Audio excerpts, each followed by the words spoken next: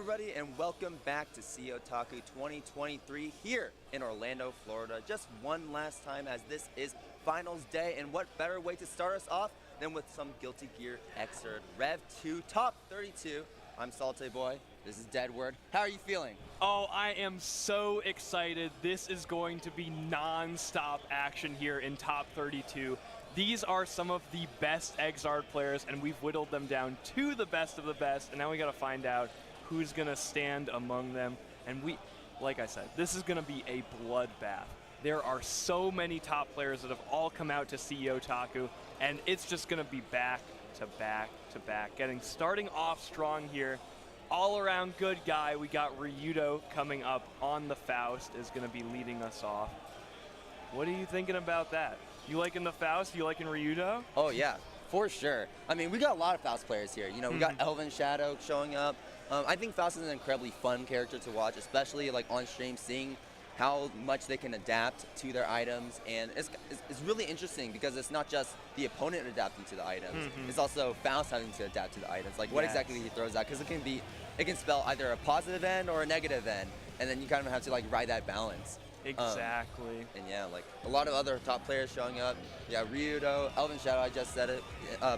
Just said his name. We also got like Hotashi, PepperySplash. So this is going to be a really great top 32. And what is excellent about Exard is this game is so expressive. The tools you have at your disposal, like you said, it's so adaptive. You can see players kind of changing their strategies and mixing it up in real time. And overall, it's just a joy to watch. We're going to have an excellent block here for you today, getting started here against the Slayer. You know, this big damage character, Slayer is looking for those opportunities to just deal so much damage to you.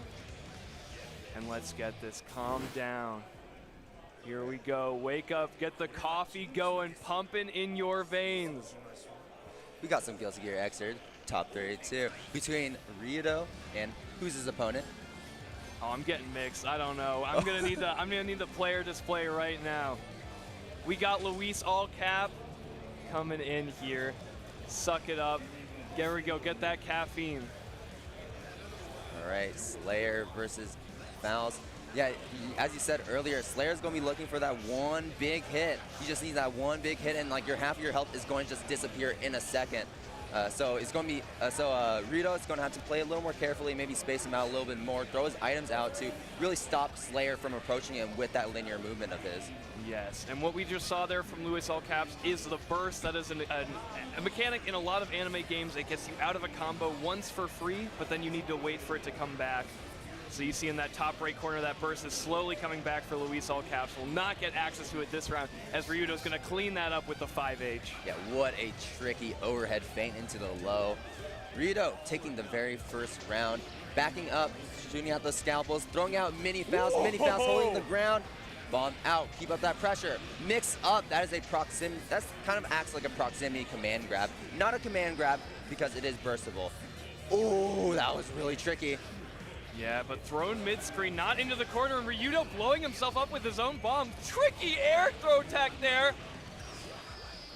And what a way to make a positive situation for yourself out of like a really scrambly one. Yeah, and I mean, the game plan there was completely on the items, like you were talking before there. Ryudo got the mini Faust. I'd say Ryudo's more of like a spacing Faust, but the second mini Faust was out, Ryudo hit the gas, was going in like crazy, because he knew that Luis couldn't press without getting hit by that mini Faust. Just excellent awareness there by Ryudo. Give him a little chocolate just for his troubles, as LuisAllCaps breaks all the way in and finally got Ryudo in the corner. But just as I said that, Ryudo jumping out so high up and making it all the way over LuisAllCaps, spinning the situation all around as he gets the corner advantage instead. Going low here. Luis, oh, we got an opportunity here, but man, Luis has been really struggling on defense here. Has to spend the bar just to stay in. We got a good knockdown and the corner positioning. This is Luis's chance. Oh, there it is yet again. Now you're poisoned with that status effect, and that's going to help Ryudo seal the next round. Ryudo is on set point because this is a first to two. And not to mention, it is Hell's top 32. So whoever loses this one is going to be out of the bracket. Oh my god, we usually do not start on the loser side. I was completely off, not ready for this. Yes, whoever loses here is going home. There will be no more Exard for them today. But that 6P might just be what Whoa! LuisAllCaps need, and that burst bait into the charged dust wall combo. That is so much damage. Yeah, LuisAllCaps saying my flight isn't for another 5 hours. I'm not going home yet. Oh, but Ryudo is sitting on a full sticker meter. Coming down from above, overhead. Oh, good trade here. In this very low life situation, this is where this extra meter advantage Ryudo has built up is gonna come. Eats the donut though, so he can't finish. Munching it up.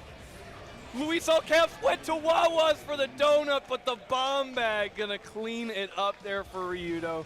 Unfortunately, LuisAllCaps removed from the tournament, removed from the Hells bracket. Really, really well played. Watching Ryudo play Faust so clean, keeping Slayer at bay, and unfortunately LuisAllCaps just couldn't quite find the correct opening to get in. And once he did get in, that defense was incredible. Those throws at the right moments, those jump outs at the right moments, switching the corner on him. Really just well played to both players, honestly.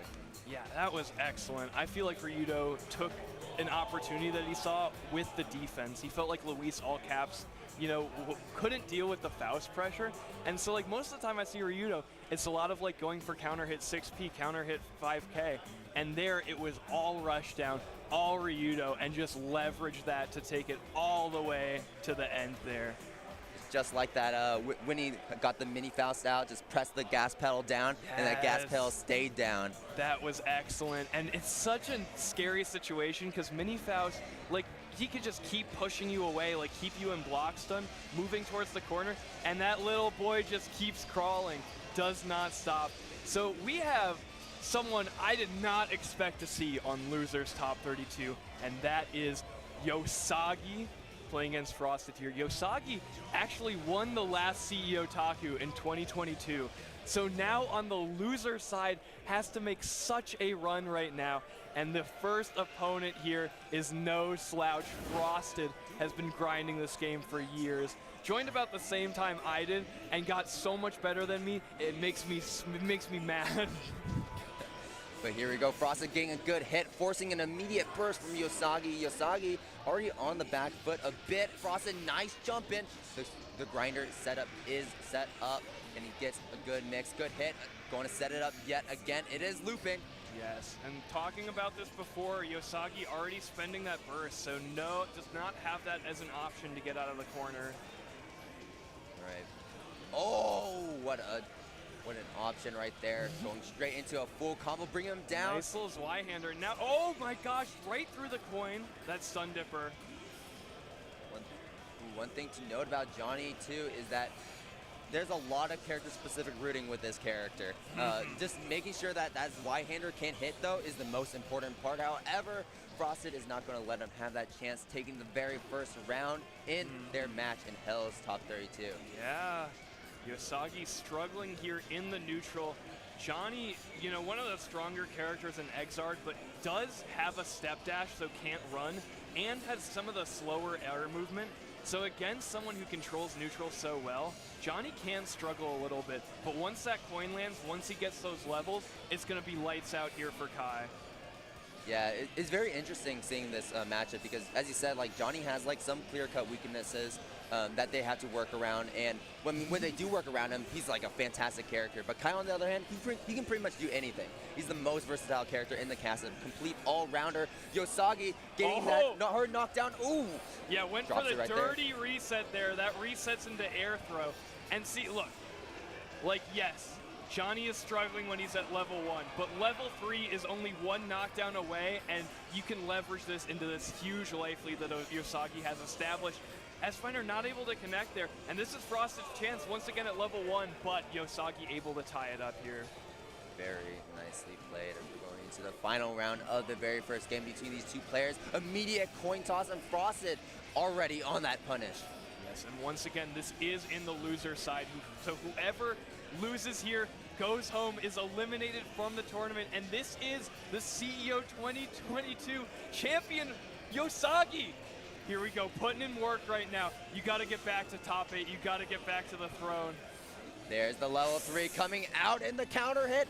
No confirm off of it though, or no combo extension. All right, we're slowing it down. Oh, nice catch on the dash there. That's what Frosted needs. It's all right though. If you're Yosagi, you should be feeling pretty comfortable with that life lead. Yeah, a few drops here, but level 2 to clean it up there. That JS is so good with the threat of Mfcr behind it. It was always funny watching these big sword normals. It's like, hey, Kai, you got fireballs. My sword is basically just the same reach as your fireball. Yeah, and once early burst there by Yosagi, just wants to try and get any sort of momentum here, and wants to get out of the corner.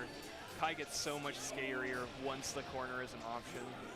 Yeah, not even just in corner too, mid-screen as well. I think both characters are very scary in the corner, especially when you got the miss active, and then you got the threat of the unblockable coming in from Johnny. Yeah, and that's YRC again. It's like Johnny has to play neutral against Kai, gets 25 meter, and now he doesn't. And yes, you can play around it. See, like using the grinder there to catch the transport, but Johnny only needs to get right once, and then that's level 3. On top of these hard knockdowns. Oh, the bait on the blitz shield. Yosagi is so good at cycling those options. Here we go, Frosted using the wake up super here. Able to get a nice chunk here, and again, the transport so vicious. Yosagi right now broke. Check his bank account. Doesn't matter. Yosagi always cleans. Every time Yosagi runs out of coins, I'm like, oh, this is gonna be tough. Yosagi, stone cold, unafraid. Oh yeah, for sure. And even the last game, we saw 1 coin on deck, and he was still able to make it back. Very clean Johnny play. Nice combo right here. Oh, level 2 is going to reset. I like that. It was kind of aggressive burst, trying to push Yosagi to the corner with that. Ooh, what a challenge from Yosagi. Oh, another counter hit from the air approach. Nice, and here's the unblockable. While that mist is on you, Mfcr is unblockable. Clean it up. There's the fist bump. Frosted, unfortunately, eliminated from Exard, and Yosagi will be continuing on in the Hells bracket. Excellent play there. Yeah, for sure. That's just clean Johnny, I feel. Yes. Watching it really does make you feel like, how did he end up in losers without? I don't know. Lost to shout out to Akai. We're definitely going to see Akai on stream. Jam Grinder able to beat Yosagi 2-1, I believe, on the winner's side. Okay, so but even then it still came down close. Yes. I mean, Yosagi has been looking so good on Johnny. Kind of just showed up, played a lot of net play, and just started winning everything. CEOtaku 2022, just and looks just fantastic. I wish I had a Johnny half as good as Yosagi's. And I feel like the first to 2 is what really takes Yosagi over the edge. Yosagi is playing with all the Johnny grind. That's kind of like the new Johnny paradigm. It's not about the good pokes. It's not about any of that. It's about how can I kill you in 2 interactions? And then also I just have all the good Johnny stuff as well. And I say Yosagi and Zwynot are 2 of the Johnnies where it's yeah, they got the unblockable resets. They got the nasty stuff. And well, I think most of our viewers recognize this upcoming player rocking the esports jersey. The esports jersey. We got Hotashi, Moist Hotashi, coming up against Puddles. Yeah, just so casually strolling up, making top 32 Exerd and believe top 32 in Strive as well. He's just really just steamrolling the competition right now, as you would expect. But on the other hand, who do we have? We got a May player. Don't count out Puddles on the Ramble. Or sorry, not May, my bad, Puddles. Yeah. Puddles I know them mainly from net play. They are an excellent Ramlethal. So just to pick anyone who doesn't know up to speed, Hotashi, longtime Exard player, really broke out during Strive on the Naga Ryuki, got signed by Moist Esports, and now has come back to Exard with a vengeance. Every time I feel like Hotashi gets sent to losers early and then somehow still manages to get second. And we're on the winner side of the bracket right now, so this is not for elimination point. Excellent job by Puddles there, finding that hit. Yeah, what an excellent sword play setup. And now this is where it gets really scary against Ram. But what a match out straight into the super. We have those confirms. We have those combos. And chasing Puddles down. Puddles waking up with a burst. Get off of me. Oh, and the Pine Berry explodes. Held onto it for a little too long. And now Puddles has an opportunity to make this back. But the sniper rifle is going to deny him any chance for this round. I'd like to take a moment to talk about Hotashi's defense there. Ramlethal is so difficult to block in the corner. She has so many mixes. She can keep you blocking for so long.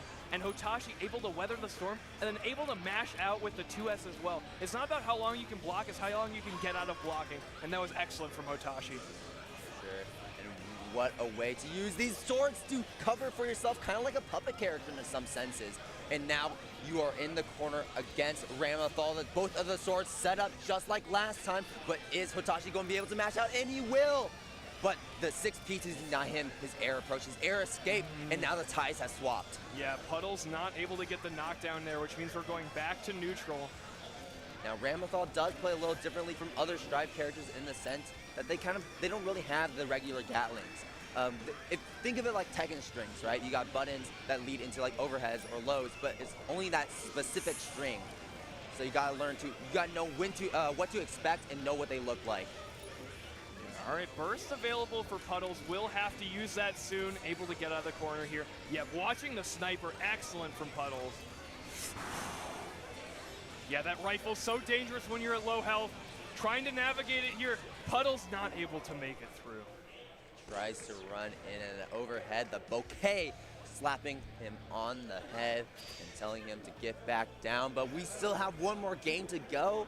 And if there's anything that I could say, Puddles got it so close both times, I feel. Yes, but oh my, I am so impressed how Hotashi is able to manage so many games. This Elfel is still so good. All right, taken to the corner here though.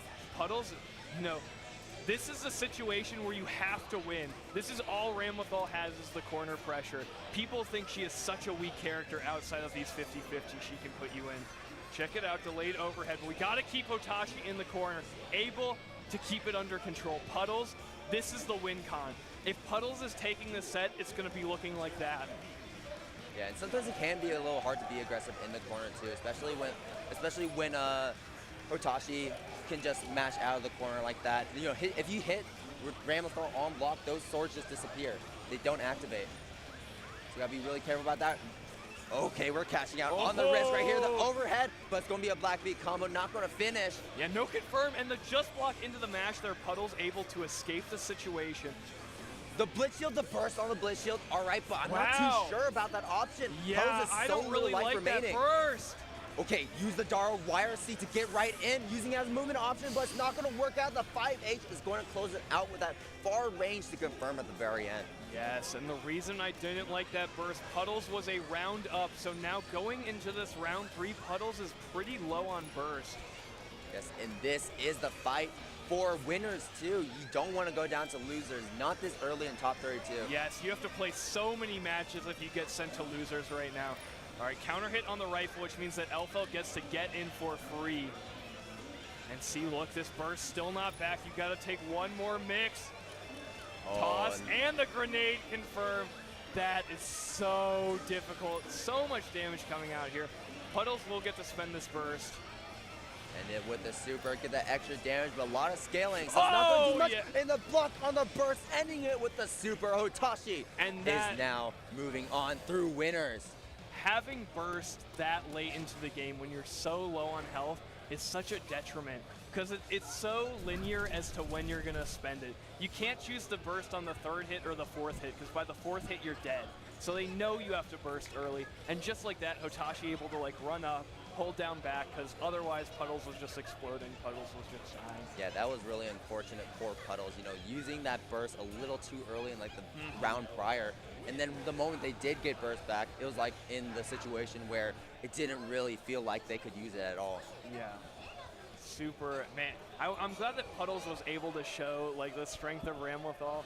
you know, show why this character can still make winner's side of top 32. But yeah, I mean, Hotashi is just a different beast. Built a little different there. And I mean, looking so good on the Alpha. Was rotating options great. We saw the shotgun a lot. We saw the standing overhead on the 6P. Just looking fantastic there. And the way Hotashi moves the reticle on rifle makes it look so unfair. Rifle is something that I think is kind of underrated in Elfeld's kit. The fact that counter hit gives a hard knockdown, which means that Elfeld gets to run up. Usually he gets to run up in shotgun. So now you're just in shotgun pressure for free is tough. It really does make it feel like that sniper rifle has auto aim. Whenever you see Hotashi pull it out, like instantly just locked onto you, and it's like, I got you in my sights. All right, so I gotta hype this next matchup. This is Aoni LittleUglyMay versus PepperySplash. EVO 2023, we had an Exard side event. These two players met each other. If you were watching EVO for Exard, you saw PepperySplash come from the loser side to beat CrocsNSocks. Who put PepperySplash on the loser side? That's right, LittleUglyMay. The only two people who saw this set was me and Yunwei, and it was so close, and in the end, LittleUglyMay took it with a charged 6H into Burst Super. And I mean, PepperySplash is one of the premier players in Exard right now. I heard people talking around the setup. People are in top 32 right now saying, man, I hope LittleUglyMay beats PepperySplash, because I have no hope against PepperySplash. Please, someone take this man out. This man's Venom looks invincible.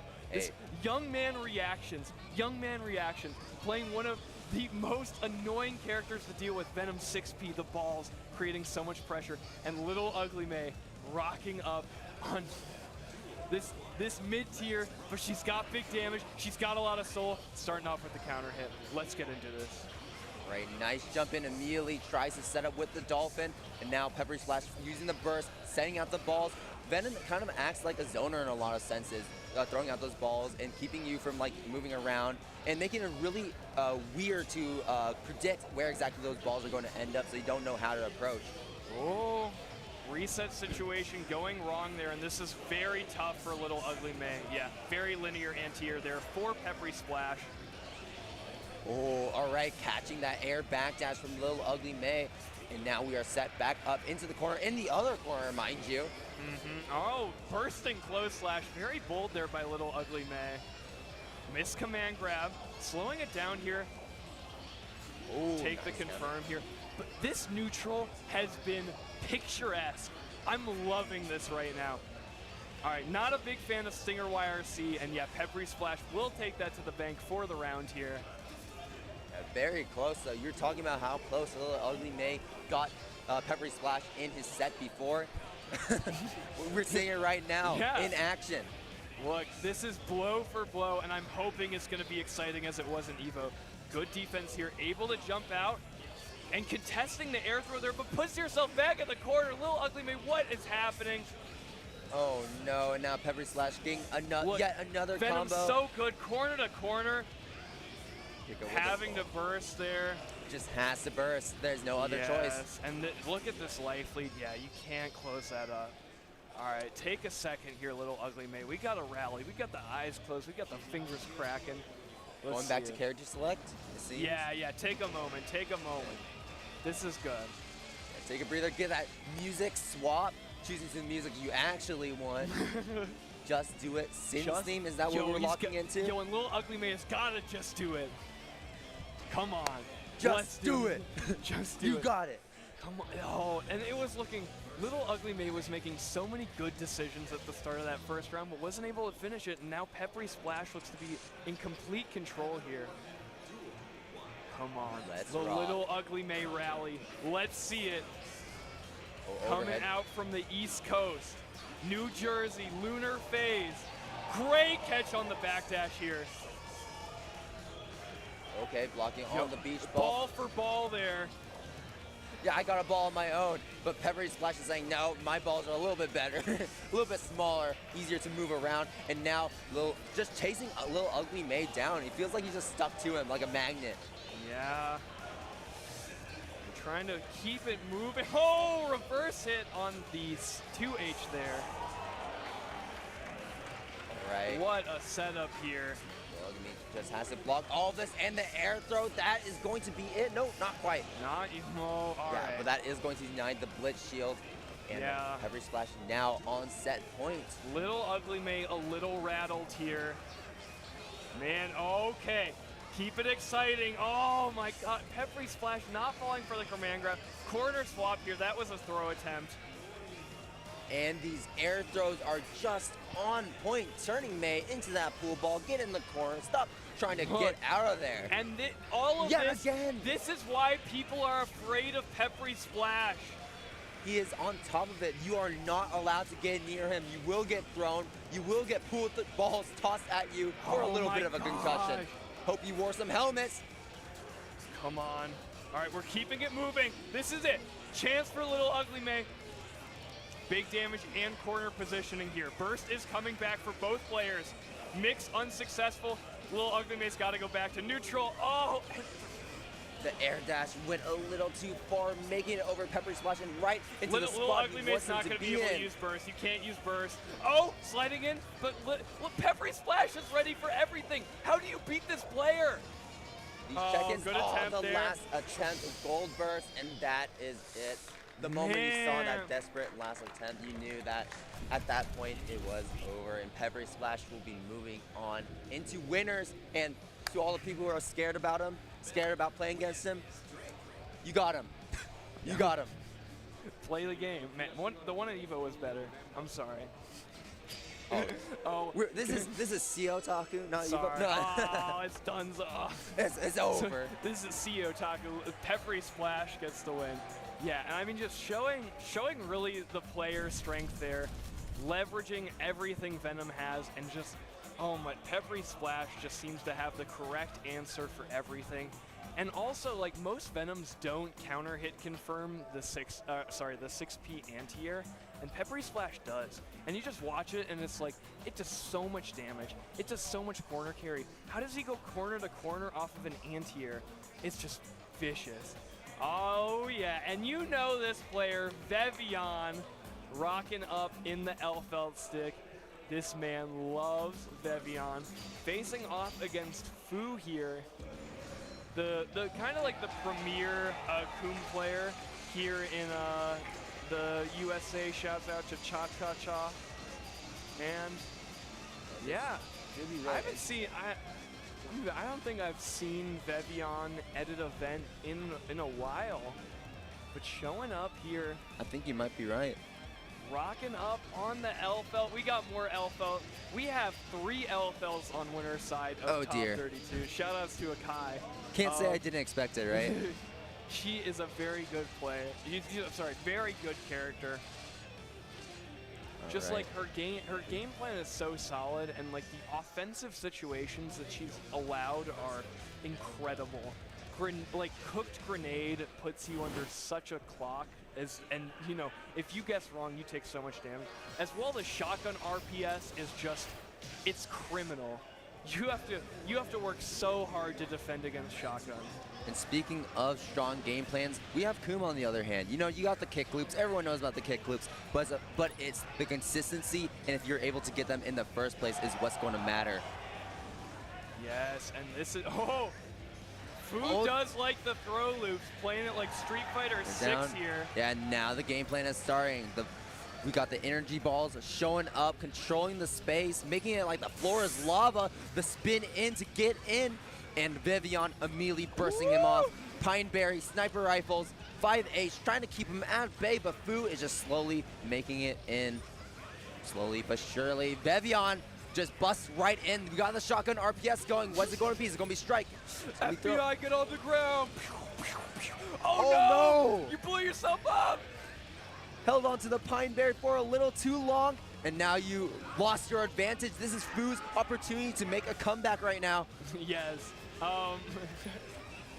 One theory that people have with the Valentines is that they were based on other game franchises. So like Jacko is MOBAs and what is it?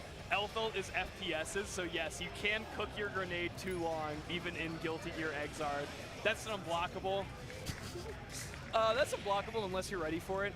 Projectiles in Exard move even during Super Flash.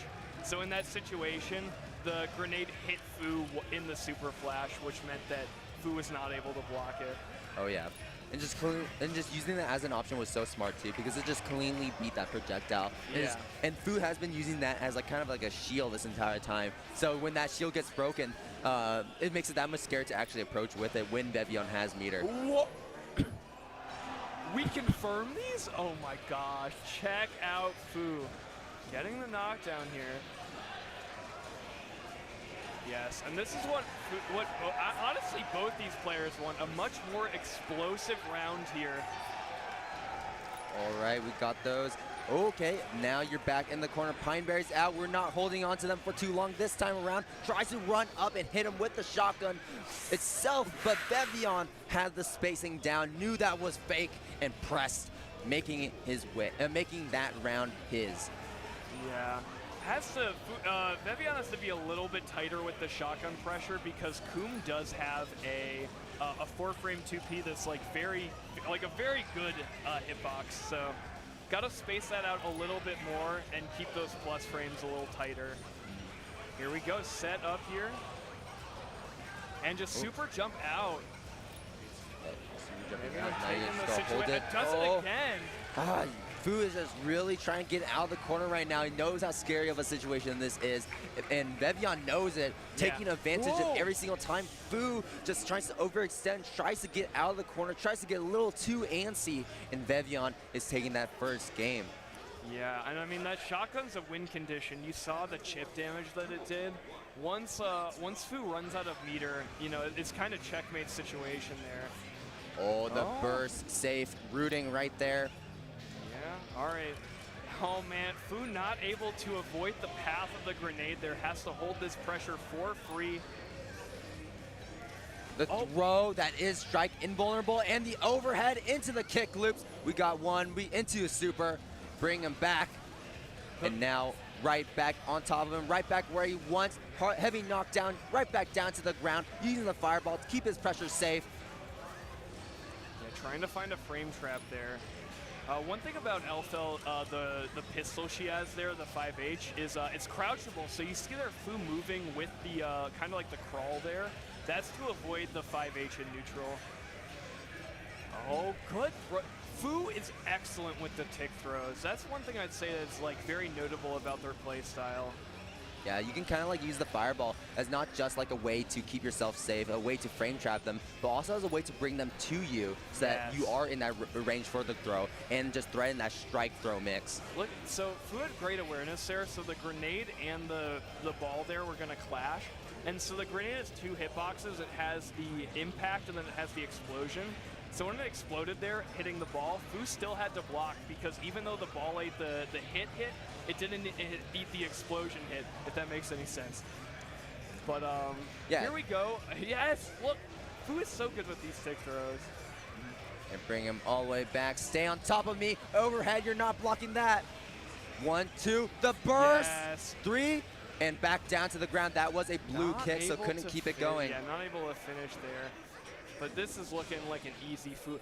That one thing that's super funny there that you see Coombs do is when they blitz, you can just steer the ball back and forth in front of them, and they have to blitz attack eventually, and the second they do, they just fall into that ball.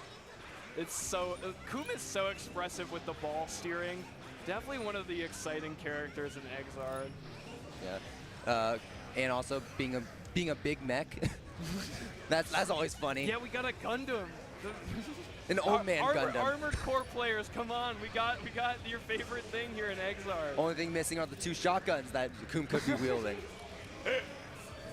Customize your Coom. Hey, we got big energy balls. It's good enough. That's a great pickup right there. Overhead, not going into a full combo, charging up that kick, maybe trying to catch Vevion, maybe backdashing, trying to back up with those guns. And that was a really smart, ambiguous overhead right there. Yeah, but I mean, for that mix-up, Fu is going to lose the corner here. Back to mid-screen we go. Yeah, but still, you have the life advantage. But even then, you know, Vevion is no stranger to taking these things back, doing a ton of damage as Elfelt.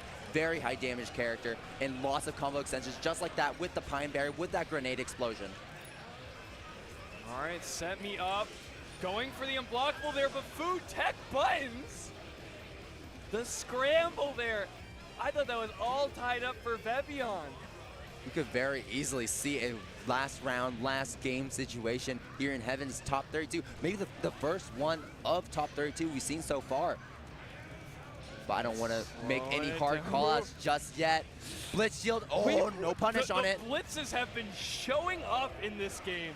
Oh, big counter hit here. Yes, we want to keep it burst safe here. Vevion, yes, going to spend it there. All right, now we got the big super fireball out. You have to respect that one. The other one, you still have to respect it, but this one, you literally just cannot do anything about it. Yo, the gold burst cross-up setup? All right, this is very... Vevion, big rally here. It looked like he was out, but not quite. Vevion, watch the no grenade burst. explosion, but we got to navigate the ball here. Get me away. So many backdashes here. Vevion just trying to stay in it.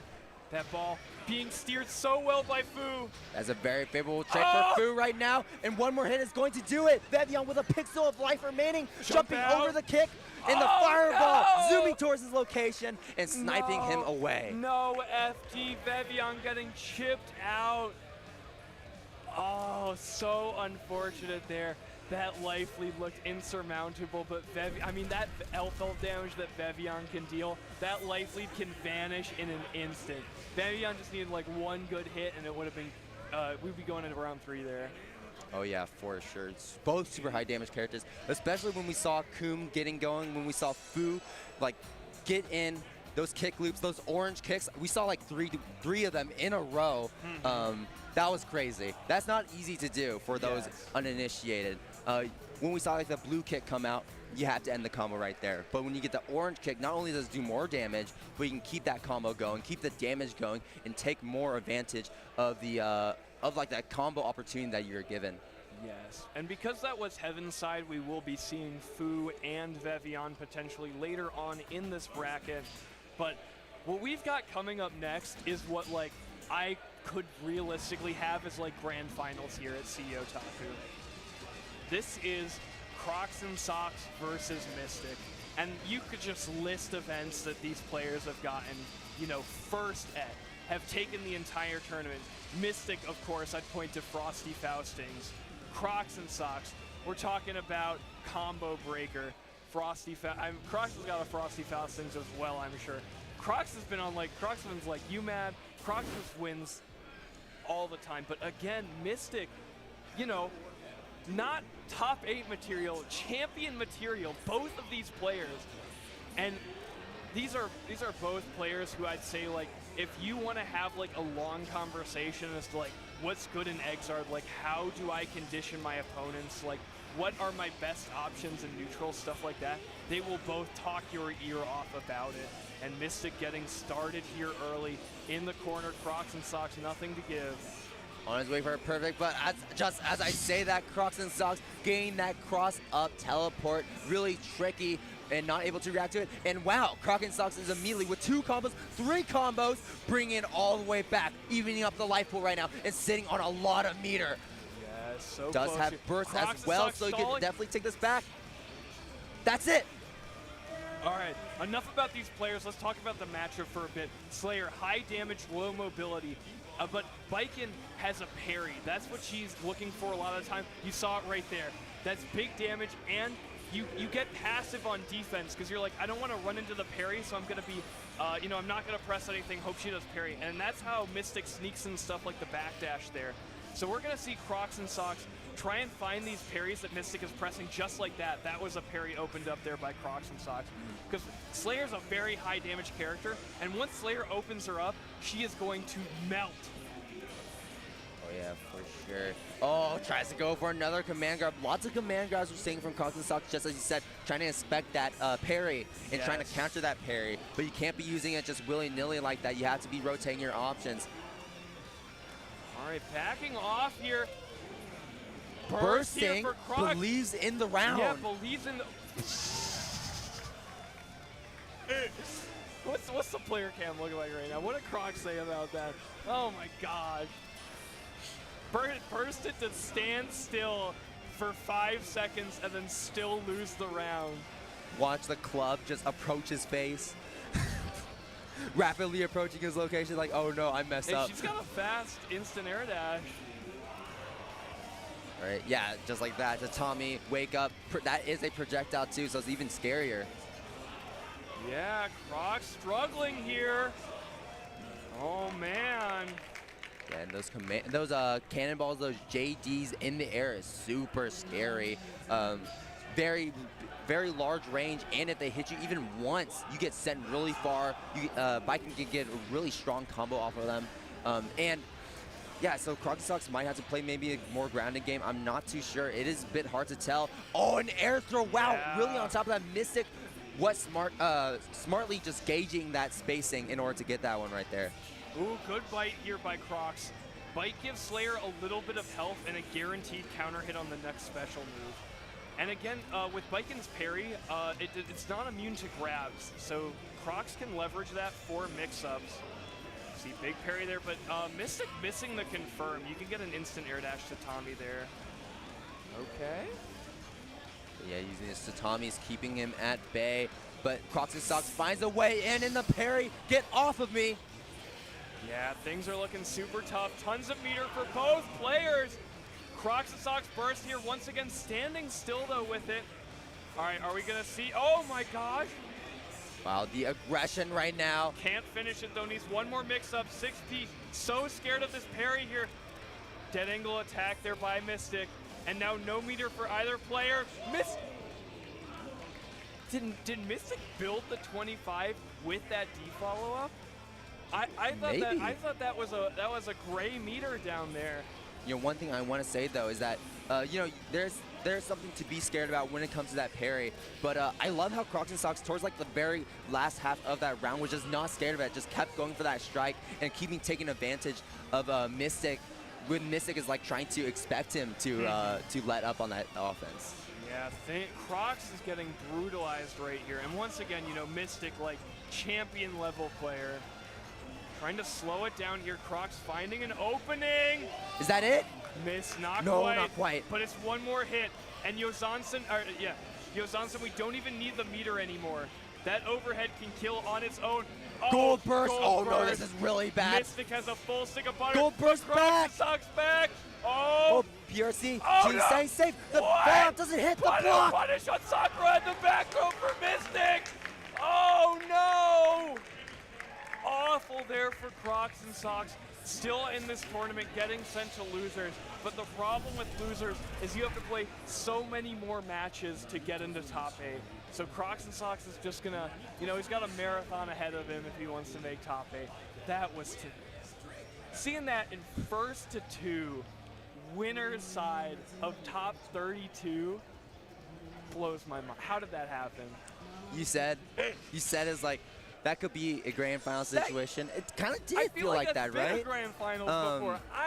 Oh my and I think we're going to be seeing a lot more of that too with how high the power level is in Excerpt with these players. So many strong players showing up that I think there's going to be a lot of them. Even in top 8, like, boom, first round top 8, grand final situation, right? It's going to be always that exciting. Pedal to the metal. And look, look who's getting set up right now. We got ElvenShadow versus PepperySplash. PepperySplash, also champion level player. ElvenShadow, additionally, this man, the Frosty Faustings merch up, TO, Guilty Gear player of every Guilty Gear. This is a grind. What medal does he have on right now? Oh wait, this is badge. Never mind. It's got the little circle design. I got mixed. Just casually showing up to CEOtaku, invading the other tournament before his own, even having it advertised on the screen before the stream. Elvin, why do you have an Evo hat on? What's going on? The Evo hat, the Frosty Fausting shirt, the CEOtaku badge. He is the spy in disguise. Yo, he's Mr. Anime. Oh my gosh. Yeah, this is gonna be another big one here. PepperySplash versus ElvenShadow. ElvenShadow always kind of surprises me in Exard because I feel like Elven's more of a plus R player at this point, but always just does so well in Exard. I'd say Elven's Faust is a lot more aggressive than others. Elven likes going in. And that's going to be a little bit hard with how good PepperySplash is able to control the space here. We've already got the movement tutorial coming out here for PepperySplash. Yeah, straight from the tutorial. But with Venom this time, not Jacko. Yes. Yeah, sorry, Granblue didn't do it first. If you want character missions, that's Exard, baby. Mini Faust slowly approaching your location. We got Two a second Mini one. Faust Twins. slowly crawling up and getting that combo extension for ElvenShadow. My dog doesn't have time for twins. We're going in. Check that overhead. Again, the offense from ElvenShadow. Oh. Taking that bite of that big chocolate bar and getting a bit of health back. To Wawa. And now the super is out, the gigantic pool ball. And unfortunately, it won't do all too much as ElvenShadow jumps into the air to completely avoid it. And now ElvenShadow is back on the advantage, going straight into a good combo in the corner. Oil can out, set it on fire maybe. Yeah, catching the backdash there, but not able to confirm from ElvenShadow. Spending the burst, good counter hit. This knockdown is very good here for ElvenShadow. Another oil. Yo, come on, we gotta fix those gas prices, ElvenShadow. Another one! Dude, where's he? Dude, Faust can make the gas prices come down by himself. Shout out to Florida. Here we go. Let's go. Oh my God, ElvenShadow popping off here. Oh my God. This top tier talent in top 32. Come on. All these matches are so good. Back throw here. This is a reversal of fate. When you get back thrown into the corner in Exard, it feels like you lost. This is one of the worst feelings in fighting games. I mean, just look at that. That's all from that back throw. All damage. You're still in the corner against Venom. This is vicious. Good just block there by PepperySplash. But we got to stay active here. We got the baby, though. Yeah, Mini Fast out. Push that aggression right now and take advantage of that. Use that YC. We're still crawling. Okay, 6H catching PepperySplash, but no confirm off of it. Oh! But yeah, you need to cash out to confirm there, or Elven's just going to tech out. Venom's air throw is a little unique like that. Yeah, and PepperySplash continues to be on top of these air throws. Oh, we got the jackpot bomb! Fireworks! Oh, just out of range of it. July, baby.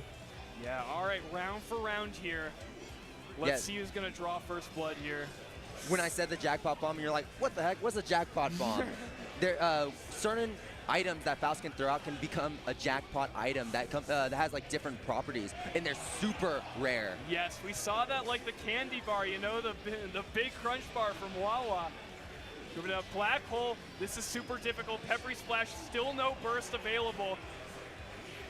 These throws, these air throws, they're on top of it. You know PepperySplash is a Guilty Gear player. You know that PepperySplash has those young man reactions, but not for the overhead.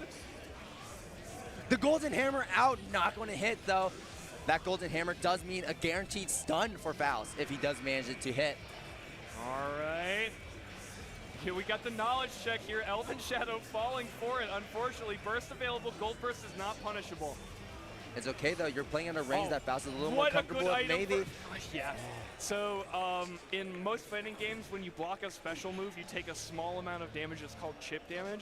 In Exard, you can avoid that happening by spending a lethal meter to do faultless defense. But ElvenShadow, no meter there, which means there was no way for Elven to avoid chip damage that wasn't just not getting hit by the balls. Meteor's out right now. PepperySplash getting kind of exposed by those meteors. Man, now stuck in the corner. Burst available. Yeah, it just really goes to show that you need to be looking out for those items. Even like you see one item go out and that can completely change the pace of the entire game. And that 1 meter hit was the one hit that ElvenShadow needed to take that round, and almost a perfect too. Yeah, ElvenShadow decimated PepperySplash that round. 100-ton weight down, but I feel like that affected ElvenShadow a little bit more than PepperySplash right there. Yeah. Black Hole out, get back into the corner, stop trying to escape. Oh, getting opened up here. Yeah, that was going to be a full confirm. Elven was good to burst. Oh. Blitz shield. Oh, but his Blitz shield's going to beat his out, and PepperySplash got a full combo going into the air, setting out those pool balls, throwing all the pool balls at him, launching him. What? 2D is just the God button. It does everything you want. This is again, looking really chip bad. Situation here. Elven, no meter, cannot avoid this damage at all. Yeah, especially against Venom too. All these multi-hitting attacks in quick succession. You need that meter to FD it all, and unfortunately ElvenShadow did not. And PepperySplash now is on set point. This is the set to decide who goes into top 8, if I am correct. Yes, this is for top 8. So this is, I mean, both players deserve it and want it for sure. PepperySplash with 3 balls to play with there. All right, slow it down. Can't convert here, so he's just going to try and get those extra balls out. Keep the projectile same side there.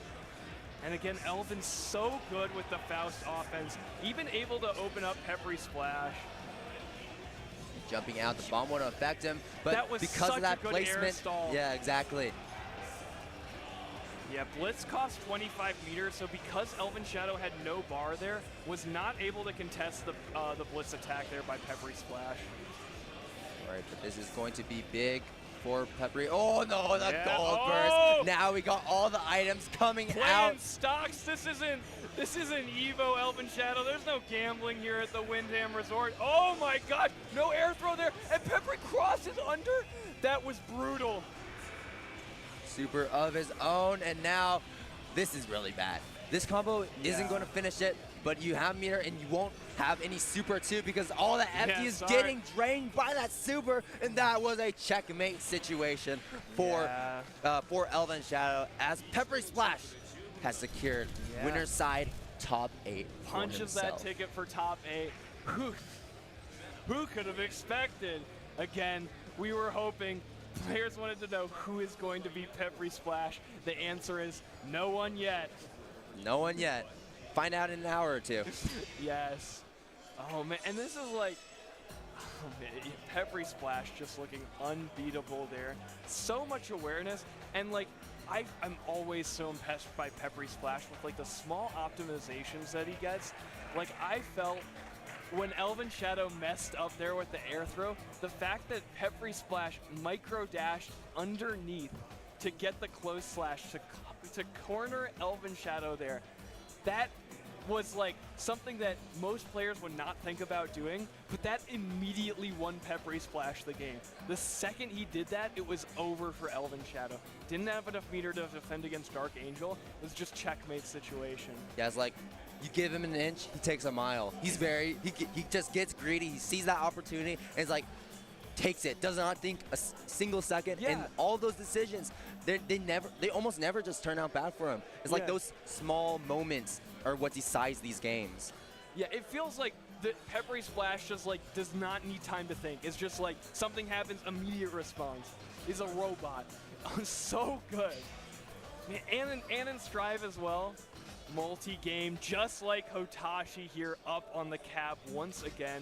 Going up against, I believe RTW, right? Yes, Ray the Warrior here, RTW, the netplay Dizzy of your dreams.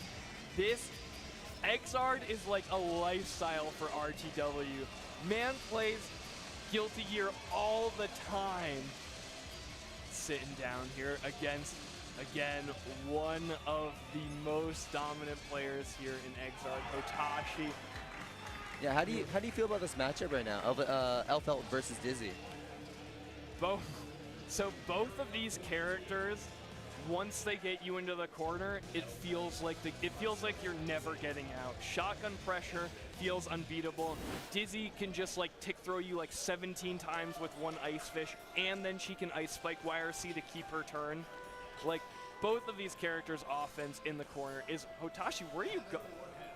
What? Oh, okay. Are we doing a button check? Maybe? Probably a button check. All right. Gotcha. Yeah, okay. these are both like very well-rounded characters. Surprisingly, like probably wouldn't expect from Dizzy. Normally, when you think Dizzy, you think of a zoner, but Dizzy has amazing mid-range buttons. And one really interesting aspect about Dizzy is that she can throw out 2 projectiles. Yes. Normally in Guilty Gear, you're only limited to 1 projectile on screen. But with Dizzy, you can have 1 fire projectile out and 1 ice projectile out. You can have a fire bubble out, you can have an ice fish out. And it's very scary too because a lot of these projectiles, a lot of these buttons that Dizzy throws out have incredible strike throw, I guess like threaten strike throw really, really well. And a lot of her buttons also have like late cancel windows that actually add to that as well. Yes, Dizzy very kind of, my crew, Aoni, kind of considers her an underrated character. She is very good on offense, and you know, just the mobility with the double air dash, very helpful for her. I do think that Elfelt does win neutral, and I think even though both characters have excellent offense, I think this is Elfelt favored. Yeah, and that Ice Spike YRC, get ready to see that a lot. Ray the Warrior is infamous for that. Yeah, but it surely doesn't look Elfelt favored, not right now, as RTW Ray the Warrior might get a perfect right here, and that should be it. The 7 golden letters flashing on the screen, and what a way to start us off. One thing I do want to point out there, Hotashi was able to sneak under the Laserfish there with 2H, so we got some matchup experience here for Hotashi. So this might be a little bit harder than Ray the Warrior bargained for. And now, much better start right here. Using that sniper rifle is super smart too. Keeping Ray from setting out Dizzy's projectiles willy-nilly just like that. And wow, it just looks like auto aim as Hotashi might get a perfect of his own. Perfect of your own? Hotashi, please say it ain't so. Oh my gosh, you perfected me. I'm a perfect you back. What a way to start this off. Round 1 perfect, round 2 perfect. Are we going to get another perfect? Oh, no, not today. And oh no, teching out there. Ray the Warrior has to figure out what's making that combo drop, because otherwise they will not be able to get a hard knockdown. Right. Oh, yes. Good confirm here. Take it to the corner. I like Ray the Warrior being a little more aggressive with their buttons instead of just hanging back, sending out projectiles. And this is really working in his favor, keeping Elfelt from taking advantage of him. And now Ray the Warrior, with a very dominating final round, takes the first game. What? This is just a slugfest. There's hardly even time to comment. Look, he's like, what is going on? It went by so fast. There's no nuance here. I mean, like, the second round, I gotta say, like, Elfelt's rifle is not good enough to be a zoning tool, but it's an excellent anti-zoning tool. Because you get a hard knockdown on counter hit, if someone's trying to throw a projectile and you counter hit them, you're in. So that is one of Elfelt's greatest advantages here in the neutral. Super jump air throw there, keeping RTW in the corner right now. Ooh, okay, counter hit. There's one thing about Dizzy is that her defense isn't terribly great. Hotashi has this corner on knockdown. That was 2 escape attempts, 2 air throws. The Warden is in, folks. All right, Pineberry going to explode. Get that combo extension from the sniper rifle. Not going to be the cleanest of combos to end us off, but that one straight hit's going to do it, and just exploding himself just because. Yeah, that's an unblockable, unless you're ready for it. Tossing here, big lob there, and great anti-air there by Hotashi. Yeah, this round coming up all Hotashi here. Oh, but Ray the Warrior, a bit of a rally here, but we're back to mid-screen, have to find our way in, which Ray the Warrior is able to do here. That's for sure. Ice Spike finishing off Ice Fish. Good. You're going to get mixed so many times here, Hotashi. I hope you're ready. Laserfish, bubble. Able to reject there, but yes, we're sticking in. Oh, what an Ice Spike to call out Hotashi, trying to press on defense. People will argue to the end of time what's better, Card YRC, Zwei YRC, Stun Edge YRC, Stinger YRC, but my choice has always got to be Ice Spike YRC. That is, it feels criminal, and RTW uses it so well. Yeah, that is for sure. The laser is going to snipe Hotashi right there. Fire bubble out. Not going to be able to use it though. The bomb exploding on Hotashi. Oh yeah, Ray the Warrior cornering themselves here, and now is going to have to deal with this, with Hotashi once again able to keep this corner on lockdown. Oh, what a challenge right there with that shotgun, hitting him with the hill. Yeah. We could talk about Shotgun S in between rounds. Oh, trying to go for that unblockable. Yeah, once Elfelt charges that rifle up, it becomes unblockable. Yeah, getting a little cheeky here. Good. Oh. Yeah, backdash to create space there, allowing for the far slash. And now, one game apiece here. Yo, Hotashi's got to moisturize. Give me, oh yeah! Get that hydration. That's how you know that he wants to win. It's hot out here. It is hot. It was supposed to rain. It didn't rain. Oh, yeah. I'm a bit disappointed. Yo, no rain, no moisture. Hotashi has the debuff right now. Feeling a little dry. Crack the neck, roll the shoulder. Here we go. In his element, check the posture. How are you looking? Is that the posture of a winner? Well, we're just about to find out. He might not be a Tokido posture, but it might be enough. Fireball out. Ooh, okay. Nice tick throw. That's the strike throw that I'm talking about. These multi-hitting attacks that leave just enough of an opening to threaten that throw in between them. Yes, and now overhead here for Ray the Warrior. Able to get a hard knockdown off of that. Oh, moves a little too close there. We saw that earlier.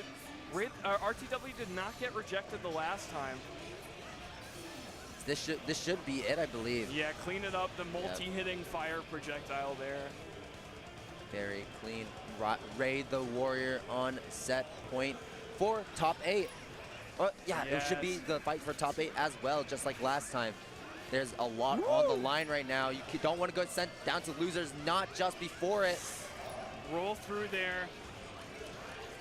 Oh, toss it up. Combo just keeps going. Pineberry out, unblockable. Yeah. All right, here we go. Final game, final round. Both players with burst here. So there's a one and done at this point. We're just going to spend it right now. Yes! Ray the Warrior hoping to get that burst out early and maybe get the burst back later in the match. Maybe that might be his plan going forward. But Hotashi can go as fast as he is right now. That is not going to become a reality. Yeah, this is looking miserable for RTW. When you're in this situation, you're just looking for any lifeline. Trade with the grenade there and still able to get the knockdown with 6H. Hotashi burst super. That's enough damage. The fist bump. Hotashi popping off. He has made top 8 winner side here. Now we have Hotashi. We got PepperySplash. I think 2 players that we already kind of expected to make there. Oh yeah, and but, with a bunch of killers like this, that was so close with Ray the Warrior. And I mean Ray the Warrior, once again, a player who is always on the grind with a second chance here in the loser side to try and make top 8. So we'll see if they're able to do it. And even towards that final game is like, Ray the Warrior could have easily taken it. That's like the scary part about these first to 2 situations, first to 2 settings, is that it can just be over so quickly if you don't adapt fast enough. And it's really just a fight to see who can adapt faster, who can change their game plan according to other persons, and squeeze out that victory, right? Yeah, and I mean, Hotashi definitely a player who is willing to put it on the line in those first to 2 situations. We saw the blitz coming out a ton there nearing the end of the set. Hotashi just wanted to keep RTW thinking, keep them guessing as to what was coming next. What defensive option am I taking next? And here we go. We got LordByron on the left here. Coming in from the East Coast, my boy makes it out to our New York City locals, but up against Fu. Right. Oh, man. And yeah, I saw that Leo stick. We know who he's playing. Leo Weifeng up in the house. Super aggressive character, probably the most aggressive character that we've seen of the night so far. It's a back turn stance, knock you down, and then it's just like high, low, cross up, overhead. What's it going to be? Command grab maybe? Yes, what is it going to be? And let's get it, heading into this LordByron versus Fu. Commentators say they shouldn't be biased, and I say they're cowards. My boy LordByron here, letting the intros rock, the underdog here against Fu. And I believe that this is for top 8 here. Yes, the heaven side. We'll make it. LordByron spending an early burst here, does not want to let Fu get the momentum to start here. And now check it, meter advantage for LordByron, but goes for the cross-up, and an excellent check there by Fu. Yeah, and there's that 2P you were talking about in that previous match coming into play. That incredibly strong defensive option with a very large, a much larger hitbox than you would expect. Yes. Ending the kick loop right here because that was a blue kick. And overhead is going to do it straight back into the kick loop. 1, 2, 3. Plenty of meter to take this home, and Fu will clap him out. clap him out with the cheeks. So Coom is able to steer you as long as you're in that circle and in hit stun. And if he moves you behind him, he's able to confirm after it. So you'll see Fu doing that a lot off the super. Oh, nice little optimization there by LordByron, getting some bonus hits. Counter hit, spin right in, Beyblade.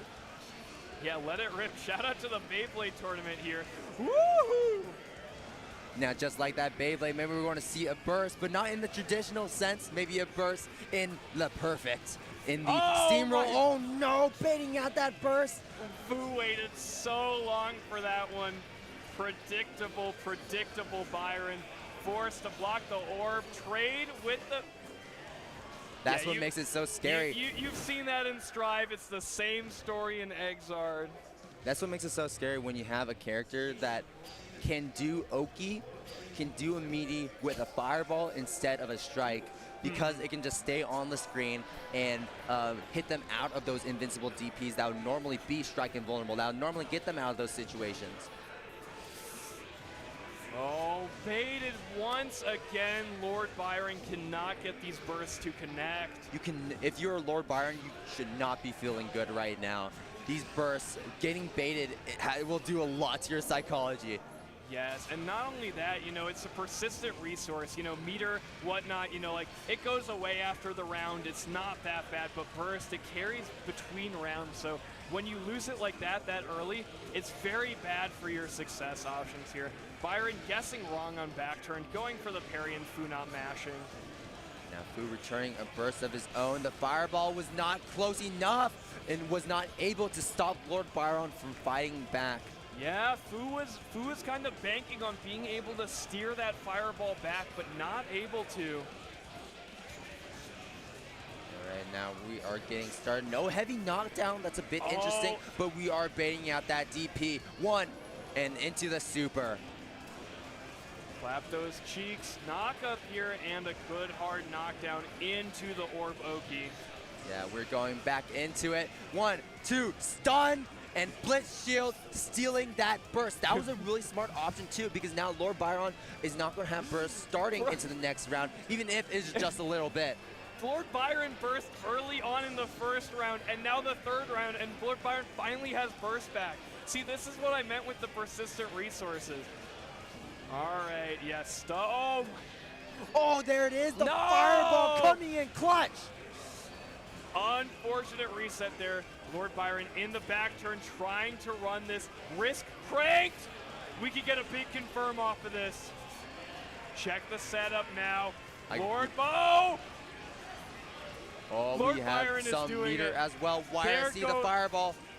There goes my hero. Get those plus frames. Boom, why are you mashing? Oh my gosh. Stun has to burst this one, no burst made, and we're letting out that super orb. What's it going to be? 2P's going to counter hit. It's so over. Wire C over. The parry was a little too fast to follow, and the Wire C's going to do it. LordByron now 1-1 versus Fu. That's my boy. That's my boy. Even on his last legs in that final round, able to pull it all the way back. That looks so hopeless there. LordByron just running the mid-range there. Leo not known for the pokes, you know. /5H is not the best pokes in Exar, not by a long shot. But LordByron doing excellent here. Oh, this is a completely different Byron. This is a different beast. Try to throw me, flash kick. And one thing that I think is understated too is Fu's defense with those just defense. They are doing wonders for him right now, and now you're back into the loop and you will be getting hit. Oh no, it's not the orange kick, so that is not death, not yet. Whoa!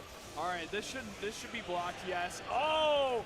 Yeah, so that's usually Leo's advantage there, but Coom's 6H is just so fast and covers so much ground. Fu's kind of able to steal a turn there. Yeah, I mean, one thing that LordByron has been struggling with is, like, you get into back turned while Fu's in the air, and Coom just has so many tools to air stall that, like, the parry is not a good option. The stance P is not good enough to cover the air, and now LordByron going to take a ton of damage here. Oh yeah, has to Oh, shift this. Oh, there we go. Okay. held it for a little too long, and the parry is going to beat it out. Oh, mashing, getting counter hit here. That could possibly be dead. Oh no, doesn't get into the kick loop, but the super, this should be enough. And LordByron not able to burst because he hit the super. Right. Yeah. So in Exard, overdrives or supers lock out burst. So even though LordByron had burst there, was not able to spend it because the hit was a super. Once again, that was Heaven's side, so Fu will be going on to top 8, punching that check. Once again, you know, winner side of top 8 is looking about what everyone expected. For sure. We got 3 big names. I mean, I think I like brought 3 of those names up when I was talking about the players right here. I said Hotashi, I said PepperySplash, I said Fu. I think the only one missing was ElvenShadow. That's right. We know ElvenShadow still in brackets, still in losers, still has another chance to make it back. But I think now we're going to be deciding who gets that 4th spot in winner's side of top 8. No, because that's Yosagi, and as we know, Oh, no, you're right. Yosagi on the loser side. How did it happen? This is your champion. Here we go. Oh, little, kind of just like what's been going down on the floor. So many people have come up to me, like Vevion as well, and been like, oh, you play Pad Johnny? And I'm like, yes, so does Yosagi. That's the new paradigm. Get with the time, you old heads. That's what it's about now. Johnny's on Pad. Okay, I think this should be a Rude E, if I'm correct, the player that Yosagi is going to be facing off against. Yes. Unless they played off stream, that could very well be a possibility as well. But we got the Johnny, we got the Raven. Yeah. Two of some of the strongest characters in this game. I know, like, people say like Johnny, people say Elfelt, and Raven is also up there. But in like sort of a different way, right? I wouldn't say Raven's the best of the best anymore, but definitely is a character who can win tournaments, win games. Raven is excellent. Yeah, and really strong, like, looping pressure. You know, you got the Oki Orb. Everyone knows about that. And you also know, like, this super threatening high-low mix-up that you can keep on putting on top of you, keeping you in the corner. But one of the weaknesses about Raven is when he does get into the corner. And Johnny, such a strong character, when he has you in the corner, that advantage is insane. And couple that with Raven's inability to get out, and that's going to be really, really tough. And just as I say that, I mean, PrinceJabra is immediately thrown into the corner, but Yosagi messes up the final ender for that combo. That's one of the tricky parts about Johnny, is that because of like all the variable character weights and sizes, a lot of the routes are not going to work perfectly as you would expect. Yeah, and Raven is one I would say is a little bit harder to get the single hit on. Good burst bait there by PrinceJabra, and now perfect situation. Again, this isn't your daddy's Oki, this isn't your Dogura's Oki, but still Raven able to hold down a corner very well. PrinceJabra able to defend against this YRC here. Yeah, just as PrinceJabra got the advantage, is slowly and surely getting taken away from him. PrinceJabra is stuck in the corner with no way to get out. The tech on the throw. Yosagi's so confident, walking so slowly up for that throw attempt. And now it's mine. I got you. Cashing out on some risk. Not enough to kill, though. Yosagi once again broke. But again, you can't keep a hustler down. Johnny's going to make that money back somehow. And Yosagi's going to clean up that round, the Zwei-hander. Coming a little bit later than PrinceJabra expected. That 6P you saw there from Raven, that was trying to find the Zwei. You know, right now, PrinceJabra now has the corner against Yosagi. This is the exact situation he wants to be in, using the projectile. YRC flying to get in. Raven is a very snowbally character. He wants to be staying on top of you the entire time. You can see that masochism meter building up in the bottom right, and that's going to change up a lot of his moves and increase his damage by a lot. But that does mean he has to continuously be recharging it, and he can only recharge it by being aggressive. And now he's at full masochism meter, and this is going to hurt. Oh, Bad Boy's excited. Get me out, you know. You know, Raven players come to tournaments for only one thing, and it's to get excited. Well, imagine him. Oh my, what was that fighter? One thing we did see, so Johnny's coins, they level up that stance that misfiner, but Raven has a stance as well. kind of gets a little excited there. And even if coins connect with that stance from Raven, they will not give Johnny levels. And we saw that PrinceJabra stancing up, coin connects, and we just got the YRC. PrinceJabra immediately wins that interaction. Okay, just dropping down from the sky, hit him with that knee, and PrinceJabra keeping in the corner, throwing out these projectiles, keeping him at bay, but the nice jump over his Y-hander is going to hit him and confirm into a full combo. Back into the corner with you. Where are you going? Tries to burst and gets baited out. Yo, the perfect player for the perfect character. Put the mist on him. This is unblockable unless you're ready. And Y-hander to finish it off. It just keeps on going. Now Yosagi. Yosagi looks like they might have their losers match in the bag, but you never know. Yes.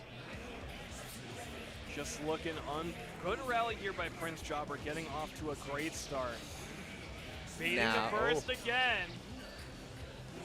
PrinceJabra just excellent, oh my god, excellent instincts for when these bursts are coming. One thing I want to say too is I love how PrinceJabra is kind of like, you know, giving Johnny a bit of space at certain points, at certain critical points. And now we got a reversal. Whoa. Get off of me. Give him the big old kick. Fly in. Going to low. Yosagi probably expecting an overhead from that flight. Whoa. Very patient there by PrinceJabra, not wanting to extend in on that offense. Big damage here for Yosagi. Level 2 and 1 coin again! The slow walk, it's so stylish. Exard is such a sick game, and Yosagi is just a player that is exciting to watch. Just walks up with his hat, walks up with those sunglasses, all dapper. Okay. The anti-air check on the flight, we got those. Yes, glide denied here. Everything is coming up Yosagi. Keep the coins for the pressure. No convert there by PrinceJabra. Is going to get knocked down. Level 3 and the air throw. Again, that's unblockable unless you're ready for it. Toss of Yosagi.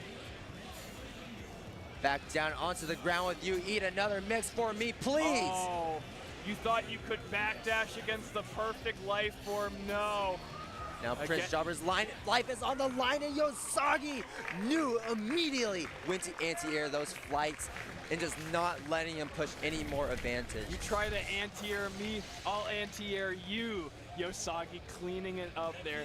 I think there might be one more before we're getting to loser side of top 8, so I don't think Yosagi's out just yet. Has one more to play.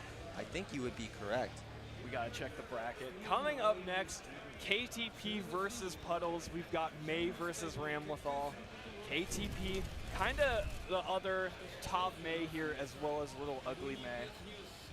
And again, Puddles we saw earlier on that Ramlethal, yes, looking super scary. Was not able to get it started against Hotashi as much as they would have liked, but now, you know, making a good run on loser side. One at least, I think you have to win at least 2 matches, or oh, I think it's just 1, because you were in winners. One match to get here, and now just 2 away from loser side of top 8. You got to keep that composure. You got this one, and then one more after that. That's all you need. Neither players want to get knocked out now. They're so close. They can taste that medal right now. Oh. And that medal, you'll see it when top 8 comes around. I don't want to spoil it. That is one of the coolest medals I think I've ever seen at like a fighting game event. Bar none. Bar none. We've been stepping it up with the trophies slash medals here for fighting game tournaments recently.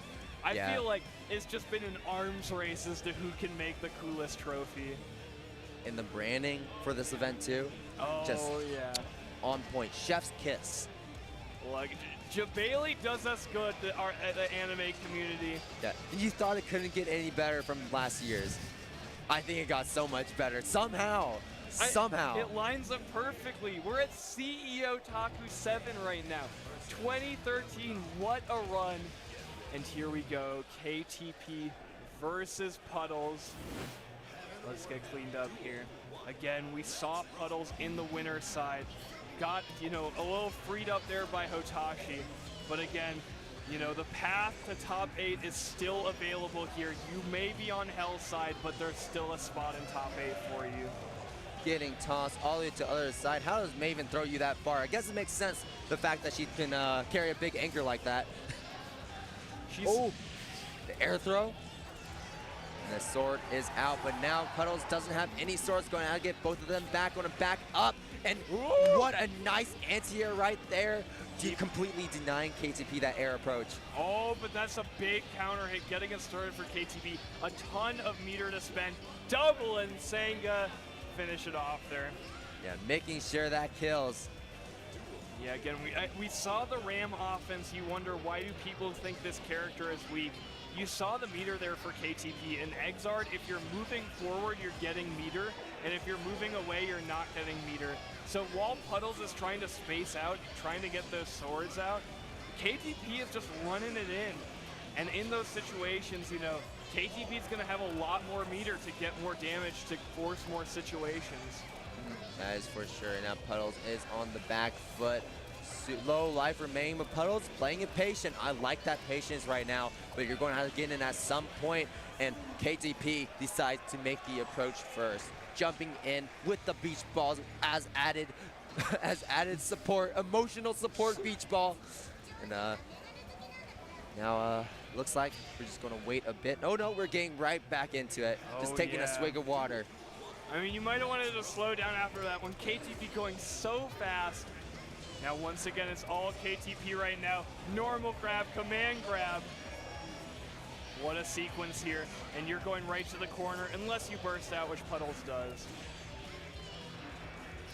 Yeah, just not having all of your swords available to you for your normals is such a bad situation for Ramlethal. It's probably like one of the worst situations she can find herself in, because that just nerfs a lot of her like ranged attacks, and her normal attacks very stubby. Yes, the momentum for KTP continues. A perfect there. This is going to hit. Here we go. And now you got to do it again.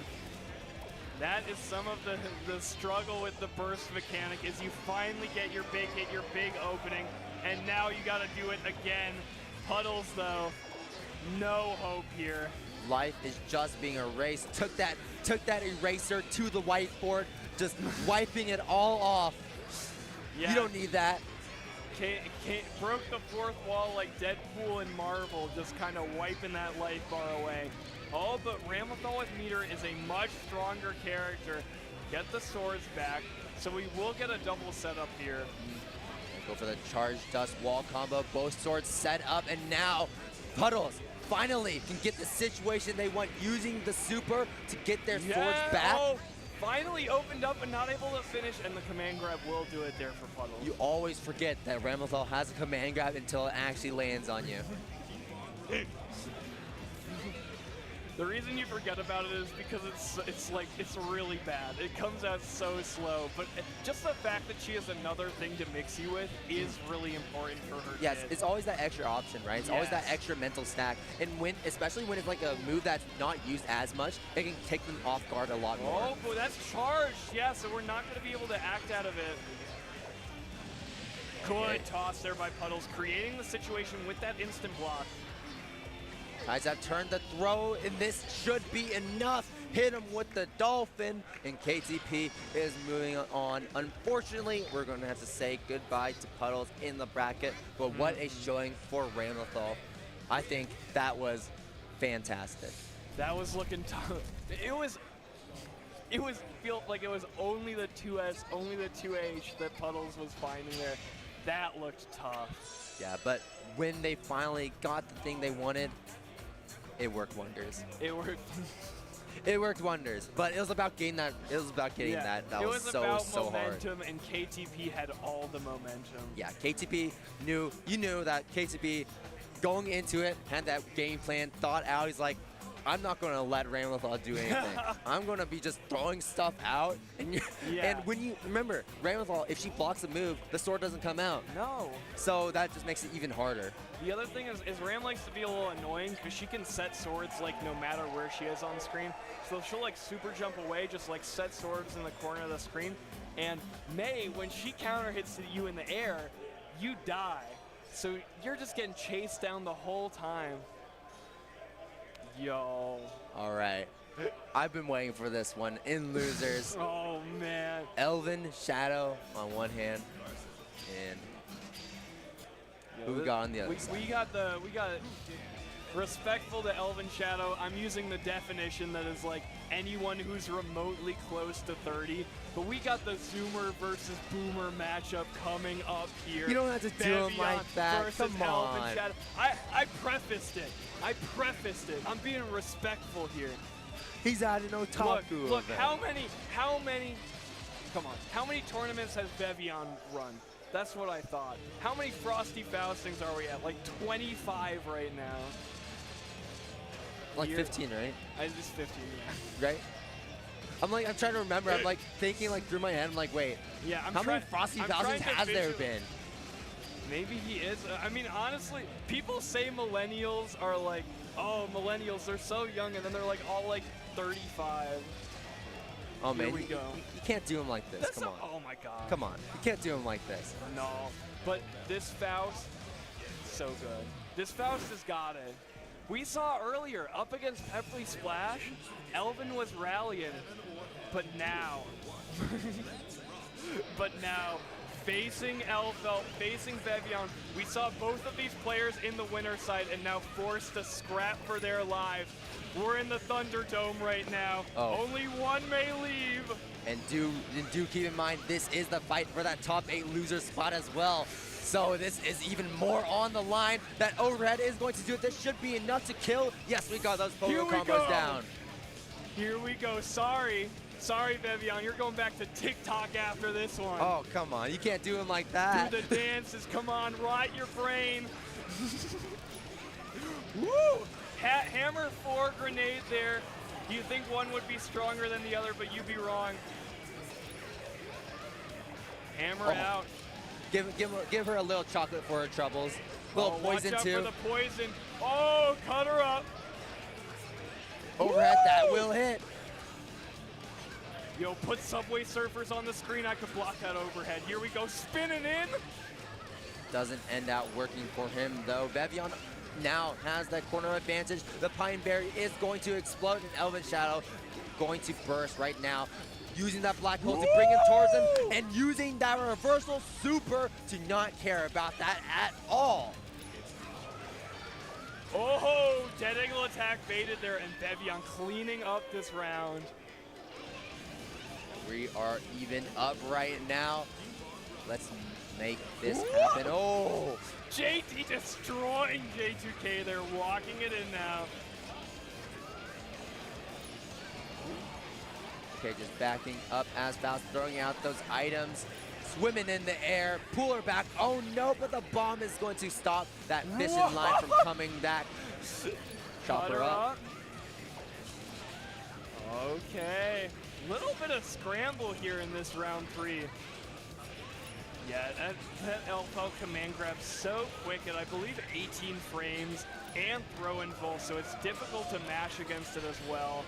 Burst baited. Here we go. Do a little dance on him. Now ElvenShadow does have super, but this might not end up working out for him because of these FDs, and that 5H not enough to close out. Pixel like the pogo going to connect in the throw. Yo, now you're swapping the sides, grab a donut, give yourself a little bit extra health to take a little more hits, but that is a little too many hits as Vevion takes that game. Ooh, Elven not looking happy with that one. Check the, yo, you young people, if Vevion wins the game, immediately checks their phone. What's going on here? ElvenShadow doesn't need that. Yo, my God, no! Vevion comboing Elven off of his own bomb there. Okay, and okay, throwing the Pine Berry just in time. I was about to say that Pine Berry is looking mighty cooked. Great match there by ElvenShadow. Keeping it up there. But we got the baby, baby destroyed by the shotgun. Not me, the humanity. Oh, we got fireworks, 4th of July. Yeah, Vevion, unsure of that range, just went and blocked. And the sniper rifle, using it as the anti-zoning tool, as we saw earlier, that is really great at just shutting down people from throwing out stuff from afar. Elvin got betrayed by the baby. The poor, that mini Faust exploded the grenade there, killing ElvenShadow. Oh, now we got the 5D. We had the sleeper agent mini Faust there. Vevion, say the code word. Oh no! That was clean. Vevion's confirms are just out of this world. Like, the amount of damage Vevion is able to squeeze out of like stray hits like that is absurd. Fake the overhead, go low. Are we going to see a final round right now in game 2? Come on, I want to see it, Elvin. Full meter, full stick of butter. YRC, saying safe. Oh, but now you're in shotgun. Trade. That was a very favorable trade. Going for the 5D again, trying to get that strike. Invulnerability, doing it again. It's staying safe as ElvenShadow takes that round and evens up here. Come on, I want a game 3 here. Give it to me. Oh, double backdash there. Elvin is not bold. Elvin is afraid, as you should be when you're playing against someone who combos as well as Vevion does. It is not looking good right now, but what a J2K, what a strong option as well. Oh, backing up, taking a bite of that chocolate. Feeling mighty satiated right now. Oh yeah, got that heart rate pumping. Oh no, confirm up the counter hit 6H, tries for it again. Cranking this wrist right now. Elvin, come on, I need to see it. I need to see the pop. The cross up, Pineberry explosion. ElvenShadow knows he's gone first that one. This is his last chance. This is his last legs. Blocking the blitz shield. Can't get a punish. Mini Faust is helping you out. Yes, the predictable movement there because Vevion needed to avoid the Mini Faust. This is Elvin's chance. Oh. Just blocked there into the air grab. This could be it. Bait on the dead angle attack. Has no meter to FD. Go. The pop off there. Vevion getting into hell side top 8. Show the stick art. This man loves Elfel, big fan. No, Elvin, more to, there we go. Was that the PepperySplash quote? Oh, he thinks he's good. Oh my God, I know it. Vevion thinks he's good. You slop your way to loser side top 8. That's what ElvenShadow is saying right now. Hopefully someone can like post the full meme or something. I know it's a blurry image, but I think everyone in the crowd, we both know exactly what that one is. It's something that, Vevion, you slop your way. You think you're nice with Elfel. This character makes you think you're good. Disrespectful. How are you going to be that disrespectful and you're losing? ElvenShadow is a different breed. PepperySplash really just making a cameo in the loser side of the bracket. Yeah. Oh dear. PepperySplash is already out of this tournament and is still making appearances. Well, we won't say out. Just taking a break right now. Not playing anymore. Parentheses positive. Parentheses a good thing. Asterisk. We got like the writer's note on the bottom, the footnote. Where are your sources? It's like you could have said this in a different, applied something differently. Yes, but ElvenShadow, again, like pillar of the Guilty Gear community as a whole, plays it all. Frosty Faustings in February this year. Like, love that guy. Love ElvenShadow. But here we go. CrocsNSocks versus KTP. All right, the stage is important. Which one are you picking on? We're going with Draconica Falls. A nice pick. Yeah, this is tough here. And CrocsNSocks, come on. The last hope. Oh, no, wait. We've got 2 last hopes for New York City for the East Coast right now. We got CrocsNSocks and LordByron. I need at least one of them to win. CrocsNSocks, do it for Aoni, do it for me. And it's not looking good right now. You would look at this and you say like, wait a minute. May does more damage than Slayer? Wait, what the heck? What was that? All right. Oh, biter. And again, every time Slayer bites like that, gets a little bit of health. It's not a ton, but it does keep you away from a few last hit situations. Oh, catching the backdash there, but can't confirm off of that hit. Below this time, bring it into the air. Is this enough? It's coming down really close. Not enough. YRC trying to get out in the confirm. To a press in the air. all the way up from Canada, from New York. It's always May! It's always May! How does this keep happening? KDP down in Florida, CrocsNSocks up in New York. Oh my God. Bursting out way too high. Chase it down. Come on, CrocsNSocks. You gotta dig deep here. Come on.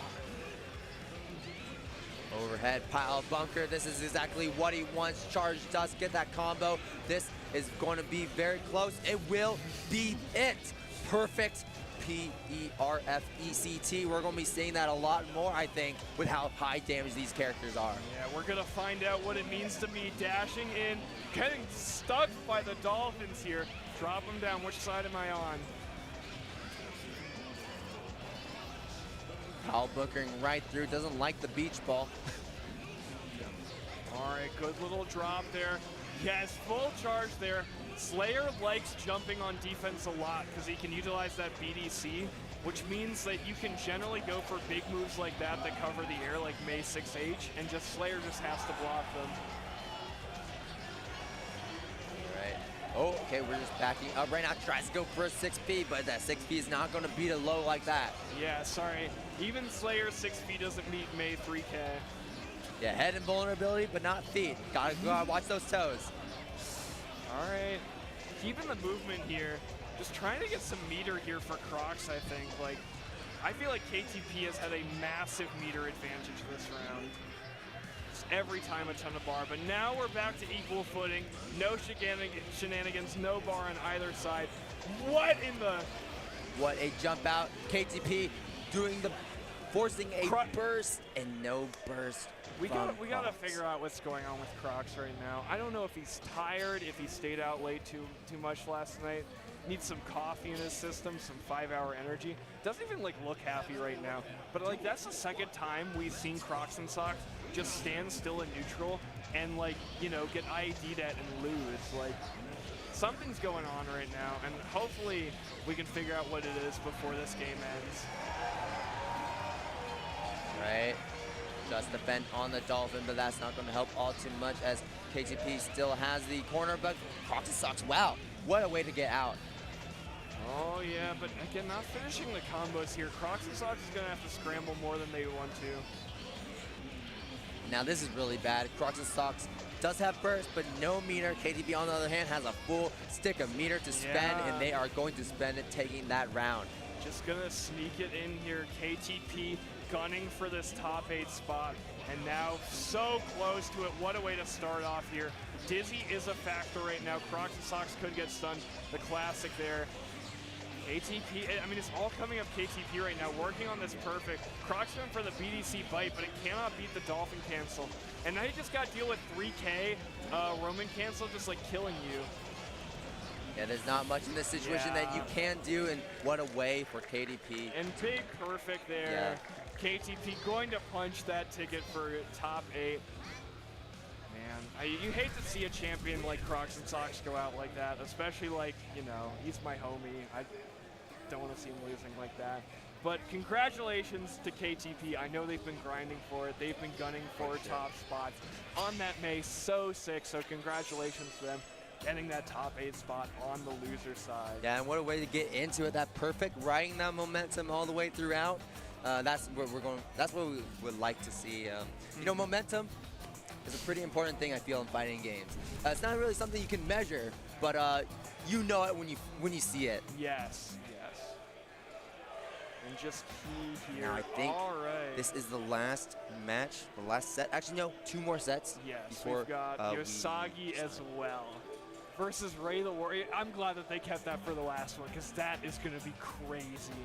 But before we get to that, we got LordByron. We got Testarossa. Yeah.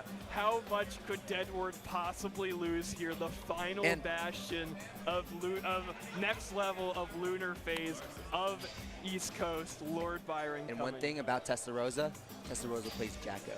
Yes, coming in from overseas here. Get that Jacko.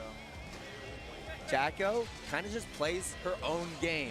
Tower defense, right? Yes. Setting up those minion houses, and those minions just like keep spawning unless you break them down. You're playing a completely different game. This isn't Guilty Gear anymore. This is like a Guilty Gear spin-off game. Yeah, Jack-O does change a lot as to how the game's played, especially because Jack-O is able to win based off of defense. Once she gets those houses out, as long as she doesn't get opened up, those minions will spawn and they will attack you, even if she's in block stun. So once she gets set up, you have to keep mixing her, you have to keep opening her up. And luckily LordByron playing a good character for that. Leo back turned is one of the hardest things to block. Has a super fast overhead, a super fast low as well. The slash option just covers so much space. Definitely keep Jacko from staying defensive for too long. Just keep on running away. LordByron is struggling with that song. Where is it? All right, he's getting soloed from the character select screen. Enough is enough. LordByron, here we go. Versus Testarossa for top 8 here. We got 2 more matches to go, and this, what a way for us to end these off. We got Jacko for one of them. This is going to be fun.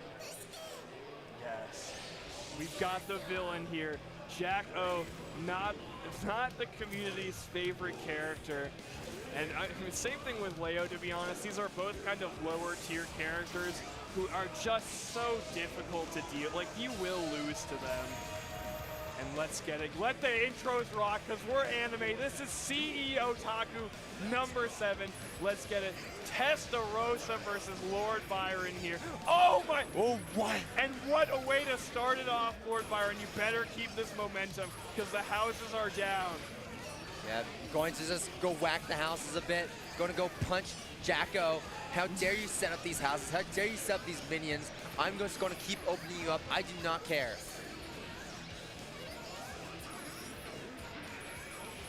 Now this is off. Now this is not a situation you want to be in. We got 3 minions out right now. And remember, the longer the minion houses stay out, they level up. Oh my. So the minions become stronger. LordByron trying to fight back here. Just stuck the wizards, the spearmen. So much visual noise right now. Yeah. What is even going on?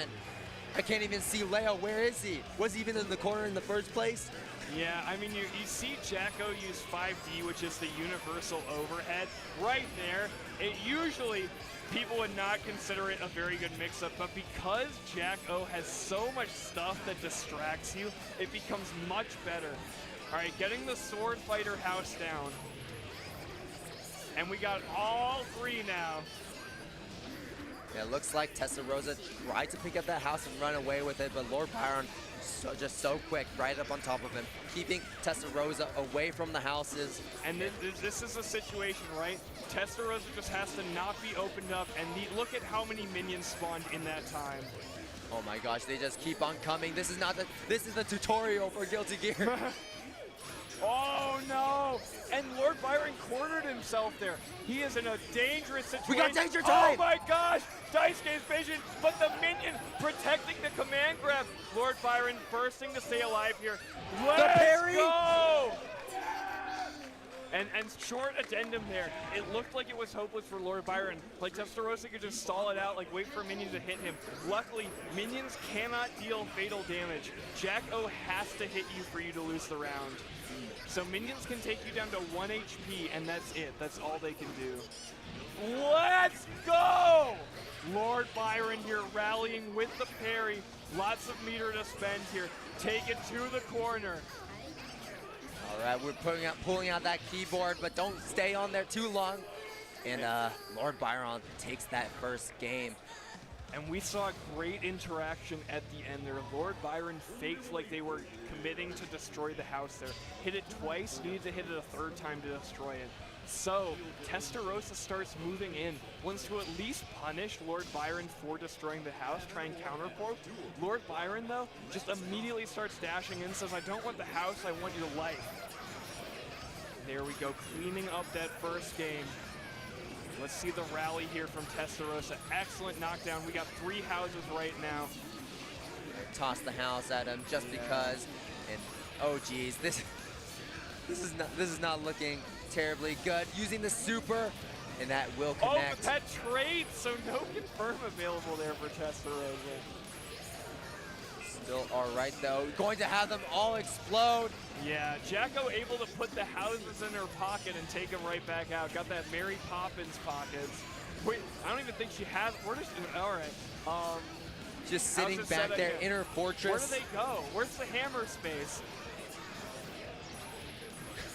Just sitting in her fortress in the corner, is not intent in moving. He's like, hey, Testarossa, you come to me. And Testarossa is taking that invitation and making it and just running away with it.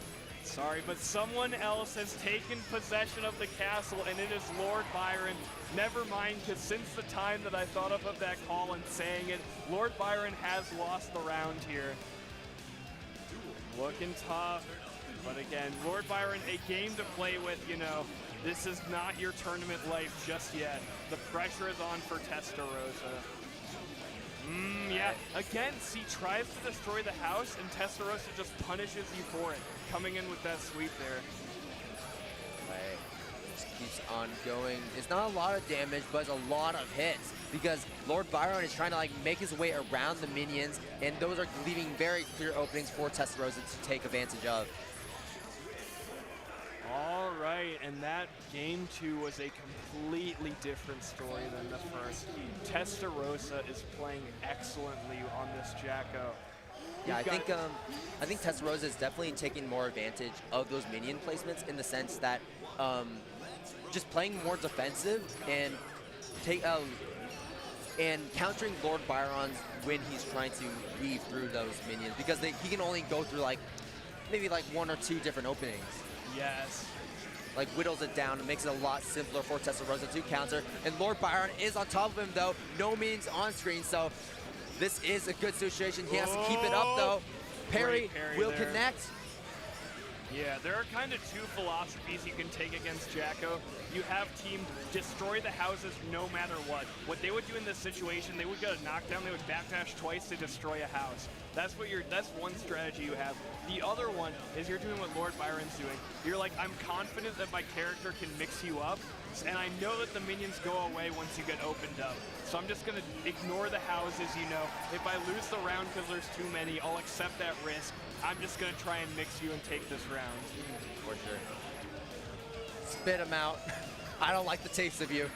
Yeah, we're leveling up the houses right now. 6 minions on screen.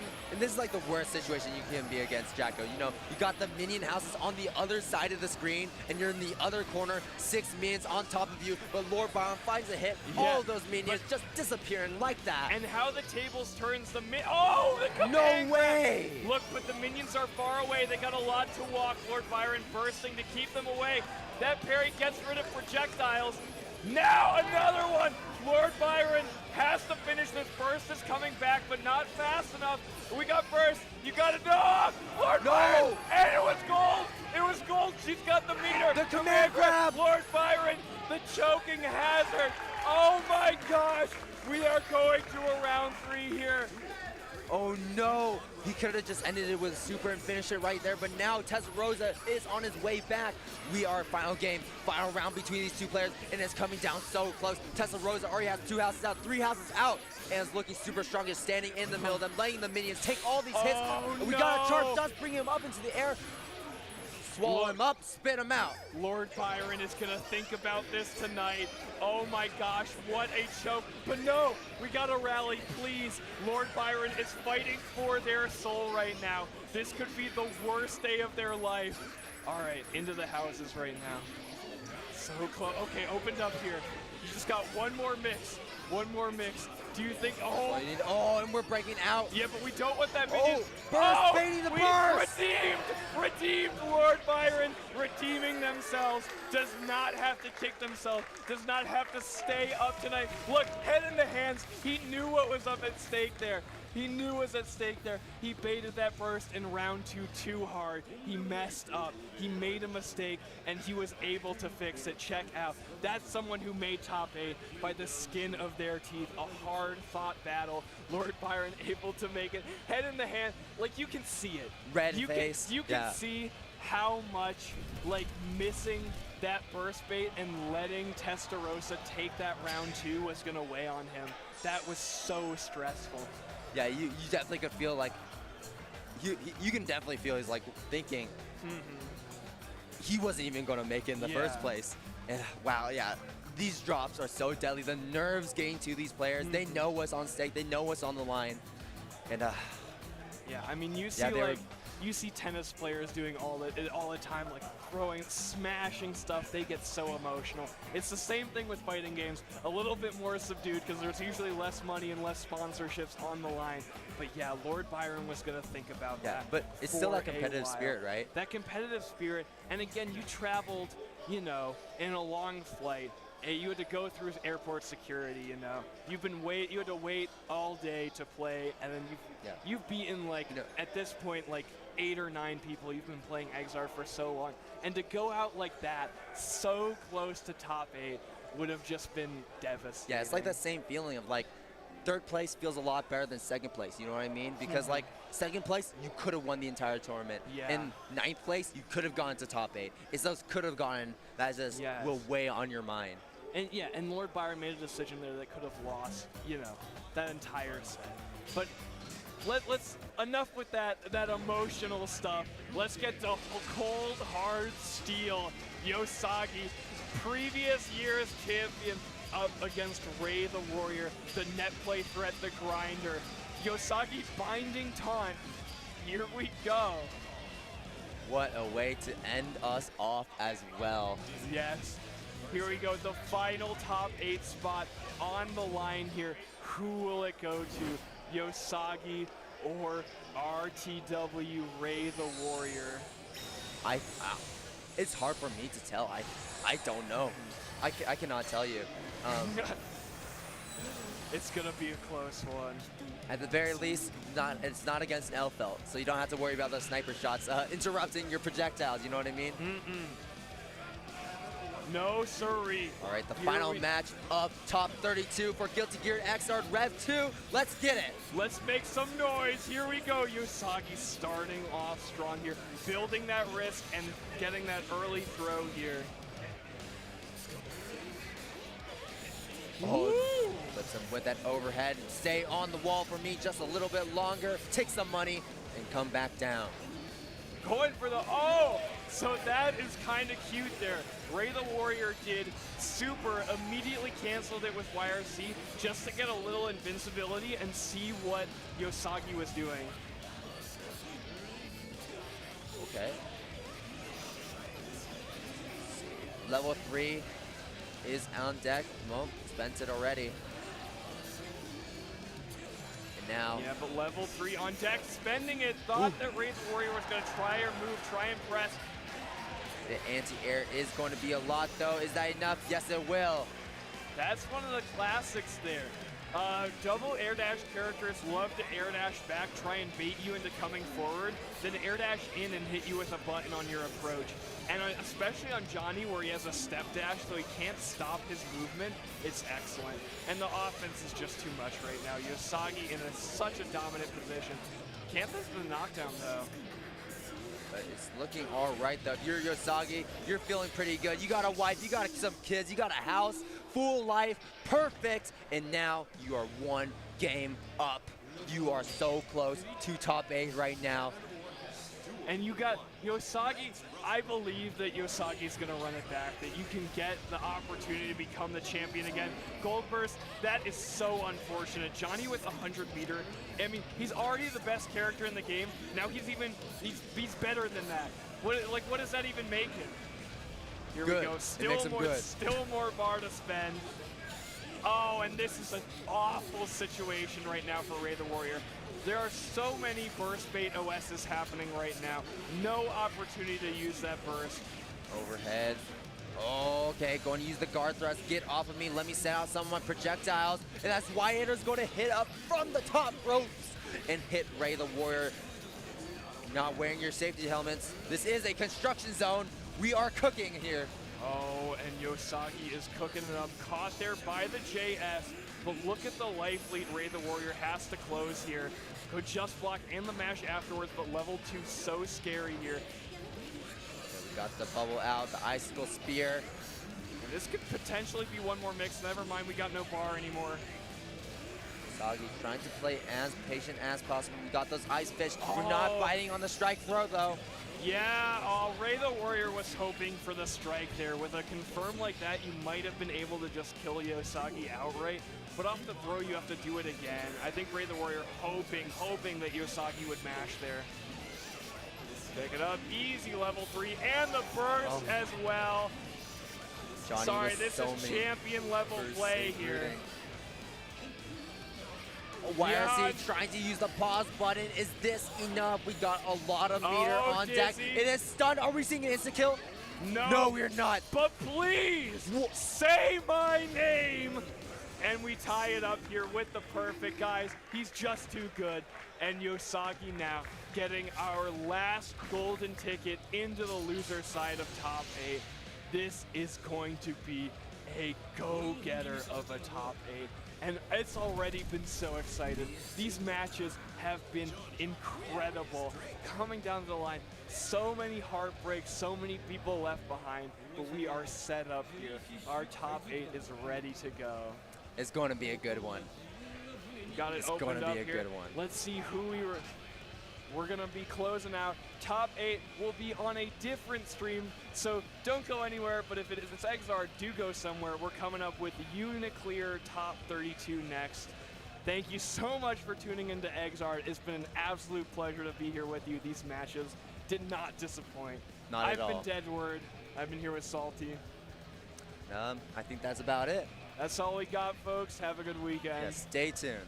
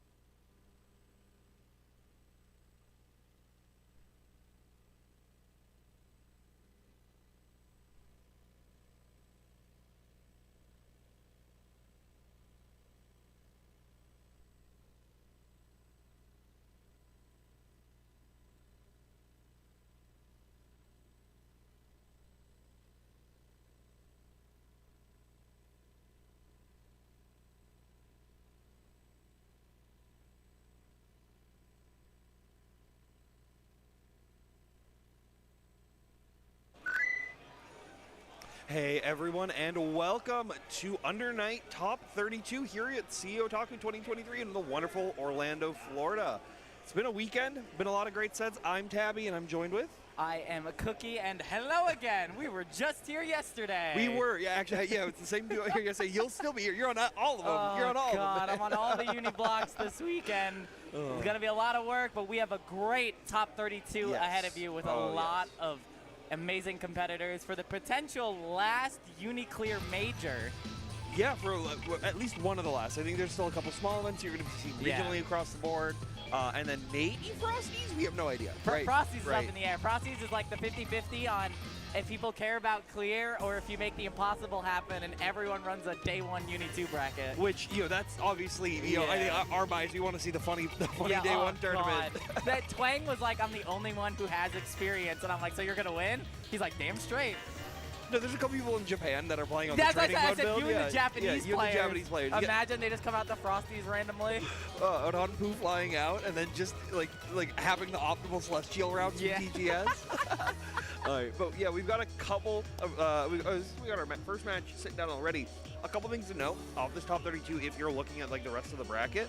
I heard that, I believe it was Core Values had the DQ. Yeah, DQ. They had their flight at 10 a.m. this morning. Their entire prerogative was to gatekeep. And gatekeep Twang he did. And then there was someone who, I think it was, I don't remember. There was, Alligator Stone. Alligator Stone. Ryer had lost to them in the pools portion. And then Alligator Stone also couldn't be here, so they just gave their win out. They gave the spot to Ryer. So we've had one gate kept and one let through the gates. So we have an interesting bracket. Yeah. We have Spider-Man up to play. I feel like I know who this is because he wears Spider-Man to like every uni major. Well, and I'm forgetting his name. Is it? I'm like, because there's multiple Spider-Man now. I mean, true. Like in canon and in costume. There's like Jazz. He took it off. Took the mask. This is the same. This is the same Spider-Man that I know though, because I actually played him in a recorded set at Climax last year. Oh, word, okay. And he wore the Spider-Man outfit and played Hyde. So I was like, yes, I know. Blonde, though. What, that is a pink Hyde color. Looks like... Okay, so this is Barry McCockner, the person who I was wondering who this was when I looked at their name. Playing Orb right now, getting into it, trying to just zone out the Hyde, which is can be a little risky just with the fireball pressures that you get off of it, but still finding the ice skate in. Now gonna be able to get the full free setup. Yeah. Oh no! That's the classic. You can't get caught doing that. A lot of damage. Not gonna be a guess per game because Lawn Throw does not have enough damage. But a couple of throws will do it. But a great DP works out to cross. Wait. What just happened? Do I get an instant replay on that? Why did what? Why did DP cross did he wreck us through and only the first hit of DP hit? Like, what was that? Look, we're getting a new game and we're still finding new things happening into this one. That's how you know it's peak. No tech on the gold throw. That's footsies. Yeah, great 6B right there to just be able to catch out Worm from pressing. But this is the full extension. Yeah, FF out. All right. Worm, never mind. I was going to say, Worm finally has the control. That's Mega Plus. Nice usage of the laser. Laser is bad, by the way. Oh, no! DP, yeah. Okay. We don't get any snitch mechanic in Uni 2, so use it while you can. Oh, did they remove it in Uni 2? Yes. People have noted that in the footage, it doesn't pop up anymore. That's unfortunate. No, it's not unfortunate. Look at the screen. Just like both of these players are looking at the screen in this Fireball War.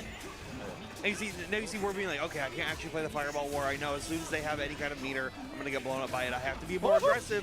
Great icy J4B right there. Okay, do we get a setup? No, keep it simple. Oh, what? ADP Palebringer, he just committed. He didn't even try to guess on the hit or the whip. He just committed. Yeah, but we're always spacing themselves out to be baiting those DPs, even from the beginning of it. Since it's a 2-2C. Mega Plus. Oi. Yeah. Wreckers are scary. Wreckers are scary. Worm up 1-0. Yeah. I've really been liking their use of Wreck. It's been very like, or not non-sporadic. I can't think of the other word right now. Where it's just like outside of the combo filler that you're using it in, within neutral, you see some Laundreckias like be very aggressive with it, try to get that mix up to like neutral skip. But like Worm's just willing to play the good game, use the good lawn buttons, and then opportunities like that where they immediately go, hey, now I'm going low this time. And boy, here comes another setup. Oh, what a neutral jump. You're so smart. Nice block, but you're still plus. CS keeps it safe. No! You may have been safe, but you are now going to be taking a huge chunk of damage. Actually, Super? Yeah, it just kills. Not enough to kill. Oh, but he got caught up by the ensuing setup that probably wasn't going to be safe on block. No, but it's like a raw. I think it's a raw 50-50 because you can't fuzzy it. So, like, it's generally a pretty like safe thing to do right there. Good presses over there. Barry was pressing DP from full screen. Listen, that's bravery. That's Isaac. Oh no. The low Rekka back into the corner. CS control for Worm. And 100 bar coming his way. All right, yeah. These icy low Rekkas have been super huge for Worm, like through this whole set. Where Barry has been mostly like trying to block high when they're seeing the icy flash. Yeah. Oh no.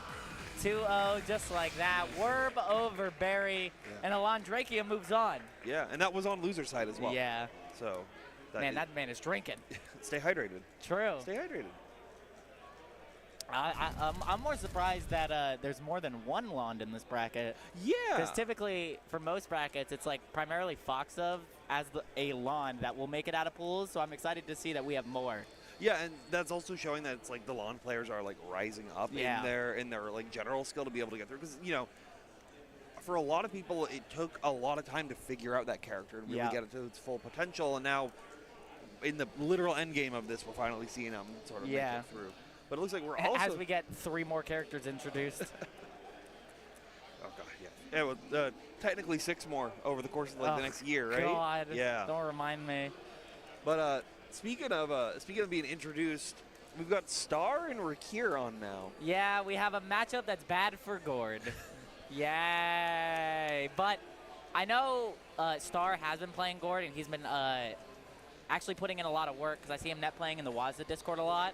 So I know he has been grinding, but also Star made top 8 in Lumina. Yep, which is happening at the same time as this. I don't know if it's just you don't have a match you need to play for, we need you to run over and play in the meantime, or like what exactly happened in there. Because also Uchiha, who made top 32, is also in the top 8 there. These Gord players just be too good at other games and not at this game. They're too good at playing Shikitono. It really is. Okay. They're too good at playing Shiki. Do they both play Shiki? I actually don't know who Star plays. I'm just going to assume... Star plays Alco, doesn't he? I was just going to assume they both play Shiki because they're basically the same person. Yeah. So I'm pretty sure he plays Alco because that's all I see on his Twitter is like him posting cursed Alco setups. I think it's like him and Renala. Is that really like the only like 2 like main Alco traps? The ones that I know, but to be fair, I don't watch Lumina that often, so do not take my word as gospel. All I heard was take your word as gospel. No, Got it. no, Got no, it. it's the internet. All right, I think we're ready to go for game 1. Yeah. And so we were talking about Star. Ryer is obviously, like long time Uni player. Only North American to make top 8 at EVO. Like, if you've seen him around, you've seen him around. One of the stronger Inkidus and a very good, like, patient player. So it's going to be interesting to see how if Egoist Star can get through I love this. Egoist. Everyone's on that blue lock train. Nice combo from the 660 counter hit. All right, we start off.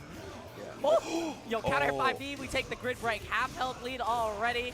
Some sort of corner optimals, but a lot of damage off of that. 2.8, another throw. Yeah, catching them with the dash startup looking the same as the 660, so that you weren't ready for it, and then getting tossed forward. Great parry on the Grim Reaper right there. Oh my God, he woke up with a 7-frame mid. Kill him. CS, 2-2B, yes. Yeah. I actually didn't think I was going to kill him, I'm not going to lie. I actually thought he was going to be alive, because typically in that situation you do 2-2P Air EX Mortal, and it like always kills. Oh, what a hit though. Yeah, great early jump in from Ryer right there. Just ends with the C-Rekas right there. Good tech out from Star OSing. Oh! You're nice, you're nice, you're nice. Yeah. No! VO went back! Yeah, you can't do that super late assault versus someone like Rickier. They're always just going to be able to pop that VO. Yeah. Good pressure right there. Options did not go for the 2GC waiting for situations like this where Star's going to be holding those plus frames. No, okay. The 5A is bad, but that dive kick counter hit starter might have been worse. He's still got the Vorpal Cycle too, which is big. CSC beat that? I guess because it's so, like, it's like a 12-frame startup, right? So maybe he was already on the ground after the 6-6B. Yeah, potentially. Dead. I just thought you still maintain airborne for a little bit longer. Yeah, that's what I thought too. I thought he was going to be airborne, but I think because of how slow CSM startup is, that it worked out. It's big damage. And you're getting pushed all the way to the corner with this. Yeah. Just good ender 6-6. Damn! Hits him with that the overhead right there. Spending it again. Now this can be pretty bad for Star if he does lose control here. Oh boy. So he doesn't have meter to reversal. So he needs to actually just hold this. There he goes. Uses the grid thrust. Now he's just going to play neutral. Not going to get the next Vorpal Cycle. Never mind. No, he will, yeah, with those great shields right at the very end. Baiting Rickier into pressuring right there to great BSM. 2C. Not going to be enough to kill, but going to get a lot of damage and another corner situation. What the? Invalid combos. We take that extra damage wherever we can. All right, good tech out of the gold throw. Sam tried to throw, but unfortunately you're getting assaulted right there. Rickier doesn't finish his plate, though. Bro, dropping combos in Uni players, name a better duo. All right, pushing to the corner. Rickier in a guess for game scenario. Okay, space. Yeah. 2B or 2B scary. No meter, does have CS. Oh, great blocks on these charge 5Cs, trying to not, get fully blown up by them. 2C checked with the, you can even see Star like, bro, that worked? Yeah, that worked? So I know Star, when he did that CS and he saw he had 99 meter, I knew he was panicking because he wanted the 2-2C so badly. So when he had to play neutral again, he went, no way, bro, not against this character. There we go. Good pressure, yeah, 6-6 to cast the backdash. Had been seeing a lot of that in those early pressures just so Star can escape to neutral. Oh! Yo, the one Monopoly trade that works in Gord's favor. Nice 2B Havoc starter. Yeah, big opportunity right here. Should cash out with the 2-3-6C. Oh no, just wants to end with the Oki saving that meter for potentially just wanting to stay in with those 2-2Cs. Yep. Good CS out, but still getting clipped by it. No big pickup though from Rickier. Oh, you died. Yeah. Oh no! Okay. He got another starter. He got a party starter. All right, we're. No what way. Is happening, bro? The curse of CG being passed to Rickier now with all these unfortunate drops. They're great low press. Now Star has the potential to get a big comeback here. No side switch. I think he tried to go for the fancy side switch with a 2B charge 3C. Damn. Yeah, you can't backdash that charge 2C right there. It basically covers the entire screen. Yeah. I thought he was going to 2-2C it. Reaper lost to 6-6C, and now Star on the back foot. Just doing that input, doing it a little too late since 6-6C active frames already blown it up, but a great counter hit 2C right there on the pressure from Rickier. Chooses not to go for the grid cycle there and just chooses to go for some wacky combo. Nice backdash. Yeah, great shield on the charge 5C right there. The one part is that I've seen from Star, though, is that he hasn't been really showing Rickier any OS. So I know Rikier's offense is getting really staggered, which is why, like, a lot of his hits he's not confirming. That was a combo. Woo! Oh, great assist. No CS. Oh, yeah, VO. I would have done the same with him right there. Double overhead. That's going to be a lot of damage. Yeah, Ba. Give him the hands. Yes. 4K? Explode. Just enough? Yeah. We take those. All right, yeah. FFCS. Try to bait them out from not blocking low. Good blocks on the charge 5Cs. Hasn't had a single one hit yet. Yo, just 2C out. One thing I haven't seen Star do is when he's shielding out Rickier in that pressure, he's not mashing Reaper. That is 8 frames, and regardless of Enkidu's frame data from that range, you'll still get it out. Because Rikier's dashing in at most of the times when he gets pushed out, like, beyond, like, 2B, 2C range. It could be worried for, like, the late stagger parry that does get blown up by it. Oh, bad VO right there. We'll see if Rickier can keep it tight. Double up kick rounds. Yeah, just keeping it clean. Oh, he just bet it. Oh, yeah. Star knew he had a game to play with, so he just bet the farm. Rickier definitely tidying up his offense. one thing is in those like small situations right there, Rikir's always been just going for like a holding 9, just up forward, jumping, expecting Star to be going for that. So and that's why all those counter hit 2Cs have really been working out for him. Yeah. Oh, buffed in Uni 2. Jay, Yo, nice 2B. Yeah. Mash out, 8 frames. We got those. We got those. All right, push to the corner. You guys see, just like that, Rikir is so willing to be, I'm not holding these throws at all. And Star, I think, is now finally getting the read of that. Like, oh, you're just going to always allow me to go for these 2Cs right there. Good block on the overhead. Just 5C rebeats. Oh, I don't think he was expecting that, because to be honest, I wasn't expecting that. Kill him. Explode. Okay. Yeah. No bar going into the next round, though. But you got a long time. You have an extra game to play with potentially. You have a lot of time right there. You're going to be able to shield on that 2C, keep yourself a little bit safe and not allow Rikir to go for as dangerous of pressure. And just like that, mashing the Grim Reaper, showing that he hadn't been showing parry, but we'll do it. There's the parry in return. But I mean, that's the game, right? Like, show your options. But I think it's good for Star. Wow! Oh. I think it's good that Star didn't show the Reaper until just now. Yeah. Because it's going to force Rikir to actually show the parry. Yeah. But Star now not playing around it. We have pressing those a little too early, still getting blown by even late parry. Very dangerous situation. Good blocks out though, but the throw sends them back in. Do it again. Scary. Guess for game. Yeah. Ouch. You lost the Vorpal cycle here, which means you die on the next throw. Yep. Oh, no! Not if you drop it.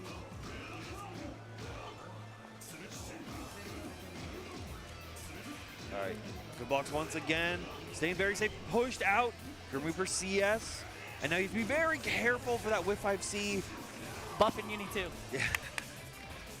But yeah, I mean, there's the Reaper I was looking for out of the corner once you push him out far enough. What a 2C, Jesus. Meter build round. Meter build round.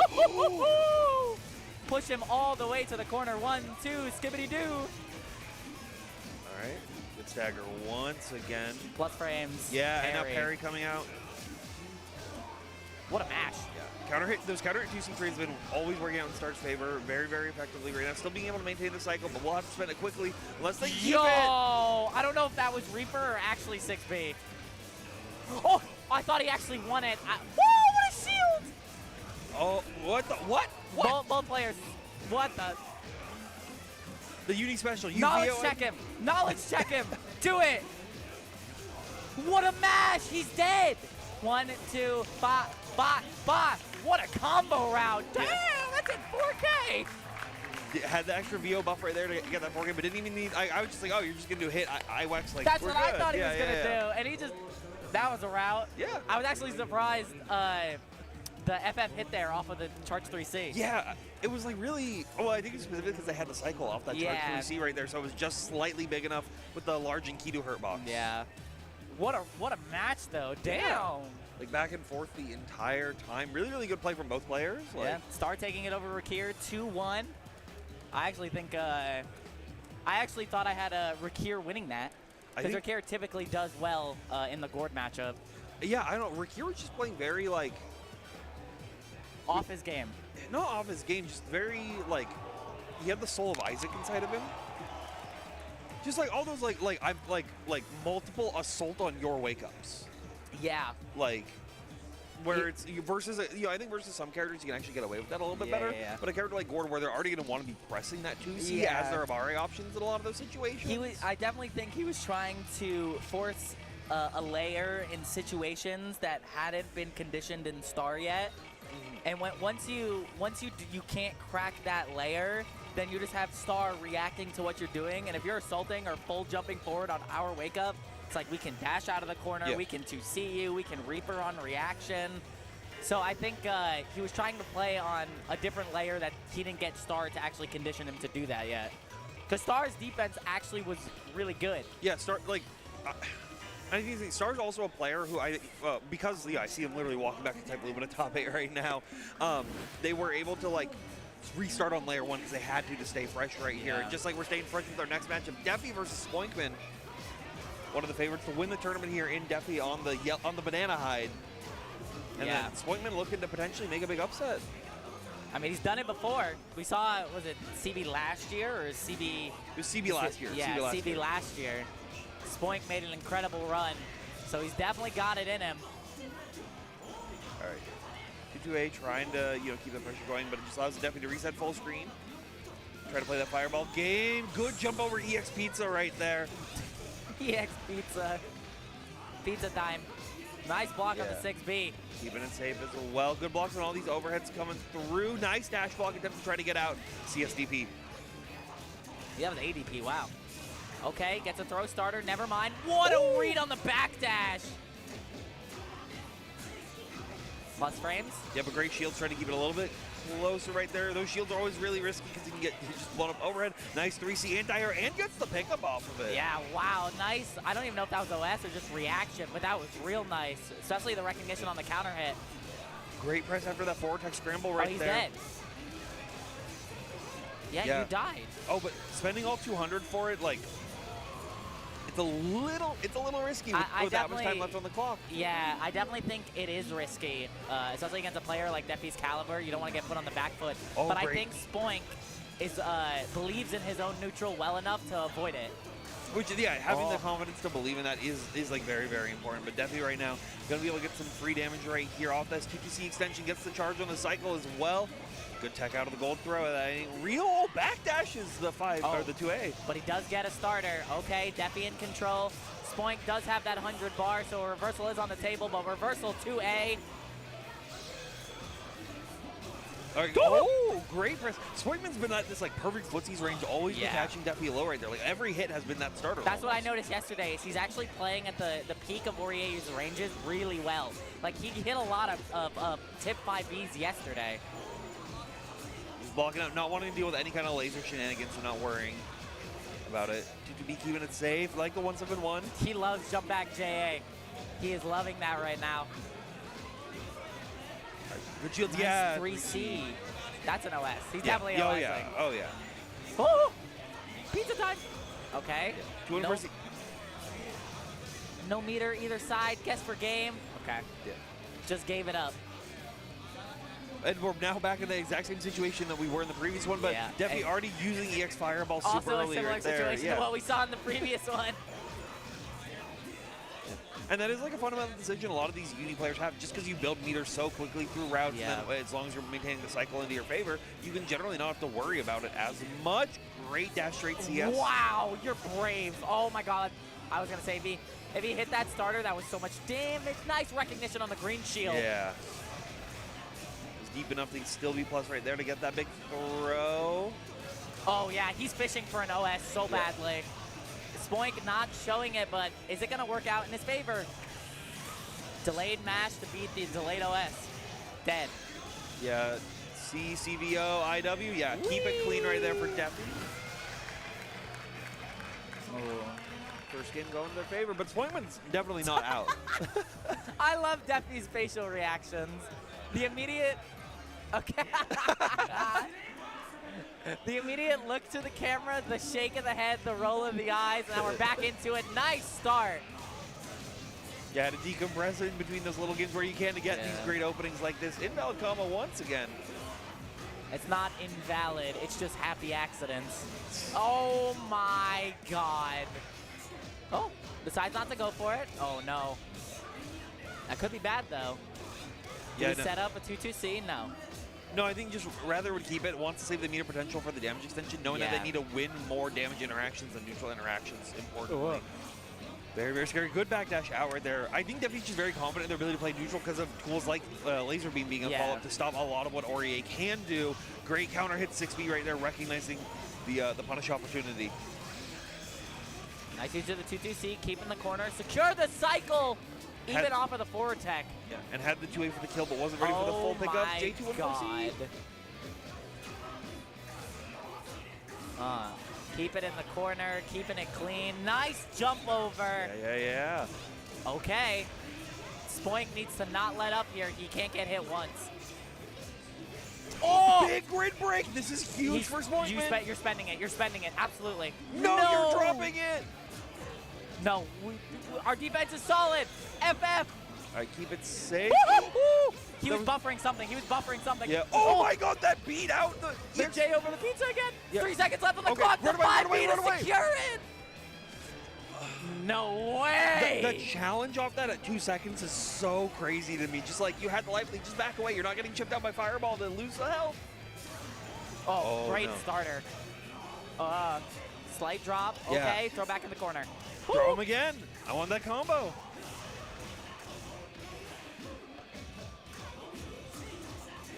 Defy is done scouting for that OS. You should now hold this offense. You shall now hold this offense. Great use, but still safe enough to recover after a laser beam right there. Oh, that was almost footsies. That could have been, I think that was supposed to be 5B. Yeah. I honestly felt like he wanted to press 5B there, but did get the 4C. Oh, no. Yeah, great press after that 2-2-8. Trying to go for a delay, checking to see if they would like blow an OS right there, but Defy wasn't having it. Now sitting match point. Yeah, 100 meter, both sides. Footsies! Knocked down, gonna keep the meter. Yeah. Ooh. Goes for an air reset, definitely scary in some situations. Vorpal to Spoink though, which could be big. Yeah, this is the big starter that they've been looking for in a lot of these rounds. Go with the extension node with 4 techs out, knowing that the hard knockdown isn't real, so doesn't have to hold any of the Persona play. Yeah, Spoink has gotten a lot of delayed 2A staggered dash-up pressure on Defy a lot. I think he's catching Defy trying to dash block or trying to delay OS because he's been hitting that 3C OS a lot. Well, yeah, Spoinkman traditionally is someone who likes to be in the air a lot, especially in the hide matchup. Yeah. So I think it's very reasonable for that to be a part of Defy's game plan, but Defy now realizing, hey, that may be not what I should be looking for here. It's time to just go all in. Yep, go with the 2-2-C. We're going for a fancy setup? No, Vorpal strip. Dead. Yeah, and that should do it as long as Defy keeps it tight right here. Guys, oh, never mind. DP. I was going to say, guys, Great. that puts Defy in what, top 16? Yep. And then Defy needs one more to make top 8 winner side. I saw that shrug from Spoink. Yeah, so that was so that puts them in the top 8 quals winner side. Yeah. So they'll have to play the winner of Carp and Uchiha to make it in the top So 8. Yuzu or Gord? Yuzu or Gord, yeah. Obviously, I think Gord is better for Hyde in terms of Hyde has a better matchup against Gord, but I don't actually know how the Yuzu Hyde matchup goes. It's weird, like, I see a lot of like Rorik versus Rakestraw on the like PNW stuff, and like I don't want to say that it's like Yuzu favor because also like Rorik is just kind of cracked, right? Rorik is broken. But at the same time, like I think there's a slight advantage because a lot of high tools you just get stuffed out if the Yuzu is willing to play that sort of like lame zoning game that you kind of have to. But as soon as the Hyde gets comfortable, just like, okay, I'm going to dash block, then you get like a really aggressive game plan in. It's going to be weird, but we'll potentially be seeing that later. I mean, we also have to think of what's the history in the Defy Carp matchup. Yeah. And I think it's mostly gone in Defy favor. Yeah, I would think so too. But I don't know how much Carp enters net play brackets. I don't think he's a frequent. He's not frequent, and now he lives on West Coast. Does he? Yeah, he moved to West Coast now. He's Best Coast, baby. No. Yeah. No, this is true. This is the Beast Coast over here. This is true. He really moved to West Coast? I didn't know that. I thought he was still New England. No, this was like a couple weeks ago. Oh, okay. So it's like really recent. Okay. I should ask him about that. Damn, I didn't know. Okay. The lore. All right. We got my friend, my ghost, Mr. WhiteBeast, coming up to the stage. One of the few Batistas we do have in this top 32 versus the man who shouldn't be here, Mr. Ryer, Mr. VTuber. But this is also confirmation that WhiteBeast did lose the Batista mirror to Foxoff. If it was a Batista mirror. If it was a Batista mirror. Yeah, Ryer, fellow VTuber, fellow Chaos main, did host that Defy Ironman that he ran a couple weeks ago. Oh boy. Great early jumping set right there. Gonna set the gem as well, keep that extension going. Yeah. I do see WhiteBeast go for the die pick ender a lot. Hey, V-Drill. Yeah, going for like not just the raw V-Drill, the falling overhead V-Drill, like catching Ryer to just always thinking like, okay, they're gonna go low. I have to be ready for that. But now Ryer gets a chance to get out, gets the Aussie pressure as well, but no big continuation, lost Aussie. Yeah, because the gem exploded and traded with Batista and Aussie. Man. Wow. Not going to spend anything. Guess. Scary stuff, yeah. That's like his only reversal outside of VO. Yeah, it's that or VO, and might as well take the damage where you can. All right, good delay press right there. Right now, tries to swipe in, but the A-ball and then the A-beam closing it out. It's fine. Kamone failed the dash block simulator too. It's true. We always get hit sometimes. Damn! Yeah, you have to be like really on point with those 60s right there to try to stop the beams, because they will just catch Ozzy and blow them up if you do get hit by it, and then it's such a hard time. And WhiteBeast now going for a flash kick. Something I've been noticing in WhiteBeast, because I was watching all their pools play, it's very much once they reach a certain caliber of player, they start flash kicking way more. Like once they were in the end pools, they flash kicked like 3 or 4 times versus Salty. Meanwhile, like I see them in the early stages of pools, they're just never doing it. I mean, they made it out winner side of pools, right? So it's working. Yeah, it's working. Hey, flash kick. Yeah. I mean, hey, if you're gonna get hit by it, you're gonna get hit by it. Sometimes you have to show the shades of Suika. It is true, yeah. All right, yeah, this time shielding the B drill, but you're still plus at that angle right there, so should be able to kill. Spend it all. Big laser. Not enough. Oh, just enough. Okay, okay. It went longer than I thought. Okay. It always does. It's true. Yeah, WhiteBeast cooking though.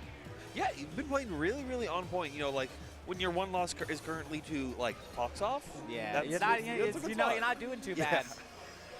WhiteBeast definitely improving a lot over the last year or so. Yeah, because I remember it was like Frosty's this past year. It was like they were cooking and starting to get looking really, really solid. But every tournament they've just been getting better and better and better, and placing higher. Because I know WhiteBeast for a while stopped practicing the game, but like over the last year and a half, they've definitely taken it more seriously, showing that they're definitely one of the better Batistas in NA. Oh yeah. When's the Stranger money match? When's the Stranger tier list? Yeah. All right, good 5A staggers right there. Just kind of catch Ryer for pressing something like that and finding the opportunity to hit Ozzy out. Oh boy. Nice jump back shield. Keeping it safe. Not a whole lot is happening. Oh no. Okay. No combo, but got the cross up into the immediate counter hit as well. Cross up into B drill. Always charge partitioning B drill, but a big starter for Ryer. Oh wow, that route is not, I don't think, what he wanted. But it would have been cool, that conversion. Yeah, I would say it would have been very cool if he finished it, yeah. CMV routing. Damn. Oh, A-beam CS right there. The double laser. 2K. And now, WhiteBeast just like completely just backing off, saying, no, I'm good. Yeah. And then catch the A-beam, you have to be like doing a really tight dash block if you want to be pressuring after that. Yeah, at that point it was less than 15 seconds. WhiteBeast was like, you have to come to me, and I'm going to build another 100 bars, so it's not like it's going to matter. Especially because I can't be counter hit for another 4 months. I'm counting the days down. Yeah. Count the days, bat players, until I counter hit you with my A normal. All right, guess. Oh, whiff throw right there with no punish from WhiteBeast. Just holding the Aussie set pressure right there. Good tech out, giving the turn back. Doesn't break that shield though.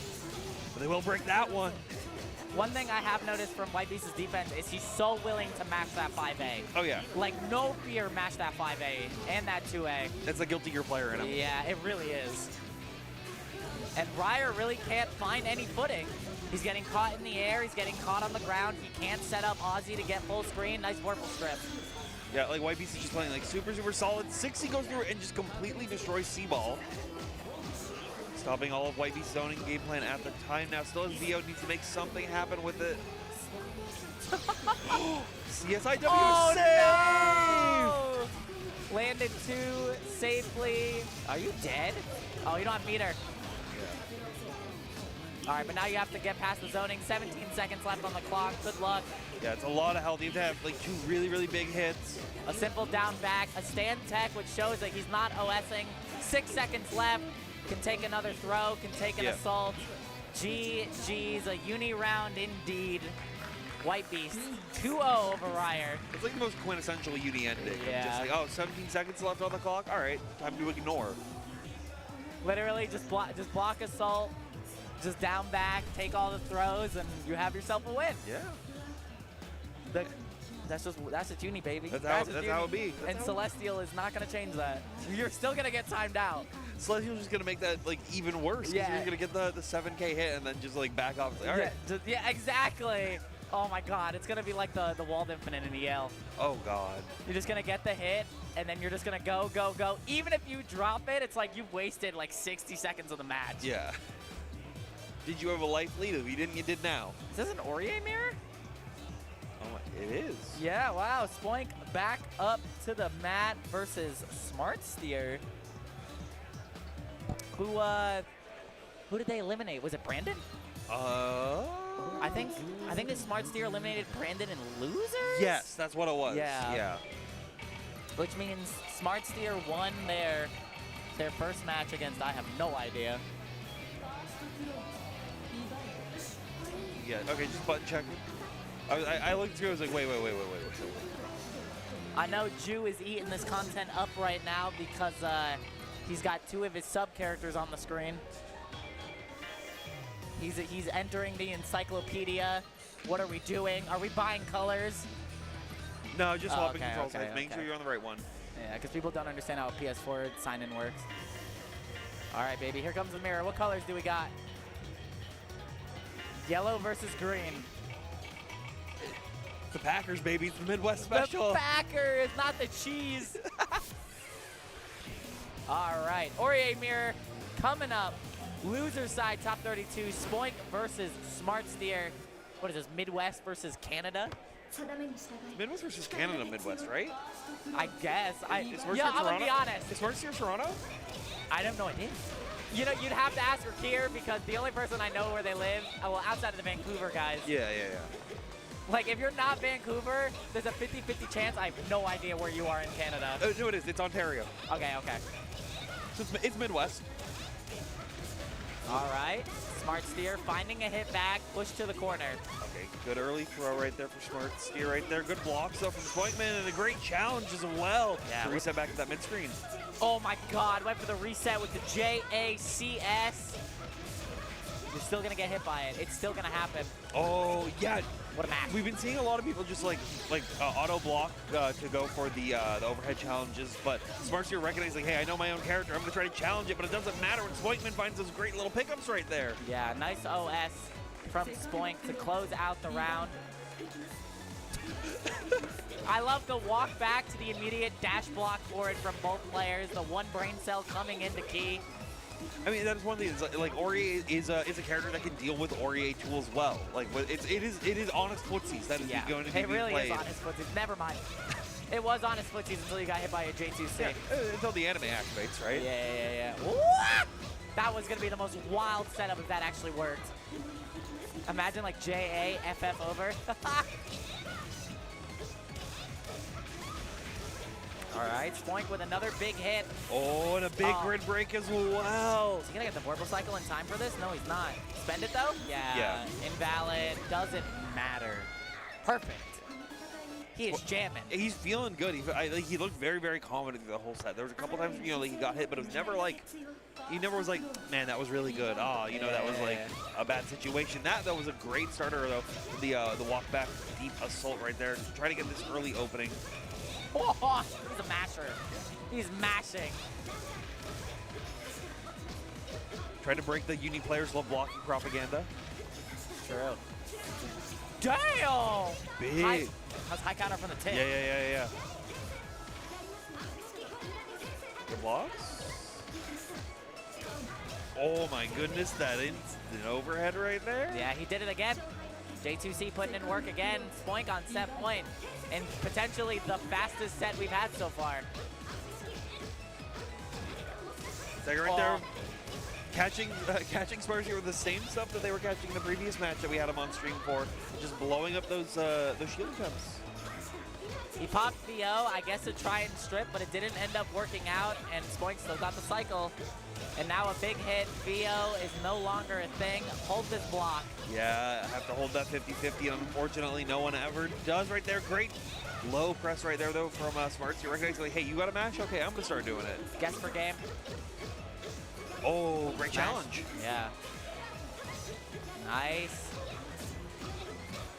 Oh my god, yo, the challenges from both players are insane right now. The shield in the gap to the 5B, Spoink moving on 2-0. Yeah. I mean, that's just knowledge of your own character, right? Yeah, like mashing exactly in the gap. And it shows like both players were like on point and ready for it, but like Spoinkman, I don't know, Spoinkman's playing hot this whole weekend. Oh yeah. I mean, I think it's expected at this point, right? Spoink has just been, you know, leveling up. He has had several great placements, so I mean, I wouldn't be surprised if he does slide into that loser's top 8 spot. Oh, absolutely, absolutely. We'll have to see that rest of that run go through right there. Well, was that? That should have been.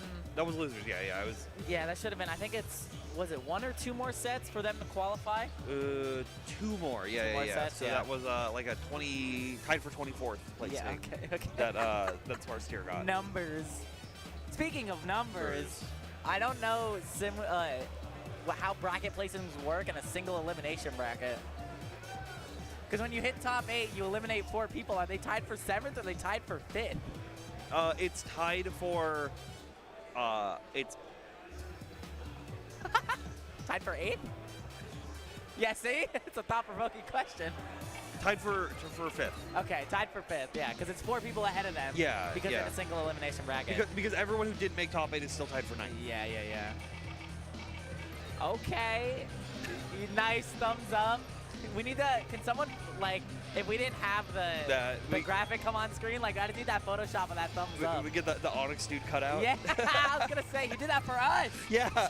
You did that for us, and I replied, Kuon reaction video incoming.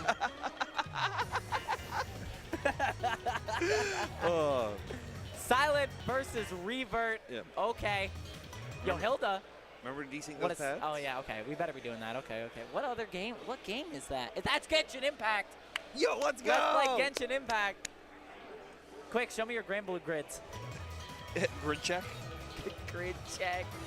I want to do that one time in Grand Blue. I want to make top 8, and I'm just going to show them my grid. And then I'm going to ask for his grid. And if he just looks at me weird, I'm just going to shut him. Yeah. I won't shake his hand at the end of the set. I'll just walk away. Regardless of win or lose, I'll walk away. Yeah, so I believe this should be winner's side. Yeah. From that, but that means that then young CG's in the loser side. I wish we could have saw that set. I'm not gonna lie. I hope with the movement of the shaky cams, we have that recorded somewhere. Nice button check.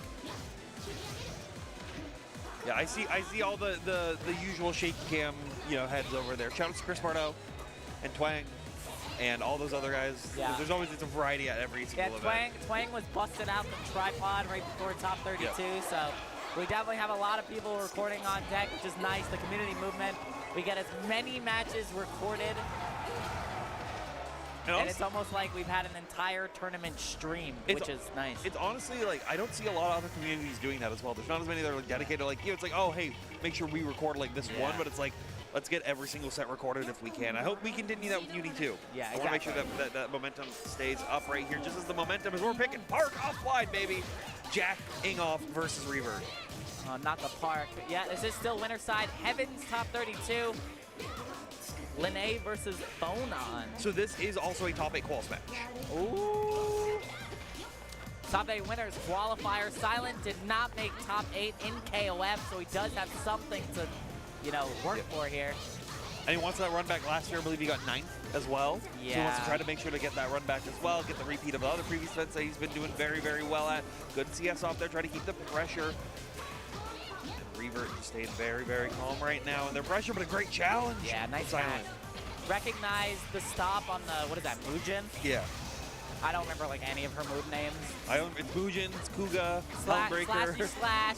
She has that like grounded jump slash that goes through projectile. Great. Nice roll. Yeah, using the FF to be able to beat out the ground fireball right there. Just immediately re-challenge. EX Kuga Helmbreaker ender set. Good throw tech out though. Oh, yeah. I mean, that's fast, eh? Yeah. It was definitely going to be any match there.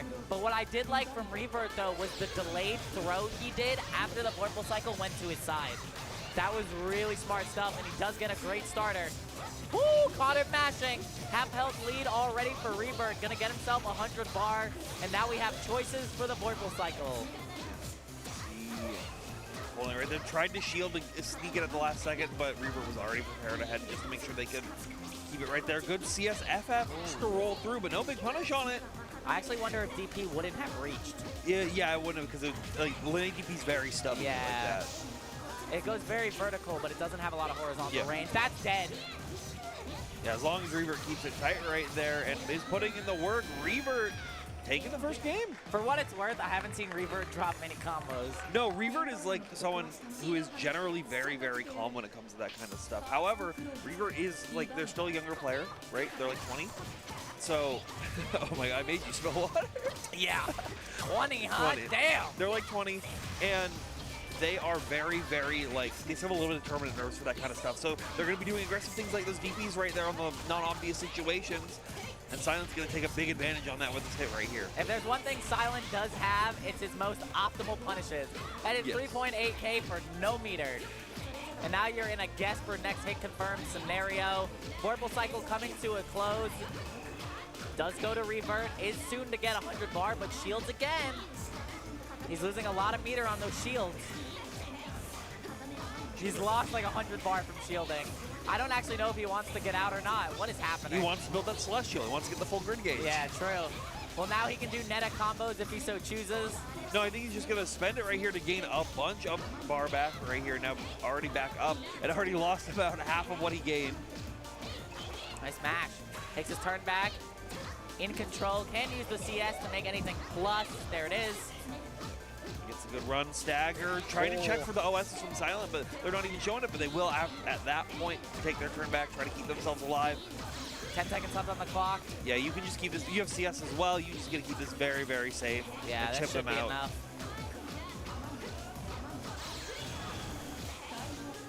Chooses to spend the 100 bar there. Well, you have to worry because of the gap on potential other fireball. Like, they could just go for FF roll, find a hit into immediate, like, super cancel, and then it's a very even game, and it's a coin flip. There's So 1 second left on the clock, though. So, like, you're weighing those odds, right? Like, 1 second left on the clock versus I can make this gap less. Yeah. Well, it's 1 second on the clock, and then, like, like, an easy, like, or, like, a tight life pulse. It's, it's very, very dangerous. But, Oh! Not the tasting. Yo, you got TRM. EX Fireball sounds like it's going to be an option. Never mind. Oh, VOs of their own right at the end of their and gets a big run under. You died. Yep. This is so much damage. Ba-ba-da-ba. Wait, not enough. No, it is. It was just enough. It was just enough. That was actually like maybe 50 damage over. Yeah, at minimum. Yeah. Minimum. Woohoo! Oh, if he actually hit confirm that. Wow, what a JC. All right, great backdash right there, just knowing that Silent wants to get that full run up, trying to keep into that close ranges right there. Presses out, but Revert pressed a little too late, so Silent gets a big challenge here. Okay, does have the meter now. Does have CS2, nice. Look at these throws charging as well. Oh, that should be it. Yeah. Yeah, that's a big damage starter, and he's got so much meter to spare, and he's gonna spend it all. Ba, ba, ba, ba. Yeah, just CVOIW, yeah. Make him watch. Revert's face, bro. Like, can we get his faces as emotes? We need the player cams constantly just to be able to keep it going. We need the Revert Fortnite. Revert belongs to the battle pass. Yeah. Have you seen the Red Blade Fortnite Gorge? Oh yeah. We need that, but Revert. Nice hit from Silent. All right, great run-up throw right there. We've been really like respecting a lot of what Silent had been doing on the run-up attempts right there. So I think just being like, hey, now I'm going to toss you for it to force them to challenge and gain an advantage is going to be very beneficial. But Revert immediately challenging after the throw and say, no, I'm good. Let's go back to that mid-screen. I mean, Revert hasn't been really OSing, right? Like, so in that situation, like, you're forcing him to guess on the throw. And it's like, sometimes you'll react to it, sometimes you won't. Sometimes we're big black and sometimes we're not. So it's like really just make him guess. Because like, he's already blocked 2 DPs, so obviously he's not like FFOSing. Yeah. All right, good delay staggers by Silent right there. Trying to catch up the TK Kuga. Getting the big hits right here. And should be able to catch up for a good amount of damage, but VO comes through. Big hit right here. You're not dead. You're exploding now. Yeah. Oh. Yeah, now you're dead. Needs to end it quick. Get this, Yeah, IWAX. Make him watch. And Silent on set point right now. But it's anyone's game. Like, Reverb has been playing super, super close and been forcing Silent to make these like very big call-outs onto their play. So if Reverb can just get those minor adaptations, they have the potential to make this 2-game comeback. But we'll have to see. Yeah, for what it's worth, Silent has been playing very well on offense. Yep. And that's where Reverb is failing right now, is on his defense. He's trying to find ways out, and he's not primarily using like FF to do that. But I don't think Silent is really giving him opportunities that FF is going to hit, because Photon can sit very far out in her pressure that FF doesn't really work. We saw it in the early stages of these games, but then once Silent realized, like, oh, that's what you're looking for, I'm just going to start like playing around it. Charges right there, try to steal the cycle, but there's way too much grid over on the side of Jack right there, and now pressure goes. Trying to catch him on that like quick dash block right there, but not having it. Oh, he tried to sneak under the fireball. Absolutely. Okay, actually stole the Vorpal cycle for Reverb, but Silent did score the hit and the corner pressure. Now we take a guess. Nope. Let's go. Great assault right there after I don't know that if he situation. wanted stand tech. Yeah, pops it, good backdash, just get out of there. EX Kuga not going to connect as well. Oh, that was very scary stand tech right there. Oh, you got delayed pressure, and he was committed to it this time. 13 seconds left on the clock. Is going to spend it. 10 more seconds to go. And just running away against the throw. He knew. Yeah. Final game, final round. He knew not to spend anything there because he has a 200-meter lead. Yeah. Okay, this is going to the wire. All right, great hit, but no big pickup as it was a little awkward right there. And now Rever's playing so much more patient than any of the previous games right there, trying to throw Silent off their game, be like, okay, what are you going to do? I'm just going to block, I'm just going to shield, I'm just going to get a great roll under right there. Oh my God. Yeah, wow, an amazing roll under the patience. Vorpal cycle coming to a close. Maybe like 8 seconds left. Oh, nice good tag. FF working out great right there. Recognize the 6-6B. No shield on it, but did get the FF. Yeah, Tech's out this time as well. Reaver turning that defense up to 11. Throw width, but it don't matter. Silent doesn't get the confirm though. All right, Vorpal cycle to Silent, 200 bar. I wouldn't be surprised if he puts 100 bar on this. I could definitely see, because you have the CS as well that you got to spend afterwards, should you choose to build that back up a little bit. Good shields out though, and a great roll under. Reaver has to be very careful right here not to get hit as they do have that life lead. He got TRM, but didn't get grid broken, so still has the cycle. What a hit confirmed! Oh no! All right, CS to get back out. Now Silent just has to play the patient game for 20 seconds. Oh my God! That's a big hit.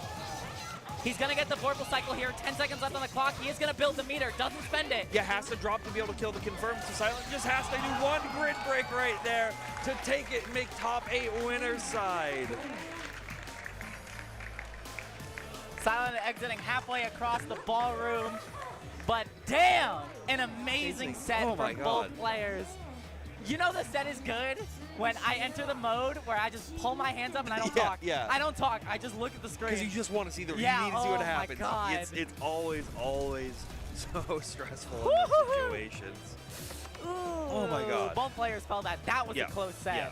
Like, either way, at any single point, at any given time. That last confirm by Silent though was so on point. Like I don't see how the front even be even close to ready for that. The a JC reaction to the up back EX Kuga was insane, but the block on the ensuing potential assault JACS was insane.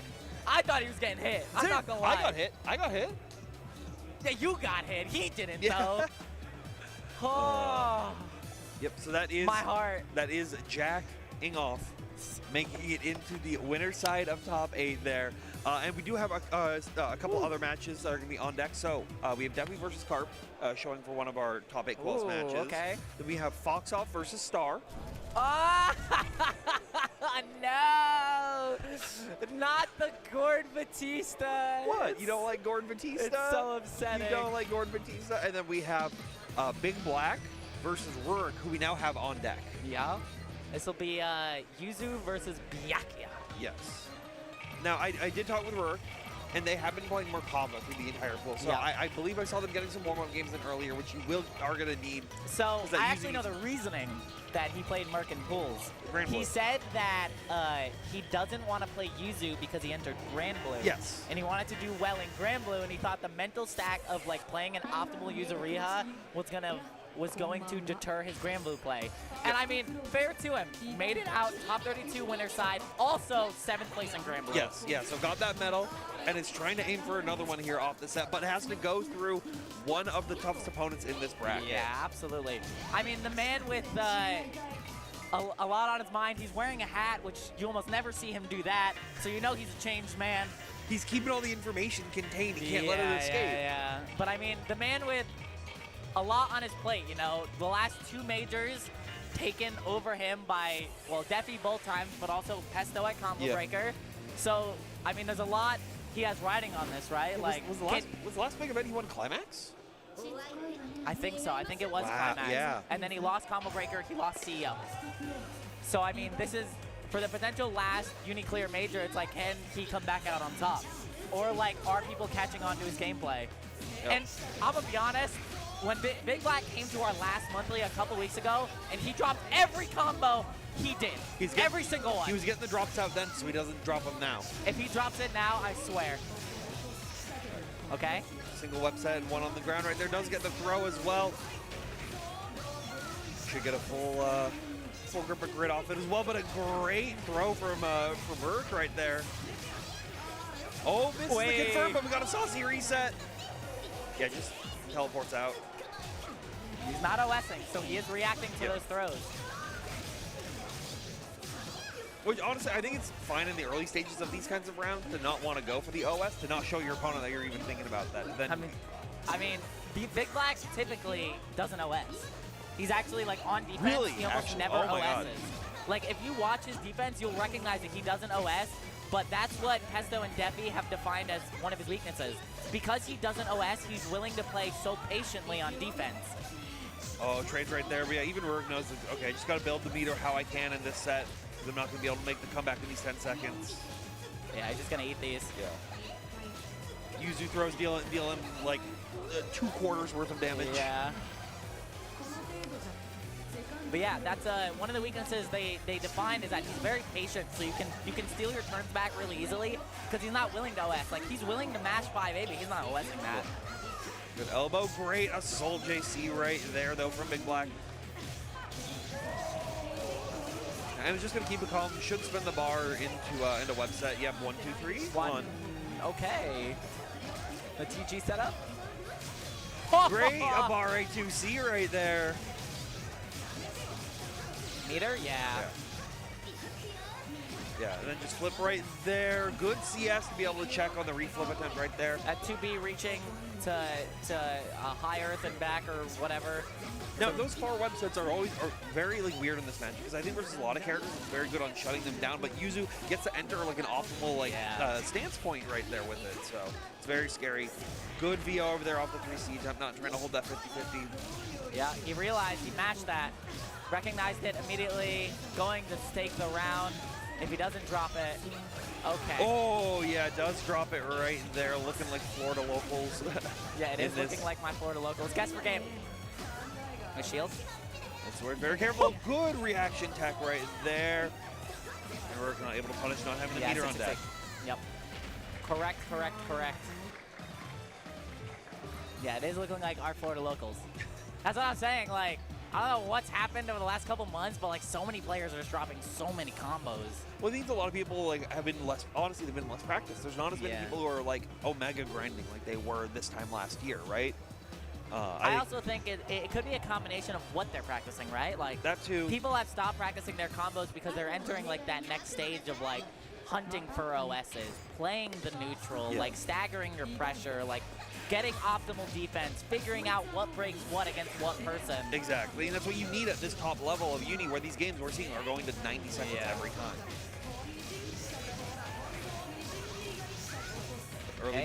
Early Big Black confirms right now, and then finding the big overhead right there. Nice finish, okay. Safe drop though. Oh no, the counter hit 2B. should be enough with 1 bar on top. Oh, and once again, misses the drop right there for the web set, so we're gonna get a good side swap right there. Gets it with the high-low. Yeah. I mean, that's the part of the BB defense, is that he really does have to guess sometimes. But also, because he's so much willing to guess, you can take extra turns back when you couldn't before. He's on just like that, not OSing. Yeah. Rorik did get their chance to come right back in right there. Should be able to spend the meter. No, wants to charge to make sure that they could steal the cycle, but they couldn't, and it was still slightly in Big Black's favor. Nice shield, though. Yeah. That was amazing. One of the guys in the crowd immediately put his hands on his head. He was like, oh no.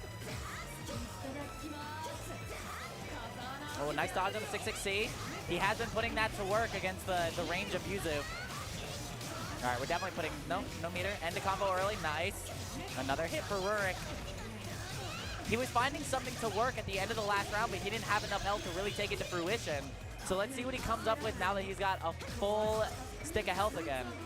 But you also be careful, you can't be revealing the secrets too early in the set when you're gonna need to open someone up like BB.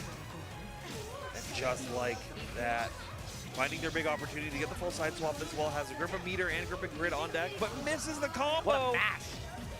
Yeah, Rorik has been very favorable on mashing in basically any kind of tech situation. The up better back, than blocking. does he spend 200 here is the question. I don't think he does now. Yeah, you just run away. You just run away at this point. You have the Don't get hit by 6-6C. For the love of God, don't get hit by 6-6C. Okay. Yeah.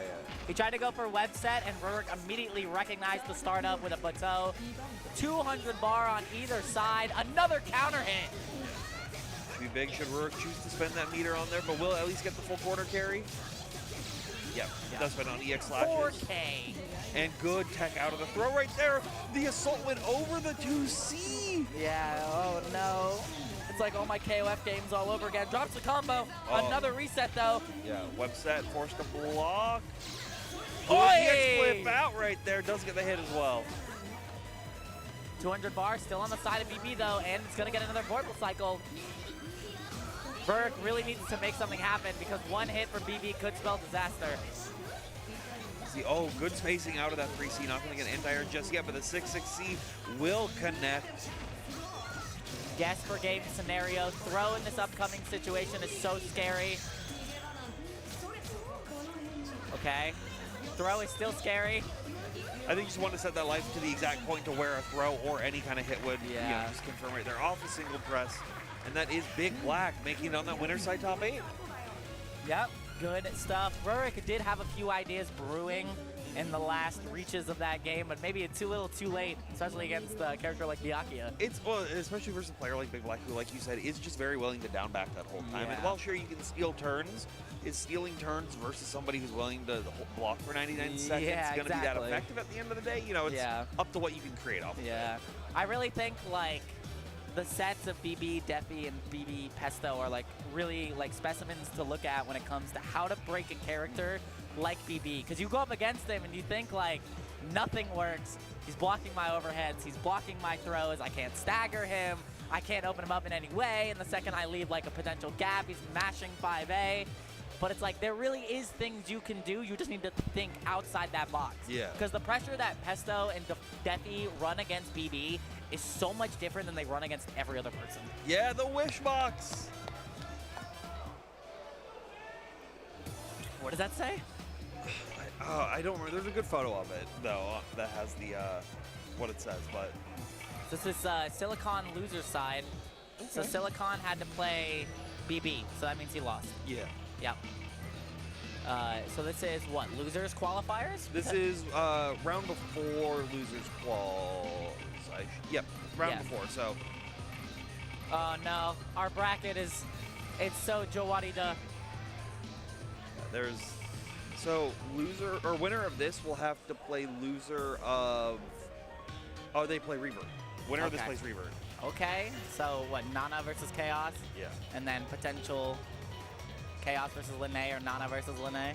Okay. It's about to be a good match. I know Silicon, I was talking to him earlier, and he said that he's been playing this game a bunch after EVO, and he really wants to get top 8 because he's going very hard for Uni 2. So he wants to make a good showing for the last potential clear major. Try to get that, like, hey, you know, I wasn't, you know, I'm not some new kid coming on the block for this. He's like, I've been old. here. I mean, bro, Chandler's been playing this game since like EL. This man Chandler's an old man. He don't look it. He an old man. Playing the game since Third Strike. Yeah, I know, right? Sate. Chaos. Nana. Silicon versus Wish. Not losers qualifiers top 32, but winner of this does get the chance to qualify in loser side top 8. So let's see how it goes. Also, Silicon still plays a very ST Chaos. I asked him about it. I was like, do you play clear Chaos or ST? He's like, I still play ST. And I went, okay. I think ST Chaos still, like, you know, has the tools to get through, but clear Chaos, like, it definitely has those big advantages. When you're fighting someone who has been playing clear Nanase, especially, exactly. it's a very, very dangerous situation. I was going to say clear Nanase versus ST Chaos. I don't know. I don't know. You might need to pull out the cheap stuff. I'm not going to lie.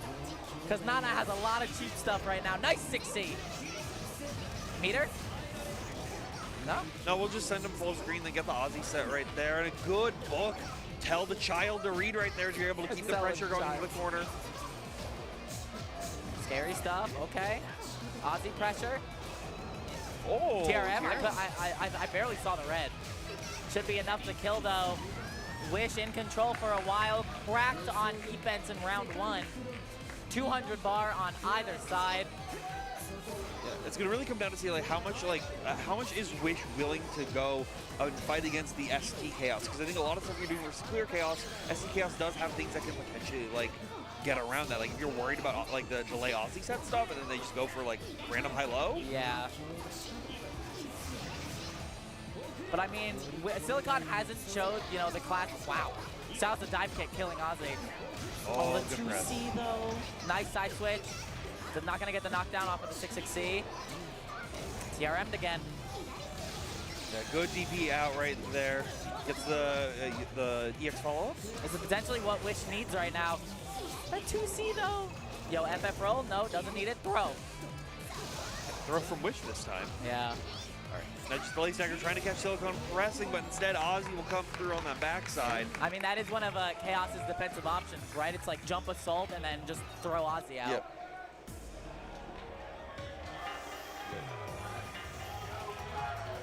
Oh, there's a lot of noise. No, there's no way Wish switches here. There's a lot on the line here. Do it, Wish. Let the hate flow through you. Pick Merkaba. No, they'll stick with the Nanase. Wish got the gloves. Wish is gamer ready. Wish thinking about it. We believe. We have a Wish. Here's the thing, is Wish wants to win. They want to make that top 8, but they also want to lose so they can drink. I mean, that's true. Oh, great 2-way challenge right there off the sword card. No shield. Okay. Back to the full screen pressure game. Oh my god, 2C reaches so far. One of Chaos's best run-up buttons.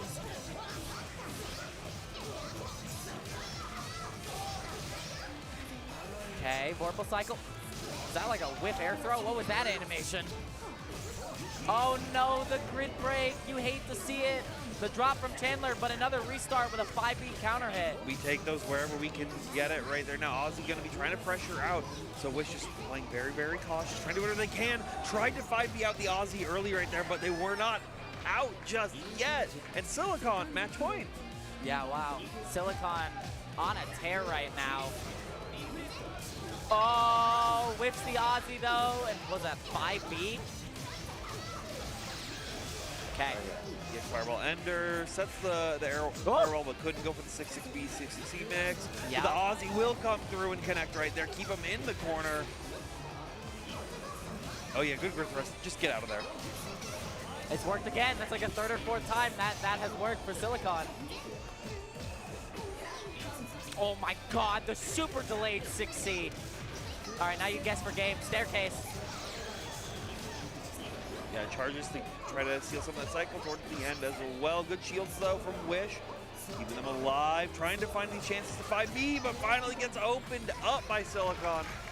and it will take that 2-0. Yeah, the stand tech being shown right at the end there. Silicon knew it was only a matter of time before they cracked once again. Good stuff to Silicon, 1 set away from that top 8, but now you have to go through one of the scariest Linnays who currently play the game. The scariest Linnay in North America. Yeah, with the funniest faces. Yeah, he's a character, that Reverb. He is a character. We got so much more of Reverb. He's young. He'll be here forever. I know, right? Right? Maybe his afro's gonna get bigger. What if it gets smaller? Oh no. What if he enters that, I want to get the super small afro? Yeah, the super small afro. Bro, if he shaves it and comes to a tournament and win, then we know what his power was. His power came from his hair follicles. This is a losers match, I think? This is losers, yeah. So this is Omni versus Salty. Florida versus, where's Salty from? Is he Tri-State? Maybe? Yes. Yeah, okay. Louisiana, that's right. What's, who else lives in Louisiana? Is that Trill? Is Trill Louisiana? I remember Trill's Louisiana or Alabama. It's one of the 2 states. It's Southeast. Yeah, it's Southeast General. Yeah. So 2 Southeasterners, Defy giving the hype to Omni, and is that Mocha giving the hype to Salty? So was it Aka, the Aka Initiative? Yeah, you have to get the Aka boys have to stick together. Yeah, the Aka Coalition. So Eltnum versus Akatsuki. Yeah. I actually don't know. I mean, obviously Omni has played Salty and Twang God knows how many times on net play, but I wonder how much that translates to offline.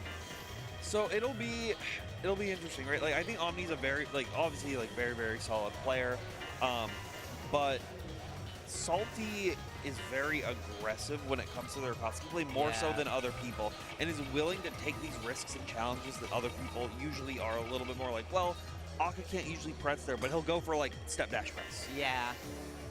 There's definitely some funny things that Salty does have in his Aka repertoire. What the set, button check. Yeah. Salty's actually, I saw this, I was watching them play in pools, and they were just scrolling through YouTube trying to find whatever optimal song would work best for them. That's what I do. They'd bury the light playing at one point, I'm pretty sure. Oh, bro, that's what I do. Before a tournament set, I'm like, man, what do I want to listen to? And I'll think heavy metal emo. I'll put 4-ground Eclipse on. If anyone knows what 4-ground Eclipse on is, you are way too old. Why do you have to do me like that? Hey, you're way too old. What? That group is amazing, but you are way too old. Well, I mean, we are way too old here. Damn straight. We're boomers. We're boomers, but we got the youngins. Yeah, we got the youngins. Bro, we retired to get on commentary, and all the Zoomers are in bracket, in top 32. Oh, great 2B press right there from the early pressure from Salty. We'll just go for the standard, yeah. Only single enhanced bolts. DP's out, though. Doesn't want to deal with it. Wow! Super delayed wake up to the 6-6C, but Salty did have the Vorpal cycle to retake his turn back. Saga right there tries to challenge with the J6C right there, but Omni was already ready to air and ready to grid break. Yeah, Assault JC, grid break, not great start for Salty. Is gonna get one more chance. Hey. No reload though. Wake up dash block, and Salty's insane. Didn't have enough for cutting sync. 2A, we're going for a side switch, definitely. Yeah. C-Tops put them into the corner right there. And this is very scary for Omni because their normal routes they can't do. Who is it? Who is it? Who is it? Yo, Salty could not be angrier. I like how Salty's holding, or I like how Omni's holding up his stick like he's like, I did it. Not like this. Who did it? Who's playing sets right now? Who came up with a pad? Well, BB plays on pad. Well, hold on, they have to go Bluetooth devices to go up. It's only 2 pads. It's only 2 pads. BB plays on pad. But I don't know if BB uses a PS4 pad or like a Hori pad. No, because it's a wired pad that BB uses. I'm pretty sure. It's not like it's not like a DS4. It's not like the Bluetooth on the PS4. It didn't kill, but like I think they just agreed to go forward because that would have been a kill combo. Yeah. Okay. We're back into it. But that is going to be something big into this match because Salty is traditionally a little bit of an emotional player, and so they. Not like this. Oh, no. I don't know if it froze for you. Hold on, I'm gonna look over their shoulder. No, they're still playing. They're still playing, yeah. No one got a hit though. They still have full health and we're already 25 seconds into this match. All right. Good pressure right now from both. I'm missing a lot of shields. Oh, nice CS though. Dive kick comes through. after Otatsu right there that didn't get shielded. This is amazing. People are recording. Yeah, we're getting the shaky cam on this. It throws for you guys too, EX Tatsu. You can probably hear that from the audio. Nice throw though. Yeah. All right, good CS. Oh, great! Yo, the jump JA. Omni does love that. Yeah. I mean, he's been doing it like this whole day. We're trying to make it as visual as possible. Salty gets another hit. I think it's enough to kill. No. No. One more hit. I can't see health bars right now. Good. They tag out of their Eldon pops a CS to go through, and you can see just trying to shield out. See Fireball from Salty to take their turn back right now. They've been in the right corner so long, I can't see over Omni's shoulders. So Omni just got tier-1'd right there during that throw. Guess per game though, literally anything. He gets a mash out, gonna be a side switch too. Yeah. Okay, cutting sync. Reload. Oh, yo, that's no, VO out. Salty VO Guess out. per game. Yo, he assault JA. 5 seconds left on the clock. Oh my god, anything can happen. He finds a hit. It's not gonna be enough though, and Salty gets the timeout. We're tied on what an insane match. Oh my goodness. That we can't even see. All right, Salty gets an assault J6C right in the early stages of it. This is the funniest uni set I've ever had to commentate. This is like actually absurd. Quick, get a video. Yeah, I can't see over Omni's shoulder. I have to get a video of this. Oh, so JC. Oh, we're back. Oh my goodness. We're so not back. Okay, we're back. Okay, we're good. We're good. back. We're Okay, good. 6B. God damn. I like how everyone sat down immediately. I couldn't see a damn thing. They sat in the right corner the whole time, and I couldn't see over Omni's shoulder. All right. Oh, 2-2-C out, 6-6-C. Oh, you're dead. Yeah. No, misses the 6-6-B right there. EX gunshot keeps him safe. Okay, 6-6-C. Okay. Woo! There's a lot of energy there. Bro, I have to commentate top 8 after this. I have a headache. Let's get you some Advil. Somebody get the wall bar Oh, up. God. Someone run me over with a train. All right, game 1 to Salty. I don't need no overlay. Oh, there it is. Oh, nice 6-6-B. Yeah. Oh, drops the combo, though. Yo, shout out to Florida. Just keep dropping their combos. Hey, reload. Oh, bro, he is so unafraid to do wake up, dash walk forward.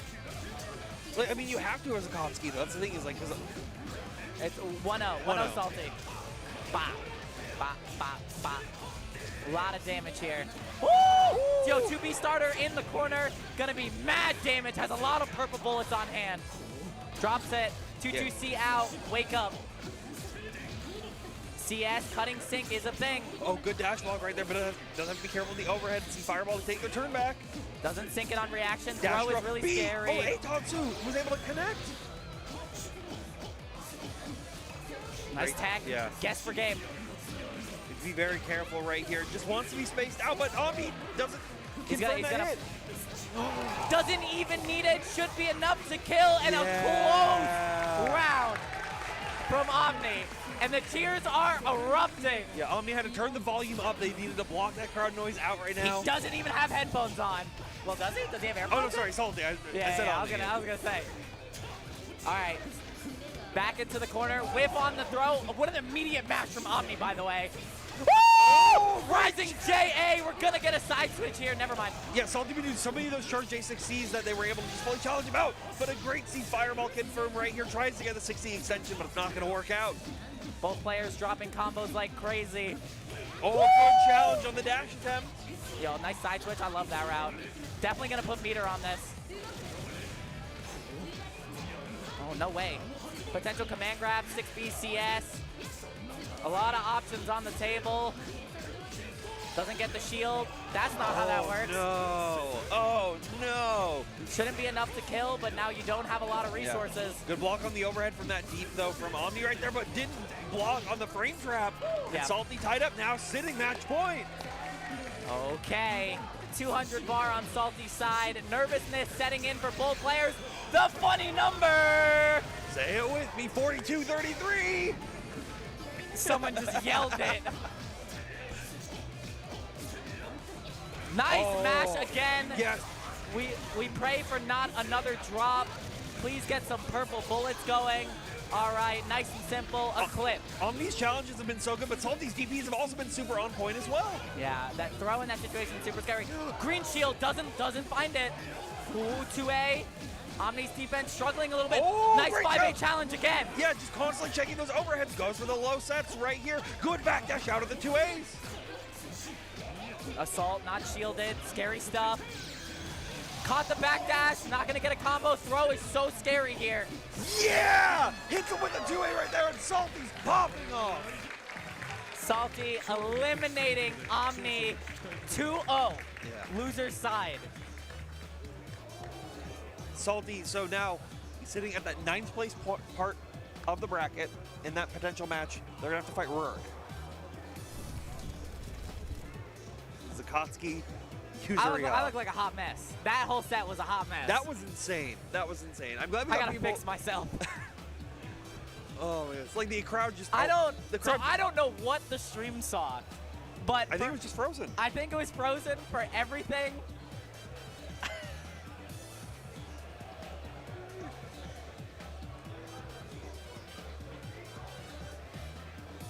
But the audio is still going, right? Okay. Okay.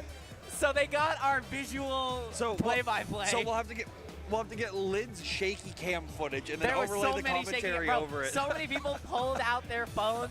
90% of the crowd was I did. standing. I pulled You out my pulled your phone, too. like- 90% of the crowd was standing because we needed to look over their shoulders. Yeah. I could not see a damn thing from over here. Yeah, I could see like a third of the screen. Most of it was just covered by Omni's hair. Bro, the worst part is they were literally in the player 2 side corner for the entire time the Yes, stream was down. yes. And I'm like, I could only see in between them, and that's the player 1 corner.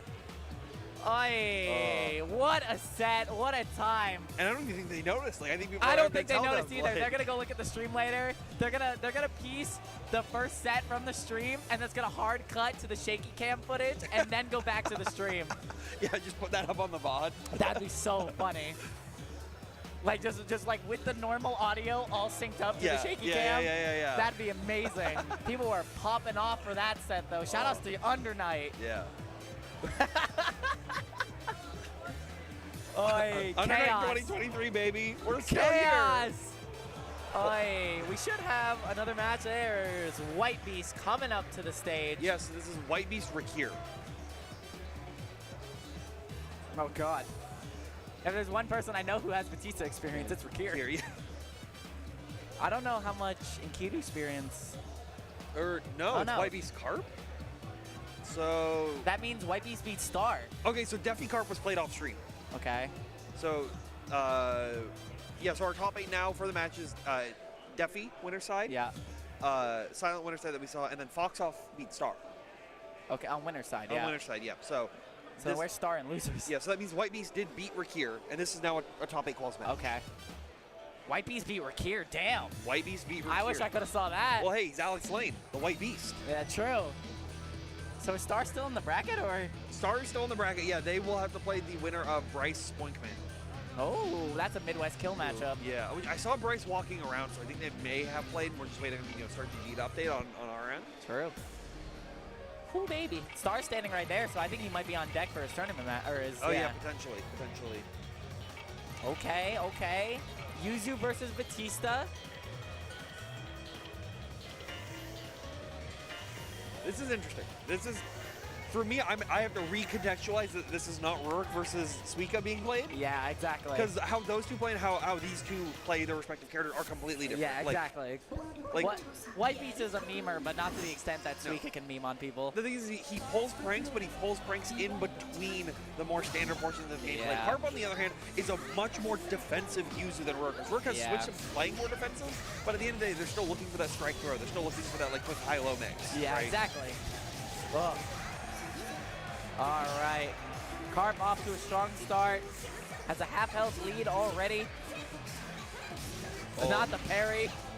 Yeah, Perry was trying to come out, trying to catch like a press, but Carp was just waiting on that air slash to come out right there. No flash kick coming out from WhiteBeast just yet. Doesn't want to show his hand. Getting really locked down right now. Yeah. Put Great the JC out. Yeah, should give WhiteBeast a full set right there with the gem, getting them all the way to wherever they want to be on the screen. Tries to mix them up, but Carp was ready to block that. Gotta hold all of this though. Yeah, CS does block low correctly afterwards on the 2C attempt. Yo, just taking his turn back over and over. Yeah. Oh. Yeah, Nice. Yeah, be able to B drill. You see that red flash? Most people are like, oh, I'm good to go. Just like a WhiteBeast thought they were good to go with that DP right there, but it didn't end up working out. I definitely think that was like fuzzy VO. Like he was actually just mashing that. Yeah. He was ready for the B drill.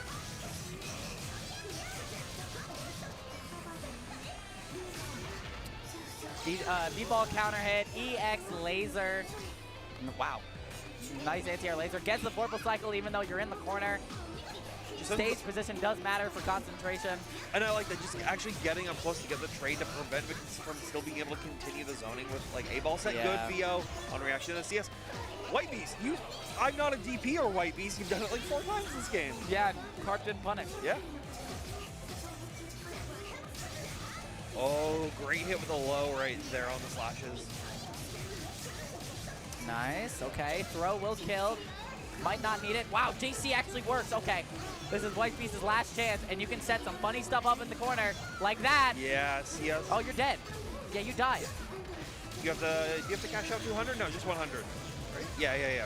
Yeah, okay, I was gonna say, should be enough. I'm typically used to the air FF EX drill ender. Yeah. Oh, good EX slashes right there to blow up airball. That hit from so far away. Okay, amazing start for Carp. Nice tech. But a good throw that time from WhiteBeast as well. Tried to parry on a laser attempt right there, but WhiteBeast was just jumping in. The shield. Shield was good. No flash kick from WhiteBeast. Still keeping that in the back pocket. It is still game 1. Oh, injured, close to death. Oh, you dropped it. All right, EX flip staying plus. VO's out, though, trying to challenge any kind of press that WhiteBeast would have. These right are like there. angel VOs. Oh. Tried to parry the ball right there to be able to go for EX flip immediately afterwards to just close the gap. Still has a lot of grit on deck to try to make something happen. Misses the 660. Yeah, I'm more so. That's not gonna work. It did. Wow, recovery, huh? 3K, not too bad. Doesn't have any meter though, so you gotta play the rest of this very honest. And as much as an honest way that Batista can play. I think you're more worried as Carp about the honesty right now because like, you don't have the meter to try to get the gap close. You have to deal with the VAT zoning, which can be a little like hard to deal with the Yuzu not having EX flip on deck, but it's not going to matter when you find confirms like that to quickly take that first game. You know, I just realized this is a stick player elimination, one of the last few remaining. It's true, we do have a lot of pad players. A lot of pad, a lot of stickless. That's true. Oh my god, not the leverless. Yeah. It's so over. They're rising up again.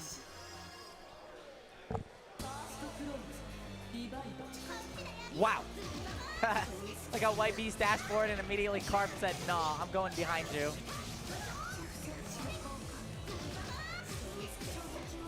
Oh, not the Bateau again, the Bateau teleport.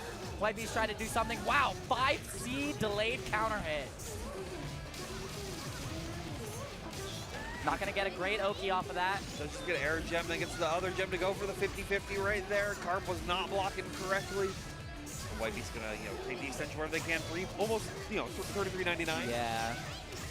That is the one part of WhiteBeast's play that plagued him before, is that he wouldn't really know how to end combos, so he would lose out on a lot of Oki. But they've been consistently finding these DP gem set enders. While they haven't been the best, they are still pretty consistent right there. Oh, good CS right there as Carp trying to find ways to close through that gem.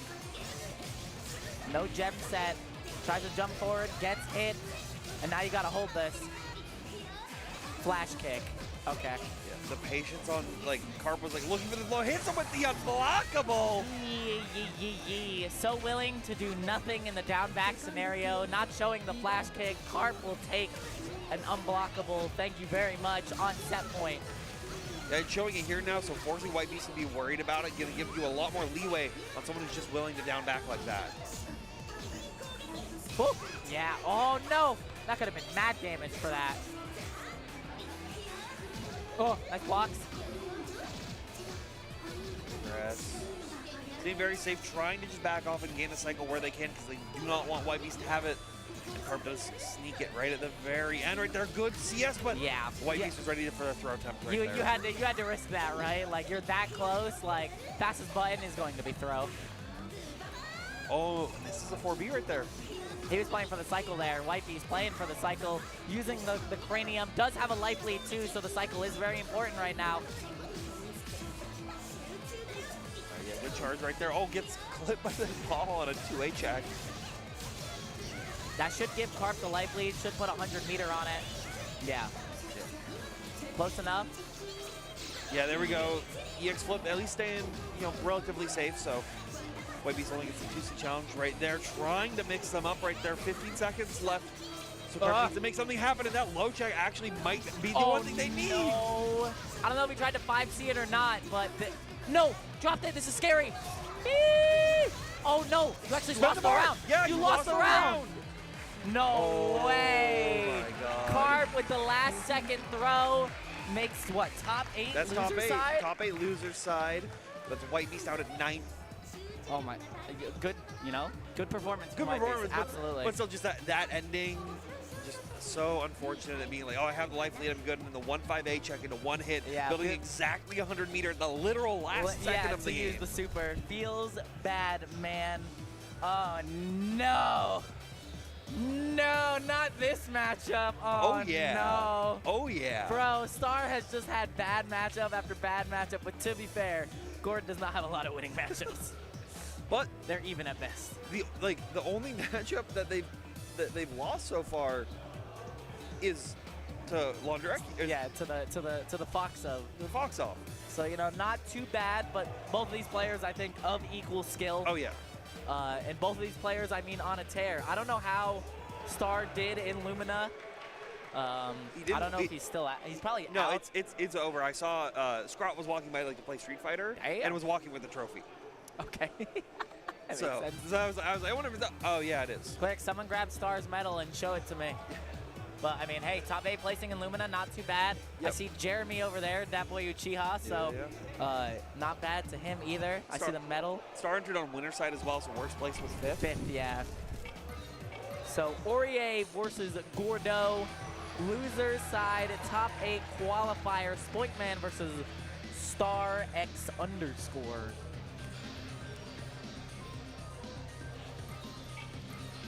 Everyone huddled around Uni. We are so ready. Yeah, well, like I said, these are the last couple matches of the day that we have coming up here before our top 8 should be starting. It starts at 4? Hopefully 4. Yeah. Because I'm not going to lie. I would like a break.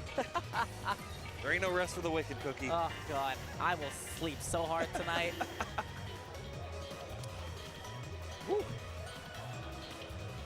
Okay. Right. Pick 7. 7 or 6. 7 or 6. 7 or 6. Okay. 1. You're a hater. I love her. He's got to pick the main character color. It's true. No one uses default, though. That's lame. Default is lame. You got to use Neighborhood Lady. Neighborhood Lady? That's what one of Kaguya's colors his name is. This is called Neighborhood Lady.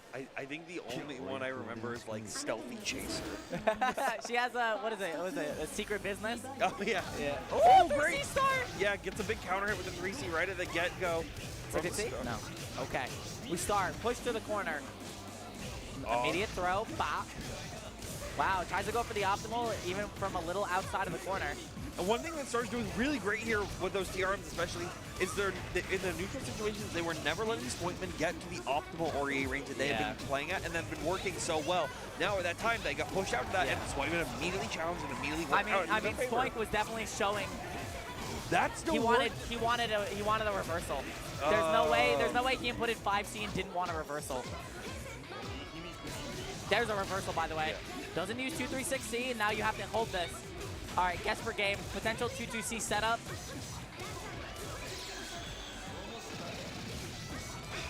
He blocked it literally until the last hit. Spoinkman's 2-2Cs have been so on point. That every time they comes out, they're always guaranteed to hit afterwards.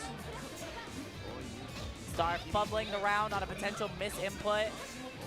It happens to the best of us, so it really does. Can't let that get to you. Can't let that. You gotta shake it off. 2-2B check though, right there. Oh no! Tries a 5C, gets caught by the Persona. Yeah. Spoinkman just blocking all the pressure. Start trying to find these opportunities to grid and take it into the favor. Oh yeah, I knew he was gonna commit to it, and so did Spoink with the 5A challenge. Nice blocks. So good press right there. Double overhead. But couldn't finish the combo right there. So Star putting his hand all the way in there to get this combo back to the mid screen. Just walks back expecting a DP, but CS instead comes out for Spoinkman. There's the 2-2C. That's going to be a full corner confirm. That's the Keo pickup. The 5A, 5B. Nice tech. Yeah. That was a really scary startup. Oh, the overhead whiffs right there, but Star not able to punish it appropriately with the Gordon slow buttons. Reaper's still a thing, but Divine Thrust makes this matchup so scary for Gordon. Nice block on the double overhead. What a mash! Yeah, finally recognizing like, hey, you really like to be going to the overhead here. I'm just going to 2C you out of it. Can't let you have it. Only 10 seconds left. You have the meter to try to keep it safe, but Spoinkman. Yeah, Divine Thrust is really scary to use it, even with Reaper. Oh, you lost. Guard Thrust. You lost. Guard Thrust. No Guard Thrust from Star. Spoink taking it up a game. 2 rounds straight. You know, I think at that point you might be one of those just like, okay, I'm going to just reset out and then like keep my mental for this game. There we go. A great late hit right there. Drop though. Nice throw, wow. You mashed there. Yep. That is mad negative. Woo, the JA though. 6B, no. Side's not too. CS is scary. Nice to these in. Still gotta be scary of CS. Nice challenge. No, what are the shield? Okay, sort of plus frames? Yeah. I don't think he believed in those plus frames either, because that Reaper hit was really weird. Yeah, Divine Thrust. Woo! Yeah, gonna commit to the combo because you realize you couldn't get the cycle. Smart stuff. Go, great counter hit 2C with the first hit right there. Should get big damage off of this should they choose to cash out. Yeah, and they will. I like that. Okay. Now it's scary scenario. Yeah, I mean on that it's like you're guessing on throw or 2A, right? Yeah. So like, and Spoinkman's been really, really confident in their challenges even at like 100% life. So at that point you really have to be keeping yourself safe. 2-2B side, I think maybe looking for 2-2C, but the Vevion just ran out. Still found the confirm though, and should be able to just close it out right here regardless. Yeah, 8 seconds left on the clock. Spoink on set point, bobbling his head like a bobblehead. Woohoo! No, that's not how that works. You need to commit to the follow-up. Oh my god. That was definitely Reaper that he wanted, but he got another run-up 6B. That's a KOF input classic. Gonna go for a side switch, I hope. Never mind. I hope for too much. 2C trying to check them because you've seen Spoinkman go for a lot of these up back attempts just like that. Finding a press right there with it. Should be able to close out the round with them. Yeah, I like that. I like that corner route because it did give him extra meter from the CS. Star finally putting a game on the board. Gets a counter hit Mortal Slide to start off. Okay, 3.2, not too bad. Down there, great 2A right there. You're amazing with that mash, god damn. And VO strip as well afterwards. Keep that cycle into their favor. The super delayed 6B. Yeah, just into the IW, cash out for the best damage that you can. Move them back down, try to catch him for those 2Cs once again with like a up back. Plus frames. Oh, gets counter hit by the Persona when trying to interact, and that should be enough for Spoink to take it. And that's Spoinkman now in top 8. Yeah, top 8 loser side. Which he's been like it's been a while since his last top 8. Yeah. He's been always in that like 13th to 9th place range. So really, really been aiming for that. And finally breaking through. Star, already got their medal. They don't need that one. And then under 9 at 9th. Yeah, still not too obviously bad. Like insane performance for the caliber of this bracket. Yeah, not too bad from Star. Definitely some ideas he wanted to work on in that, but that matchup is typically just hard for Gordon in general. Exactly. Her buttons are very fast. They have very long poke ranges. Divine Thrust really shuts down a lot of the ranges that Gord wants to sit in, and it's just so fast. And you saw that as soon as like he was, the Star went back and was like, okay, I'm gonna play a little more defensive. Yeah. The Gord ranges. Spoinkman was like, ooh, my turn. And just, exactly. Stabbed in. Like, bro, he backed up once, tried to be Reaper, got immediate counter hit by Divine Thrust. Yeah. Ryudo coming by, telling us that he needed the 2C more. It's hard. I mean, especially when Aurier jumps, it's very hard. I know that Star was probably cycling his options as to like, should he Reaper, should he jump at her, should he 2C? a lot of those times it's like, man, it's rough. Especially because, like, if you get counter hit by the air persona there, it's like you're eating so much. I love Rorik's facial hair. I think he looks like Mr. Monopoly. I think he got it trimmed up right before this. Okay, because normally he's a little bit more scruffy. He looks like Mr. Monopoly, but like when they animate his face, so like the facial hair like moves with the top lip. He looks like the Pringles guy. Yeah. Where's your curly mustache? Does look like a Pringles guy. Quick, take off your hat. No, he's got to keep all the information in there. Also show that there's definitely hair up there. Yeah, it's definitely hair. Definitely not bald. All right. So this is our last match, I believe. Just looking at every other match of Star GG has been filled up. This is the last of top 32 to be had here, and it's going to be Akatsuki mirrors for button check. Yeah, it's definitely not a mirror. Well, here's the thing is, Rorik definitely has an Akatsuki, but he would be trolling to bring it out at this point. Oh, Salty, okay. I was like, is Salty not moving? Like, why is he not touching his stick at all? Oh boy. We're doing stick maintenance.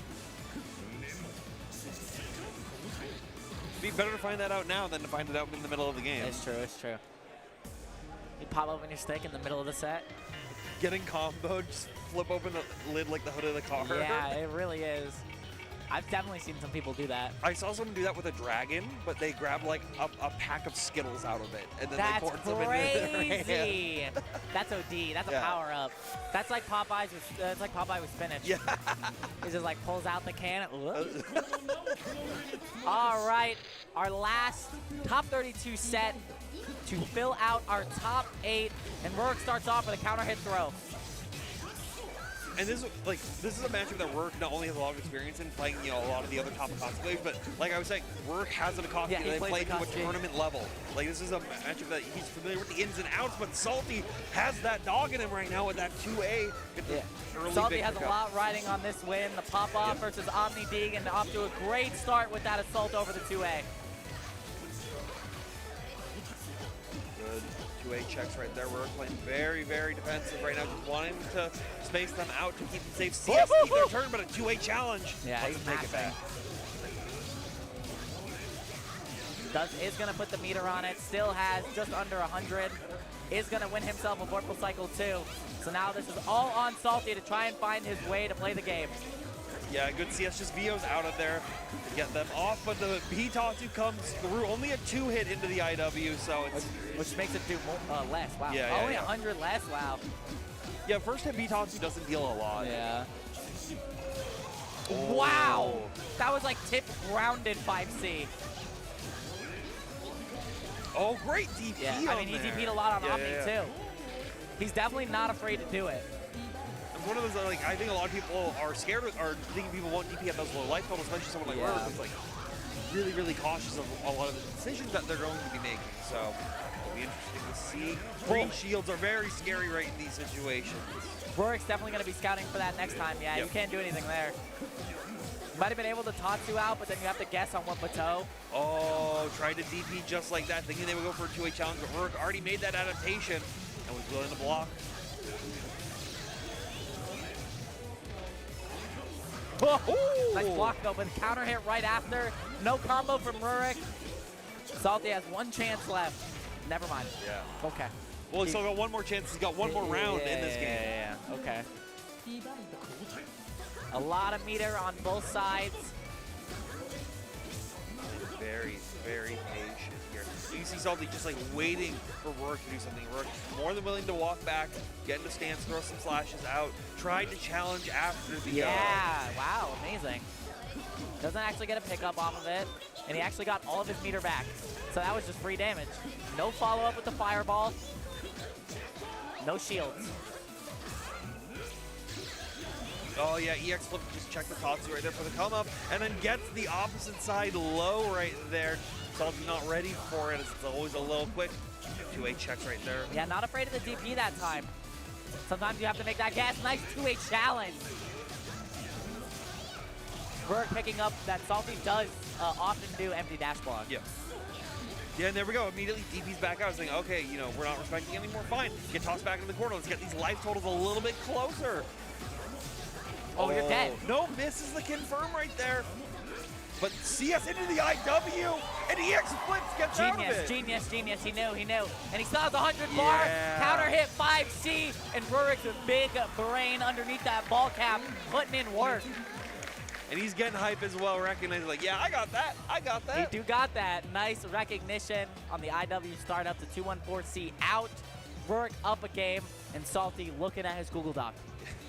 Yeah, looking through the notes, what does it say? Win. Yeah. That's what they are trying to do here. Their only loss, by the way, was in pools to WhiteBeast. Salties? Yeah. Oh, okay. Yeah, and it was a very close. It was like an execution error for like both players 4 times in a row. That happens. Salty's really pushing. Like, I know I have the skills to make it into this top 8, and I need to get through it. I mean, he's sitting here in a qualifier match. Damn straight he has the skills. But you just have to get through a very tough matchup. You see, taking a breath, letting it get in. I can't wait to hear the Jew commentary afterwards on this. The scathing commentary. Yo, pick Park. Pick Park. Pico Park. Pico Park. We only get a couple months left of Park. What do you mean? It's still in the other game. It's not the same. I guess because it's not PS3 orange graphics. now. It's orange now. Damn! That's another round start. They should keep this stage with the PS3 graphics, though. I really do like this stage. So, gets the double assault there, but we're willing to block all of these and eventually gets opened up. Yeah, wow. The super late in the pressure, Tatsu counter hit. Tatsu connecting with the counter as well, so you do get that late follow-up into a very, very big confirm. Yeah, I mean, the most of optimal. Oh, good 2A challenge right there. Not going to get the Vorpal cycle, though. Going to give it to Salty. Can't VO stripped. I think that's what he wanted to do. Oh, expecting low slash right there. He actually baited the FF. Yeah, wow. Yeah. Still, even at a life deficit, trying to build those layers out, trying to make something happen. Salty does get a dash in, see fireballs to keep themselves safe. 2A stagger. Good back dash out right there. Wow, jump FF. Gonna put 100 bar on this. No! Tries to go for the reset. Nice block from Salty on the other side. Assault JC. Oh, yeah. Block that slash too close. Try to check him, but the dash block had already come out. So Salty taking another round. Nice block. The J2C elbow is always my favorite. All right, staying very patient. Good parry, but not close enough to get a fall, but didn't spin the meter after the parry as well. See Fireball, keep your turn. Big green shield on the J6C. Yeah, spending all their meter just to make sure that they can keep the gap closed, and now bringing Rorik into the corner, finds the counter hit, but not the big confirm. Yeah, now you're out. Yeah. Yeah. So no teleports, kept it same side, gets the 5C counter hit. Big start for Rorik, 100 meters. Yeah, almost 4K. Very awesome. See, good 6-6C right there. Are bringing Rorik to the other coast now. Trying to make something happen, Dio. Salty was showing J6C reset a lot in pressure. Yeah. Put some damage on that. As well as they were showing that those J6Cs versus all their sets, so as something Rorik was watching it, they're prepared for it. Like, okay, no, you're going to be looking for this.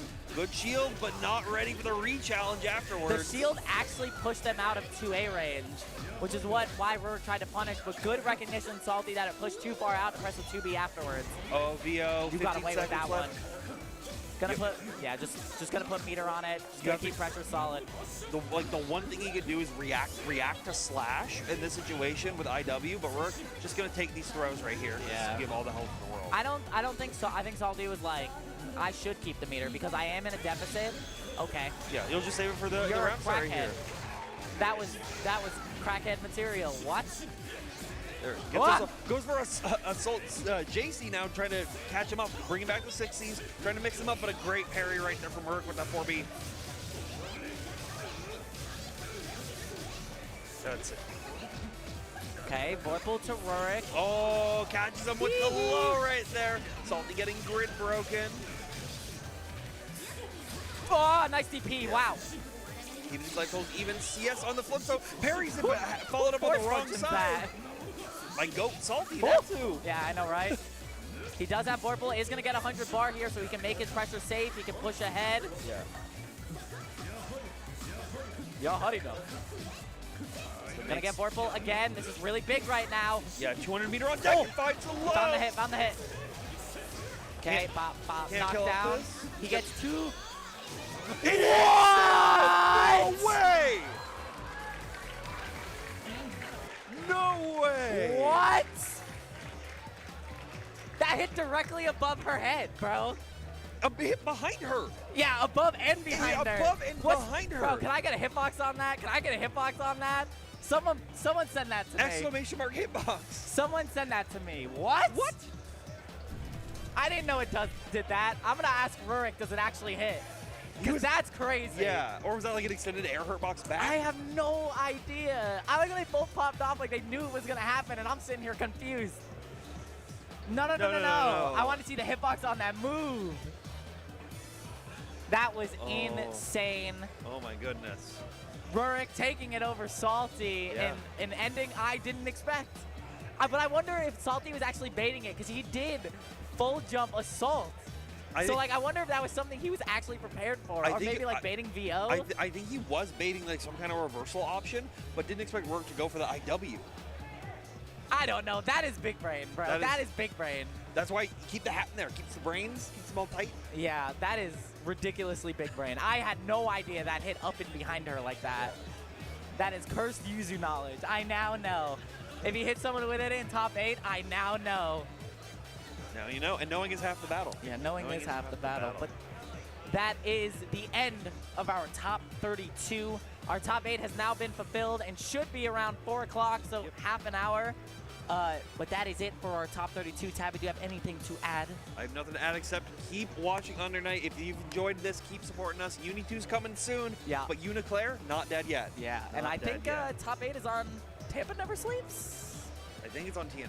It's either on. It should be main stage, so one of those two streams, yeah. either CEO Gaming or Tampa Never Sleeps. One of those. Don't point at me. I don't know. Okay, so it is Tampa Never Sleeps. Okay. So yeah, Tampa Never Sleeps for the top 8 in half an hour, but that is it. I have been Cookie. I've been Tabby. And we will catch you later. Peace.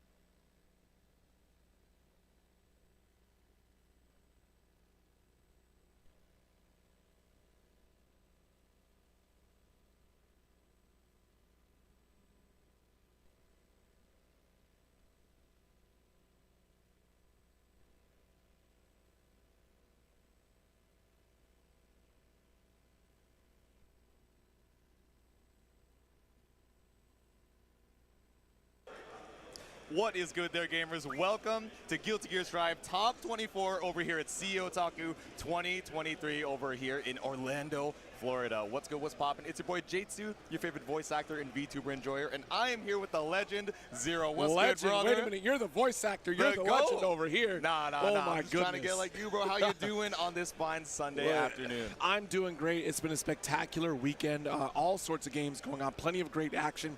Really looking forward to this Guilty Gear Strive Top 24. Hell yeah. I mean, also a great showing. We just wrapped up MK1. They're still working on Street Fighter 6 as well. They are. Airgeist, the most important tournament at this event. That's what I'm saying. Let's get real, though. This is ARC World Qualifier. Yeah. ARC World Qualifier, and we do have some heavy hitters coming in for that one more spot to see who can make it out into the finals. Hell yeah, it's scary, right? You got to go one more step to try and make it over to the top 8. Honestly, winner's side, you're one potential set away from qualifying, right? But losers, you got quite the battle to go. So yes. I'm super excited to see it. I think we're starting off on the loser side. We're going to be seeing Hotashi versus ApologyMan in just a sec. Yeah, absolutely. Redemption for ApologyMan, right? Yeah. I mean, a big match for ApologyMan up against UmiShow last year with what is quite honestly one of the most nail-biting matches I've ever seen in Guilty Gear Strive.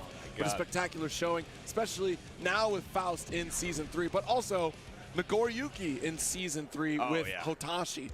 Very interesting character now with the high-low off DP, also almost instant low with Beyblade. And couple that with Wild Assault, this character's insane. Yeah, it's evil. Faust got some nice changes as well. Yes. We might be seeing some of the item eaten into the instant button, you know, catch you Right. checking that autopilot, the hold on the scalpel for some guard crush as well. I'm super excited to see how we use some of these new Season 3 mechanics as we head into our first match of Guilty Gear Strive Top 24. Yes, indeed. All right.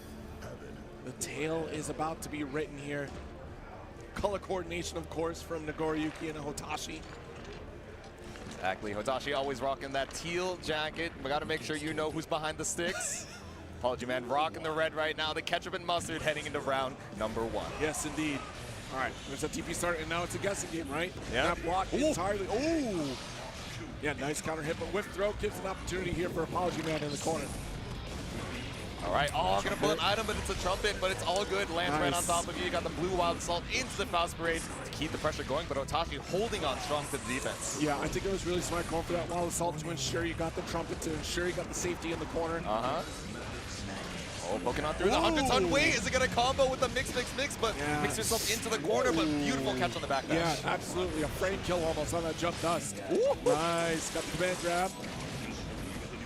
Let me give you the shape up. You gotta look nice for top 24, baby. But the Afro, the Mini Faust, just so many items keeping you locked down right now. Yes, really good there. Mini Faust really helping out this time around here. Nice fruit kill back. Oh, not a lot of blood to work with here, though. Hotashi's in this weird closed spacing. You can't really leverage the extra range on your normals. Mix. Sakara to keep it going. No, but it's not quite enough to kill Hotashi. Has all the meter in the world to take this back, but not quite enough to kill until the bite. Just a bit too much there from ApologyMan. My goodness. I mean, it was the right call to go for the mix, but I think we sent it a little bit too far on that second one. Oh, but speaking of sending it again, we got that bite available. So much blood in the tank to just party for the rest of this round. All right, take off to the skies. Nice jump dust. Want to keep you safe on the ground. Oh, Fukio forward. I like that to try and get the trumpet. Okay, you were just barely out of range, but JD sniping you straight out of the skies here. Hotashi looking so strong. Yeah, that additional assist as well from the trumpet could have really helped out with that jump dust. Nice knockdown. We're going to fish for it. 5K and a dash cancel. Look at this pick up to the corner carry. Yeah, beautiful pick up with the 5B, but the back throw incident. Got to be looking out for another bite. Today, game number 1. Why does Hotashi look more stressed after winning? He's like, dude, fun it for my life. ApologyMan's like, so what am I doing there? Did you see the stress that Hotashi endured during Exert? So, I mean, that's probably carrying over. Exactly. It's the mental endurance, right? We are at day 3 of CEOtaku, so there's so much going on. You got to keep yourself in the present moment right now, and ApologyMan stuck in the corner again. Yep, that's stand slash here. Nice burst. Get off me. Yeah. But again, trumpet for Hotashi. That's 3 trumpets back-to-back only for Hotashi. Walk up into it, beautiful delay, but not quite able to kill with a wall splat. Yep, bone crushing incitement, get that reversal super, but still you're down so much life in this round 1. If anything, you're just resetting the neutral here. Let's see what the setup is. Item toss. Okay, 100-ton holds nice, beautiful air grab to bring you back into the corner, but 5B closes it out. That's a safe air grab because we already spent an action in the sky, so therefore you can just go up and chase, but my goodness, Hotashi with 5D, great answer back there. All right, bombs away. Oh, playing a little volleyball clash on the 2H2. And that 2H lingered forever. Yeah, right? All right, close slash. Let's get that carry over. Oh, nice. In the corner, beautiful jump on the right, but PRC able to keep this pressure in the corner. ApologyMan just can't escape right now. All right, 6H here.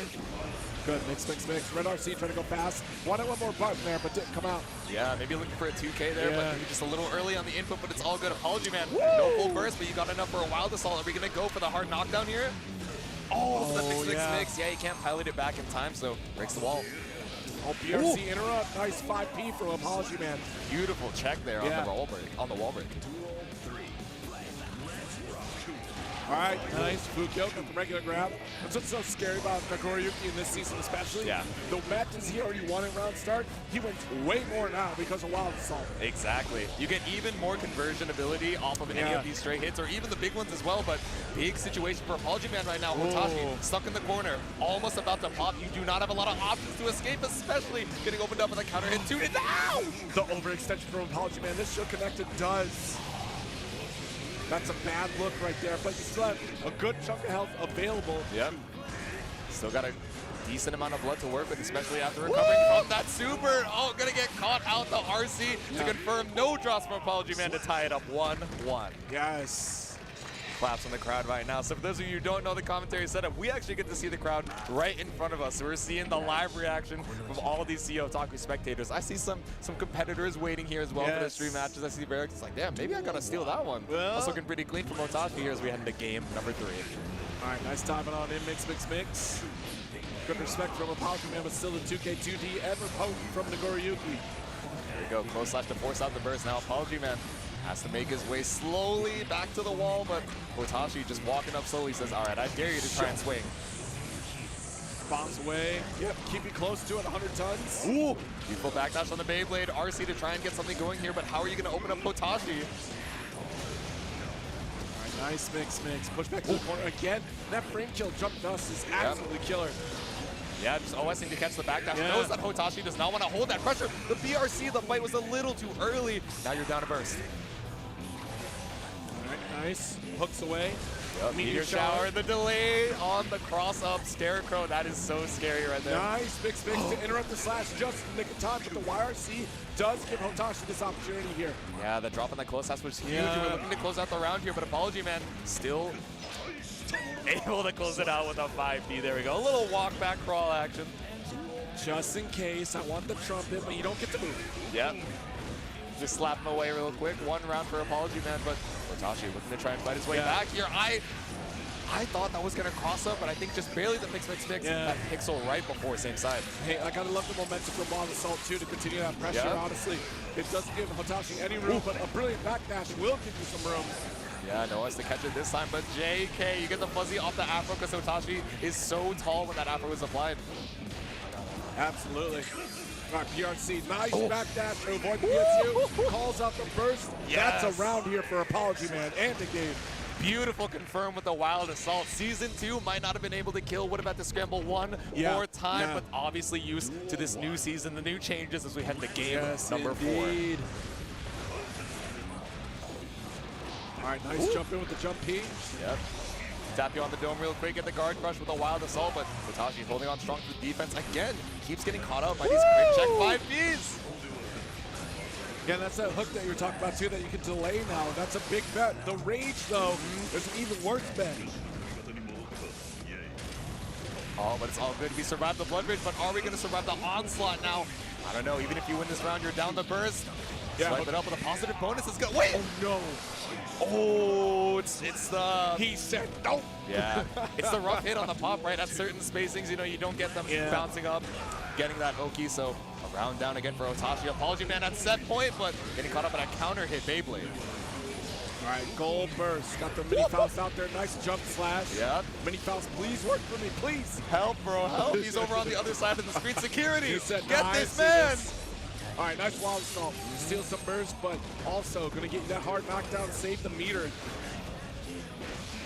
Ooh, clash on the hammer coming up huge in ApologyMan's favor, and you have all the meter in the world. No, caught up on the banana peel. You gotta be careful. Trumpet available so much on the screen. How are you keeping track? Hotashi, a YRC saves you. Okay, wait a minute. Okay, I don't know. Full burst and a dream. I'm trying to go for the gold burst. ApologyMan doesn't get the punish on the whip, but it's all good. The final 2P. Hotashi's like, all right, GG's knocked out of the bracket. That was a great thinkups right there from ApologyMan too. We knew the banana was right there. The only option that Hotashi had was to try to jump out of that corner. Yeah. So that was a safe bet to go save what's in here on super and then get all the items out immediately, because what are you going to do? You're going to Beyblade at me? You're going to slip and fall. Haven't you played Mario Kart before? Relax. Exactly. The item box is spinning. Sometimes we clown on the banana peel every so often, but you're stuck in the corner at the high blood, barely any health to work with, so that last scramble is what's going to, you know, send you out of the bracket. But again, amazing performance from Hotashi, and we're going to be moving on to our next set. Yeah, absolutely. I mean, even Hotashi said it themselves when they were on the set. After that second blood rage, he's like, oh, no, you didn't see it. All right, so next up, we do have Mfcr up against Zando here. Zando playing that Asuka and Mfcr. Are we still sticking with Leo? I think we're still sticking with the Leo right now, a character loyalist. You know, I feel like we've seen a couple people switching off the Leo more recently.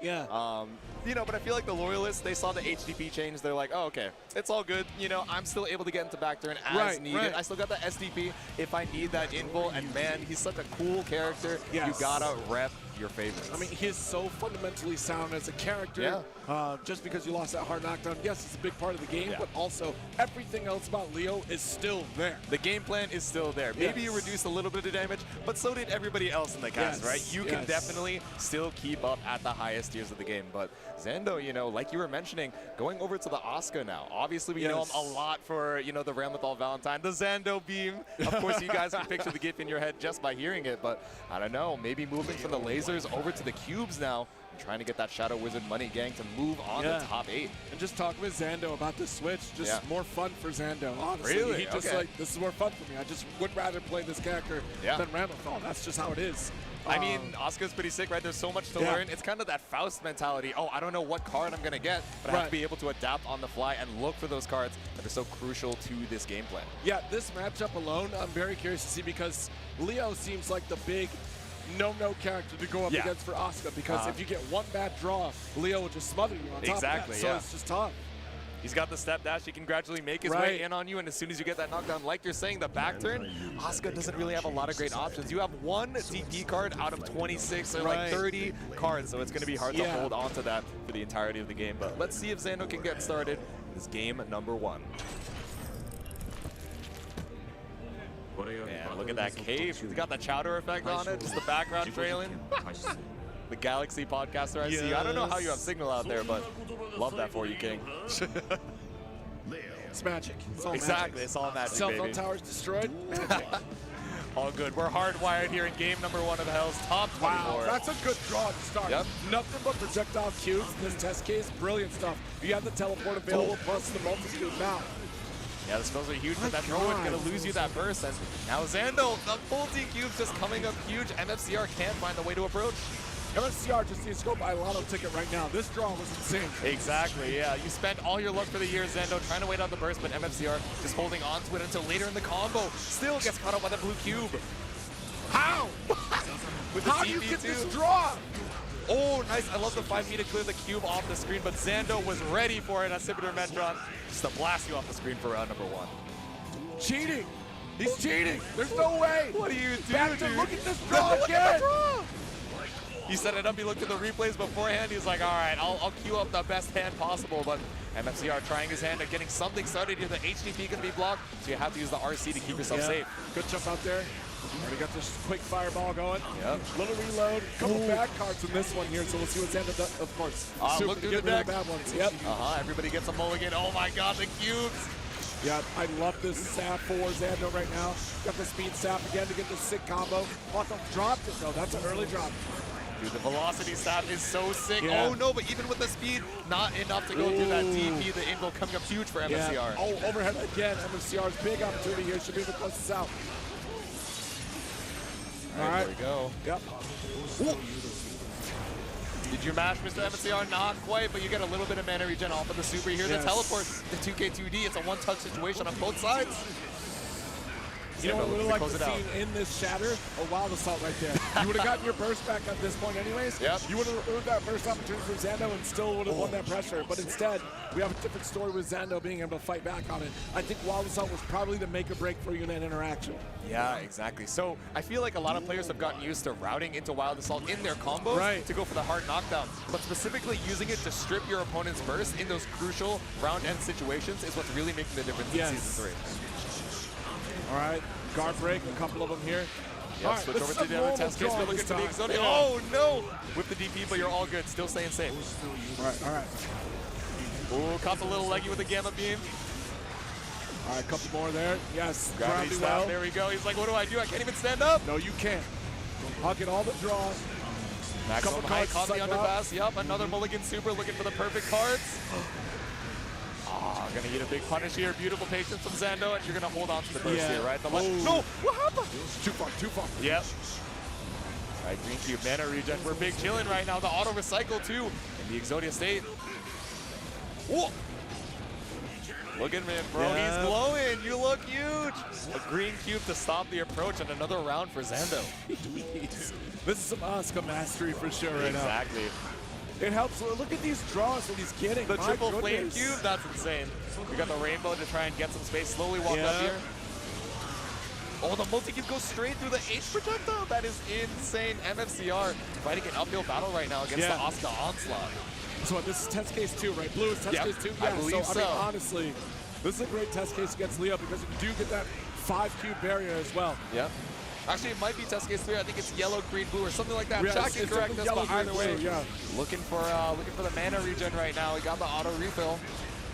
Oh, teleport right in front of your face, keeping you to the corner. I agree. Oh, wow, what a jump does.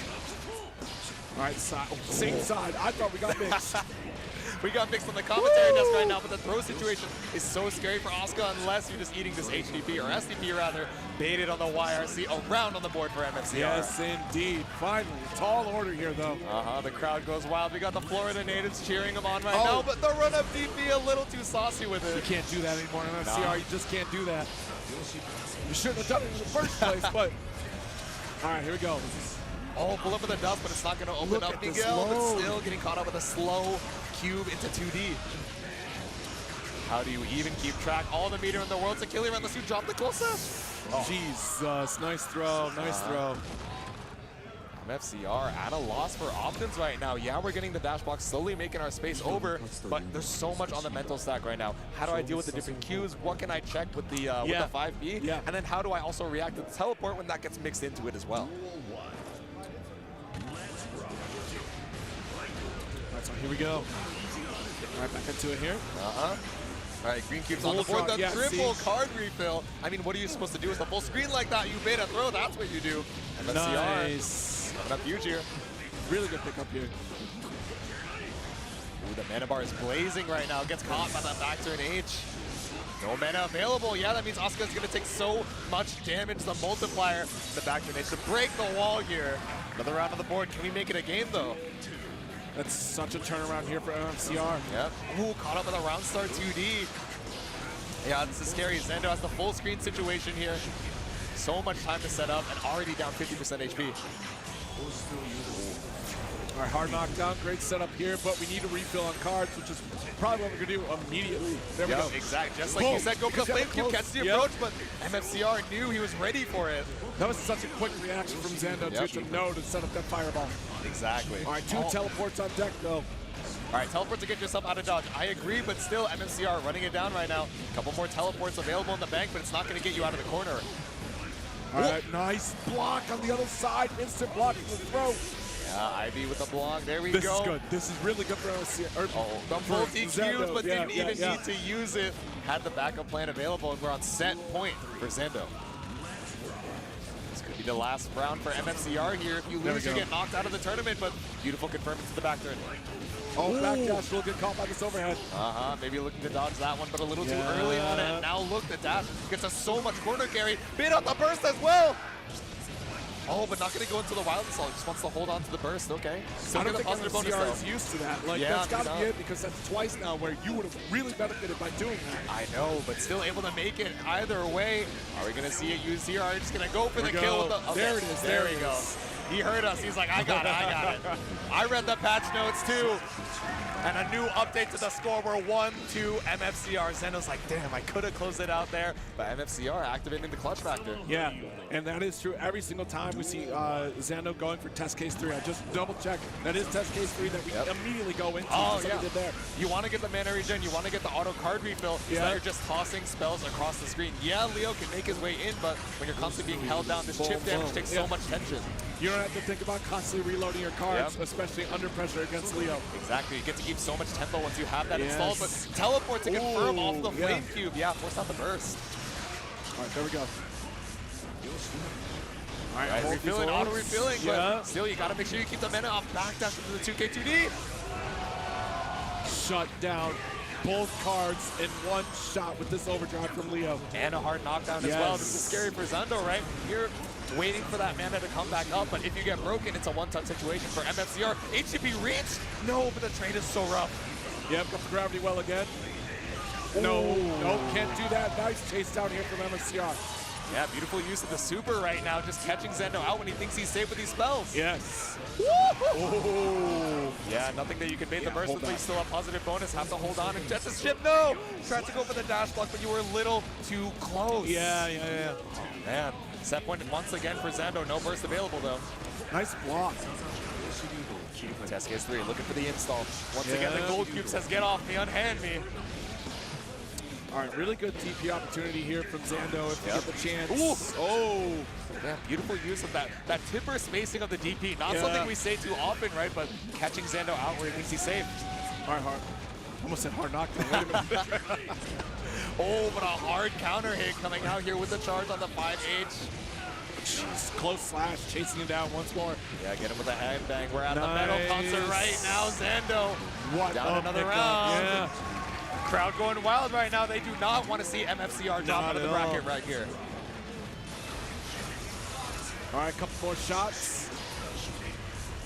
Yeah, look at this reload. Oh, for once, a bad hand for Zando. I know, but at least the multi-cubes get to a little bit of tempo to try and sort through the deck. But now look, no cards available, and you're holding dispatcher from MFCR. Yeah. So it gives you a little bit of time to breathe. There we go. Got the super install as well. I agree. Great call. Oh, there we go. We have the auto refill in the cards. Oh, and the mana regen. This is so difficult for MFCR. It's the hard knockdown as well. Yeah. Uphill battle, but the 2D brings you all the way up the mountain. There we go. MFCR about to build a 50 for the wild assault too. No! That's it. Into the RC. That's going to be it. Zando moves on to the next stage of losers, knocking MFCR out. But what a valiant performance it was, trying to hold on to the last second. I mean, really well fought from MFCR at the end there. Sending that 2D out there. It's, again, that's the beautiful thing about when you play Leo. Sometimes you do have to play do or die. Exactly. And it pays off in spades. I do love the quick approach and quick decision to go for overdrive to shut down those spells, not once, but twice in the set so far. Exactly. But my God.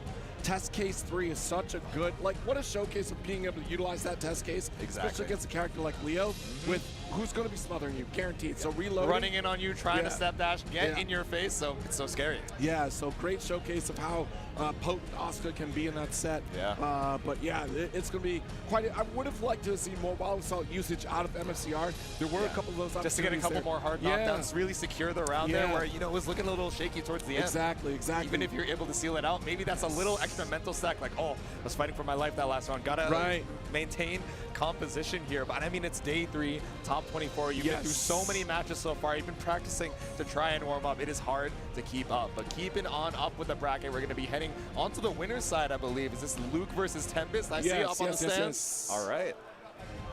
Absolutely. Tempest. Haven't seen it a little bit out here. Right. Needs no introduction, a multiple-time champion of all these majors, but I'm sure Luke, I think, is a player that's really been bursting onto the scene more recently. You know, showing up strong in, you know, online brackets, TNS, 9 Moons, having so many of these amazing placings, and now they're finally getting an opportunity to come out to offlines, and they have been tearing it up, making it to, you know, winner's side of top 24 at Strive here. Yes, Happy Chaos, if I'm not mistaken, right? Yes, that's the one. The shooter on the streets. They were shooting it up during the North Carolina versus Florida crew battle as well. I'm sure you guys saw those tweets in the timeline. That was this weekend? That it was. Oh, I gotta find the VOD. Exactly. I think that one's gonna be posted up sometime soon. So if you guys want to check out more of that Guilty Gear Strive action, make sure to stop by the YouTube channel. But again, winner's side, top 24, making sure everything is all good before we head into the match. Desync your controllers, guys. Gotta make sure. Yeah, always make sure first and foremost out here. I wish, the one thing I wish, because I have Xbox pad, and you could just remove batteries, I wish DualShock controllers It was could that just easy. remove battery. Exactly. So you don't have to wait for the next guy to do it. But you know what? All good. As long as we do our due diligence, we're going to be getting you guys some amazing Guilty Gear Strive action in just a second.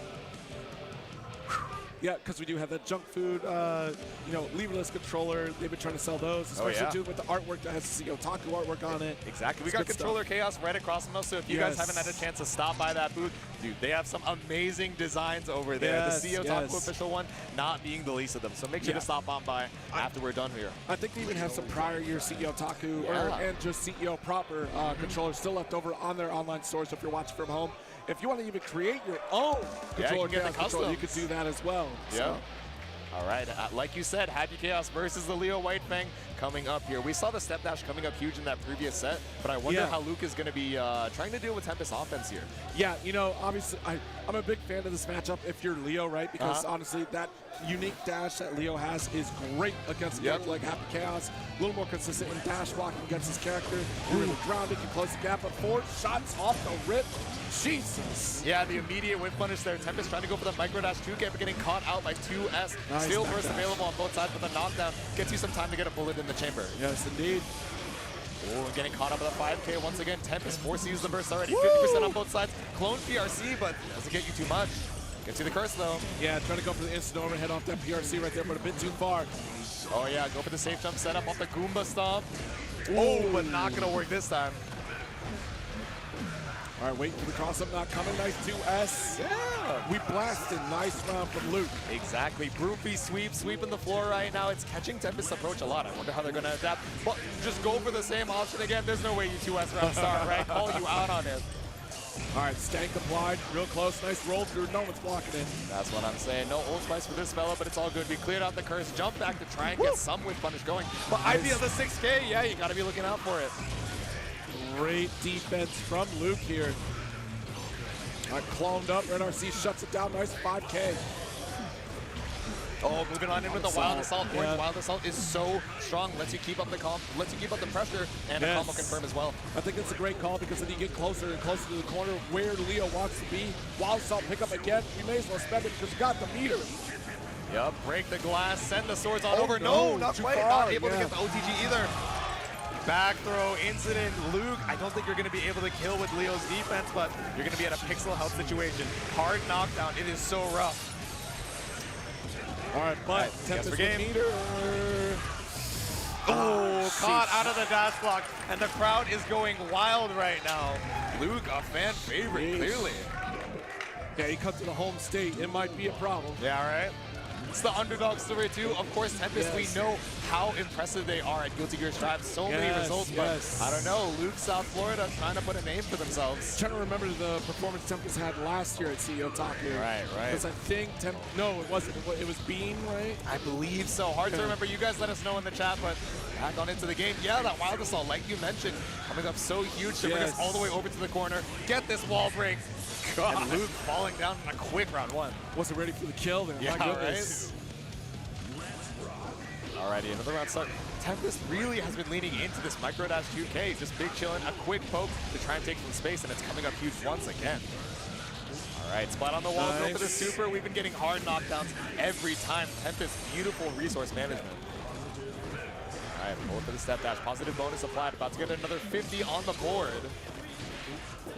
Oh no, a drop in the combo, but it's okay. You get to keep the corner. Maybe that was an intentional drop to try and keep the screen positioning. And 2K again comes up so huge. No Wild Assault to strip the burst though. Yeah, that would have been smart to go for that. Ooh. Oh, nice pickup here. The shot, yeah. Big opportunity here for Luke. Curse is applied. Oh, the scapegoat's not going to stay on the screen too long because you have such little health, but the roll through catches you out. Wild Assault to strip the burst. No, not quite. Just hold on to it. Oh, and the Berserker slash. Taking a game for Tempest. That's right, Tempest actually got knocked out at 7th last year to Goodness gracious, I just saw Leffen. Ooh, still a top 8er, so definitely Happy Chaos is a matchup that Tempest has been preparing so long. You know, a year plus in the making right now, right? So looks like they have the adaptations available. Sometimes you're used to the character, but it takes a little bit of time to warm up to the player. Yes. Forcing out the burst now. Oh my gosh, you would think when you play one Happy Chaos, you played them all, but you really don't because they all play so differently. Yep, he's got so many options that you can really fit your playstyle to whatever you're feeling right now. And you're feeling a full cartridge with a bullet, 6 figures right now. All right, DP out, 2D, let's keep it going. Yep, no meter to be able to extend, but you do have the Wild Assault. Not going to use it, though. And Luke with a huge counter hit, 6S. Yes, absolutely. Should be able to wrap this up. Bang. The crowd going crazy right now. The gunshots from the speakers, the cheers from the crowd. All right. Nice. Hata with the 2S, finally catching Tempest on this round star, but SCP versus the situation for now. Okay, Wild Assault, keep that plus frames going. Oh, you see, that's good recognition for Tempest, though. Yep. Knew we weren't going to be able to get the 2S, we knock it at the door with a quick restand on 5P. Exactly. A little bit too early in the combo confirm, but at least you knock them back into the wall, and now you get the hard knockdown. All right, positive bonus available. Tempest looking for the 50. ERC, there we go. Caught out with a double overhead. That's how it goes. Stand up. Exactly. Got to hit him with a gut punch, and now we're tied up on the round count. Looking to break this tie right now and pull ahead 2-1. Oh, nice backdash there. Able to throw out the stank. There we go. Cursed up. Stank applied. It's going to be so hard to make your way in, but Luke said, no, I'll meet you halfway. Caught out here on the Deus Ex Machina. Going to break the glass.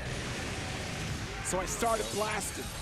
So anyway, I started blasting. No bullets in the chamber, but it's all good. Safe jump with a JS. Blue Wild Assault to get the pressure, but Tempest with the falling buttons reverses that situation. Oh, the overhead! All right, Dios mío, help me! Ah! The clone disappeared, but it's all good. The JP on the way down catches out the 2D Tempest. You are looking worse for wear right now. 100 meter available. That was immaculate corner decision making there, especially after that burst. Woo! Yep, that burst, new burst out here. We've got good. one last effort here with the throw. If you only had one shot, do not miss your chance to break the wall with the super. It's close, not enough defense, but just enough to live for one more interaction. All right, we got meter, we do have RC. Oh, burst safe, but it's only -2. Oh, good, the cross up. One game ahead. The set is still going, but Tempest, after a game like that, you've got to relax. Return to your piece. Open up the Dasani. You know, Luke is already like, yeah, I need a drink too. Hold up. Give me a sec. One, the lucky burst to maintain corner position for Luke. And then right after that, the clone PRC to get the overhead. My God, like snap decision making and in a critical moment too, because that could have been really worse for where if Tempest had the opportunity to push back, because that was a scramble. Luke coming out on top was so important there. Yeah, the PRC gives you a little bit more time to react, but even then, right, it's such a weird situation in the corner. You have to recognize what the animation of your opponent is doing, and then how am I going to respond? What are the resources on the screen? Is my clone still there? Let me put out the JP just to make sure my hitbox comes out as fast as possible. All right, the players, they're just giving themselves a second. They're like, Jesus, I do not want to head down into the loser side right now. There are so many killers, and winner of the set has a guaranteed spot in winner side top 8. Yes, this will be a big move up for Tempest here. Like I said, 7th place, came into top 8 losers, obviously. So trying to advance to that winner side to get your guaranteed at least top 5 placing. Oh my God. And what a set it's been. We're only in the game 4 right now, but it feels like we've been fighting for ages, heading on into it. Some more Happy Chaos versus Leo White Fang action for you guys. And the crowd has really started piling up. You can kind of see it in the background of the player cams. There are so many people excited to see Guilty Gear Strive top 24, and I'm so happy that you guys in the chat are watching along with us for game number 4. All right, pull up, get the knockdown into the back turn. Good start for Tempest. Beautiful recognition on the clash. Yeah. All right, nice stagger in the corner, but allow for Tempest to get out of there. Nice neutral jump, and with the turbulence to keep the side swap. Hell yeah, we got those side swap situations, but a 2B, okay, a little fuzzy mash gets you out of that back turn H. Yep, guard crush. You have a little bit of health to work with here, so getting open up once or twice is not too bad, but what you're scared of is Luke getting your counter hit and then building the 50 for that hard knockdown. So I agree with the burst. No bullets is a big deal right now because Tempest can press the issue and keep pressure on. You do have a YRC available, but unfortunately not going to get the chance. Exactly.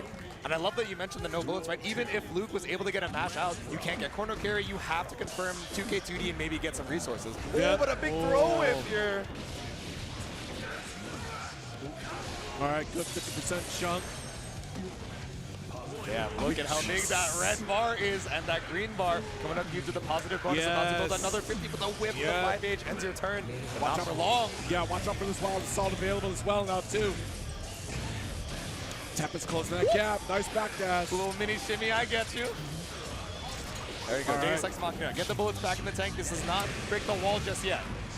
I almost wonder if Tempest is waiting for another blunder on resources to run out of bullets there from Luke. Right, see if they're feeling a little bit nervous and then take advantage. You know they're trying to get this top 8 side, so use that pressure against them. Backdash from the 2S. There it is, wild assault coming through, waiting for it. Yep, you got another one in the tank as well. Yep, use it to extend the pressure. You haven't even gotten opened up and we're on the other corner. Okay, Back fortunately a short combo there because that could have been huge. Oh, guess for game, and you were wrong, but it's all good. One more chance, but it's not enough to fight back. We are 2-2 right now. Moving on to game 5 to fight for what? Oh, wait. Wait. Huh? Did we miscount? Was that a miscount on our end? Entirely possible. It looks like both of the players are wrapping up. Okay. Okay. Alrighty. Tempest moving on to...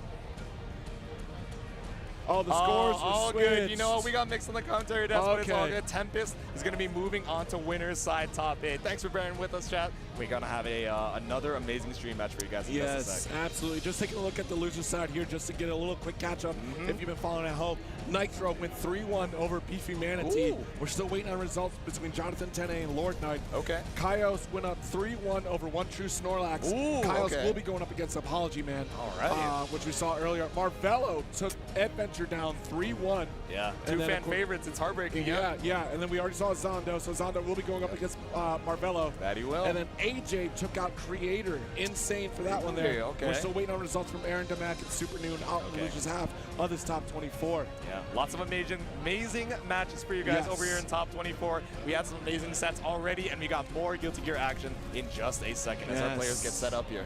Yes, I do believe we have our next match on the way here. Yep, we got UmiShow versus Bean. Okay, heading back onto the winner's side here. Thought that was UmiShow out here. Let's see how Bean does with Chip. Again, Bean was second place at CEOtaku last year. UmiShow with another spectacular performance last year as well. Actually, just trying to take a look back because we had that big one between we called it out early. I know. ApologyMan as well. Yes. There's a lot of history here going into CEOtaku 2023, right? This is the run back a year ago, fighting for your lives, and you want to prove yourself. Yeah, this is almost the exact same position that UmiShow was at last year. Because I believe that was loser's side, though. Yeah. Top 24 between UmiShow and ApologyMan. Okay.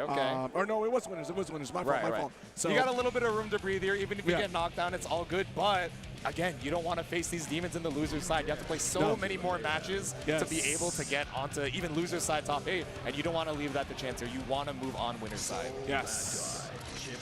I love the outfits too, by the way. UmiShow pulling up, colorful, matching the hair as well. But Bean, of course, representing next level, an NYC native. So gotta show the home turf. Oh my gosh, we missed out on PepperySplash and Nubenheimer. What was the score? PepperySplash took out Nubenheimer 3-0. Oh my God! So that was winner's side. Nubenheimer is still on losers, so we might see him on stream. But man, PepperySplash, already your Exer champion over here at CEOtaku 2023. So man, trying to tear it up. That is a shock right there. Right? That is huge. Of course, Nubenheimer, a fan favorite, super strong in the strive scene, but hey man, if you got all that legacy knowledge, Pep is insane. But heading on into it, UmiShow versus Bean, Soul versus Chip, but we check our buttons to make sure all our gold bursts are in order. Yeah, UmiShow, opening up Guilty Gear Strive with Soul Bad Guy originally.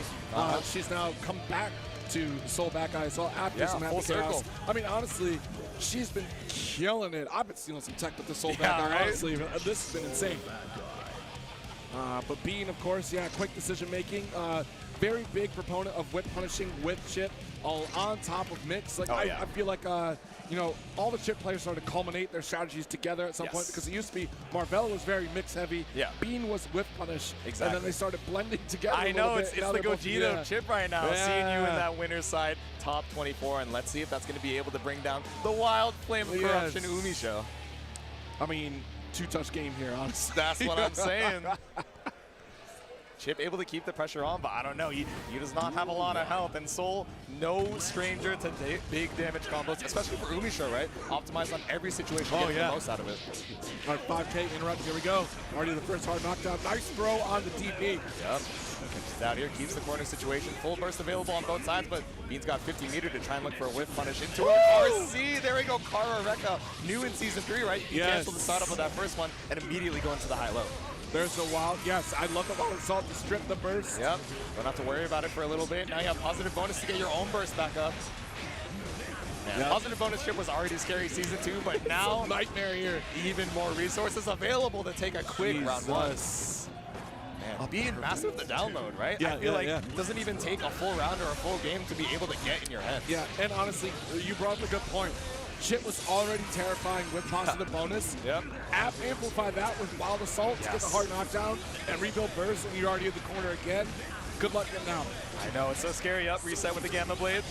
Oh, keep the pressure going, and another 50 in the bank. These fast RCs, so important for the meter economy right now. You do not want to give UmiShow any opportunity to fight out. I do like that change. They took that buck, quote unquote, and made like that a permanent change too, right? Pretty strong here, almost as strong as the Rekka 3. Immediately coming out, UmiShow forced to use the burst, but you've taken so much damage that even the counter hit 5K can kill a perfect for game number 1. Double perfects. Yeah. Double perfect to start for Bean. I can imagine that one does not feel too good, but UmiShow not even going to back up to the character select, says, no, I'm unfazed. You know what we rock for game number 2. You know, as we say in the biz, we just got guilty geared. That's all right. My favorite part of the Guilty Gear movie, where he got guilty and geared all over the place for game number 2. Nice, SDP finally finding its mark. That's the burst. Ooh, 5K, but recovers so fast, you're able to just throw it out as a nice quick check. Honestly, I think taking this burst away from Bean is a small minor victory there for UmiShow, like a big one rather. All right, a little bit too far from the corner, can't close it out, back throw. All right, good luck. No burst, have to keep guessing. Oh, through the DP. How does Bean know? How does he know? Does he know? If anyone knows, it's this man here, but UmiShow still able to take the round. There we go. Oh, nice. 2B, check the approach. Yep. Nice wild assault to press towards the corner. A shimmy wimmy of the century to get this big combo damage in the corner. Into the, oh no, I have to imagine you were looking for the Tyrant Raid there, but all good. You still have positive bonus. Yeah, I gets caught on the 6S though.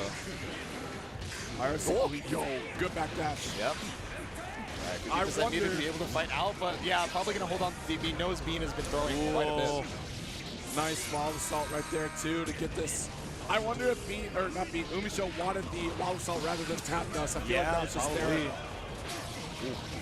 Caught out once again, going to the super, the Uzumaki Barrage. One more touch. Bean trying to bring us to a round 3 right now. The YRC catches the clone, a little gut punch, 5P. All right, there we go. Whoa! Bane out the burst. You had to use it eventually, and UmiShow ties up the set count, 1-1.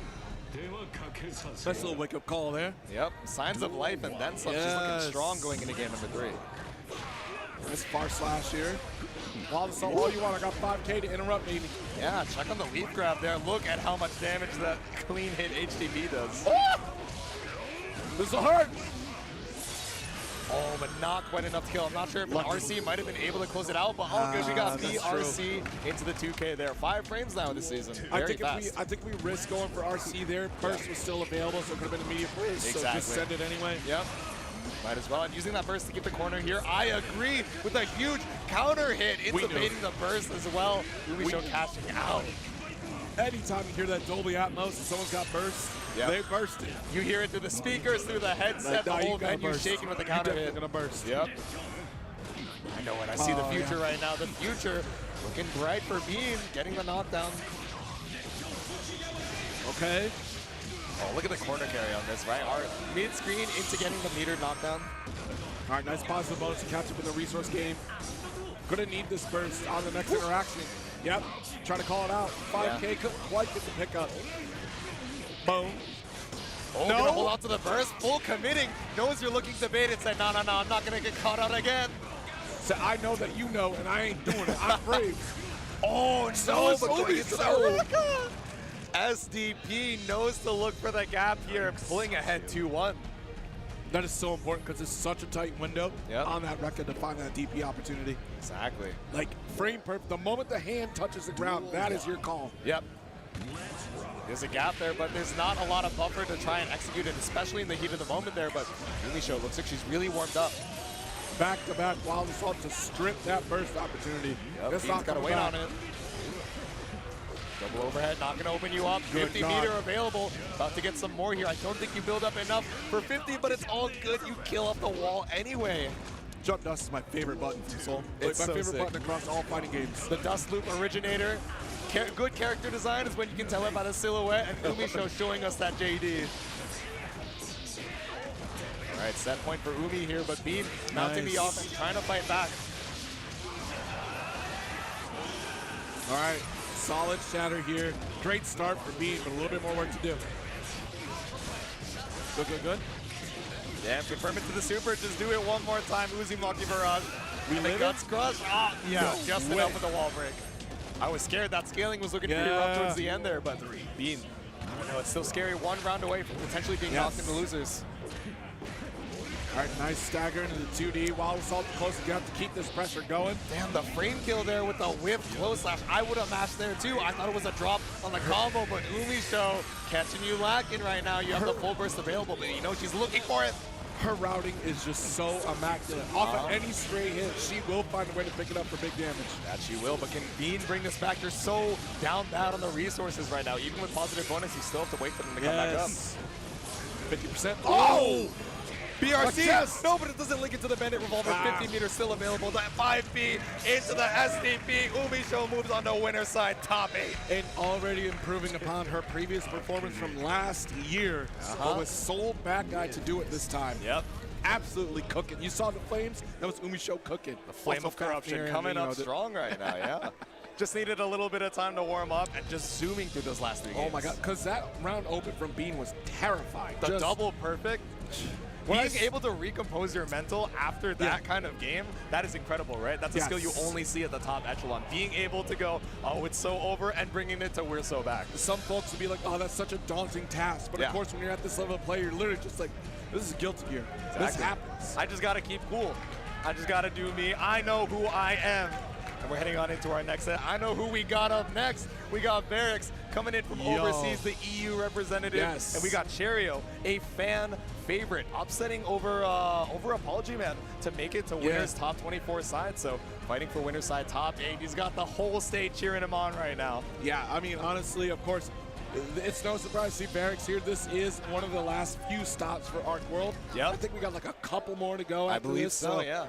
Everyone's looking to qualify. These are high stakes matches. Yes. Okay, show the flag. There we go. Get a little bit of representation in there. Hell yeah. Rep your homeland, home turf.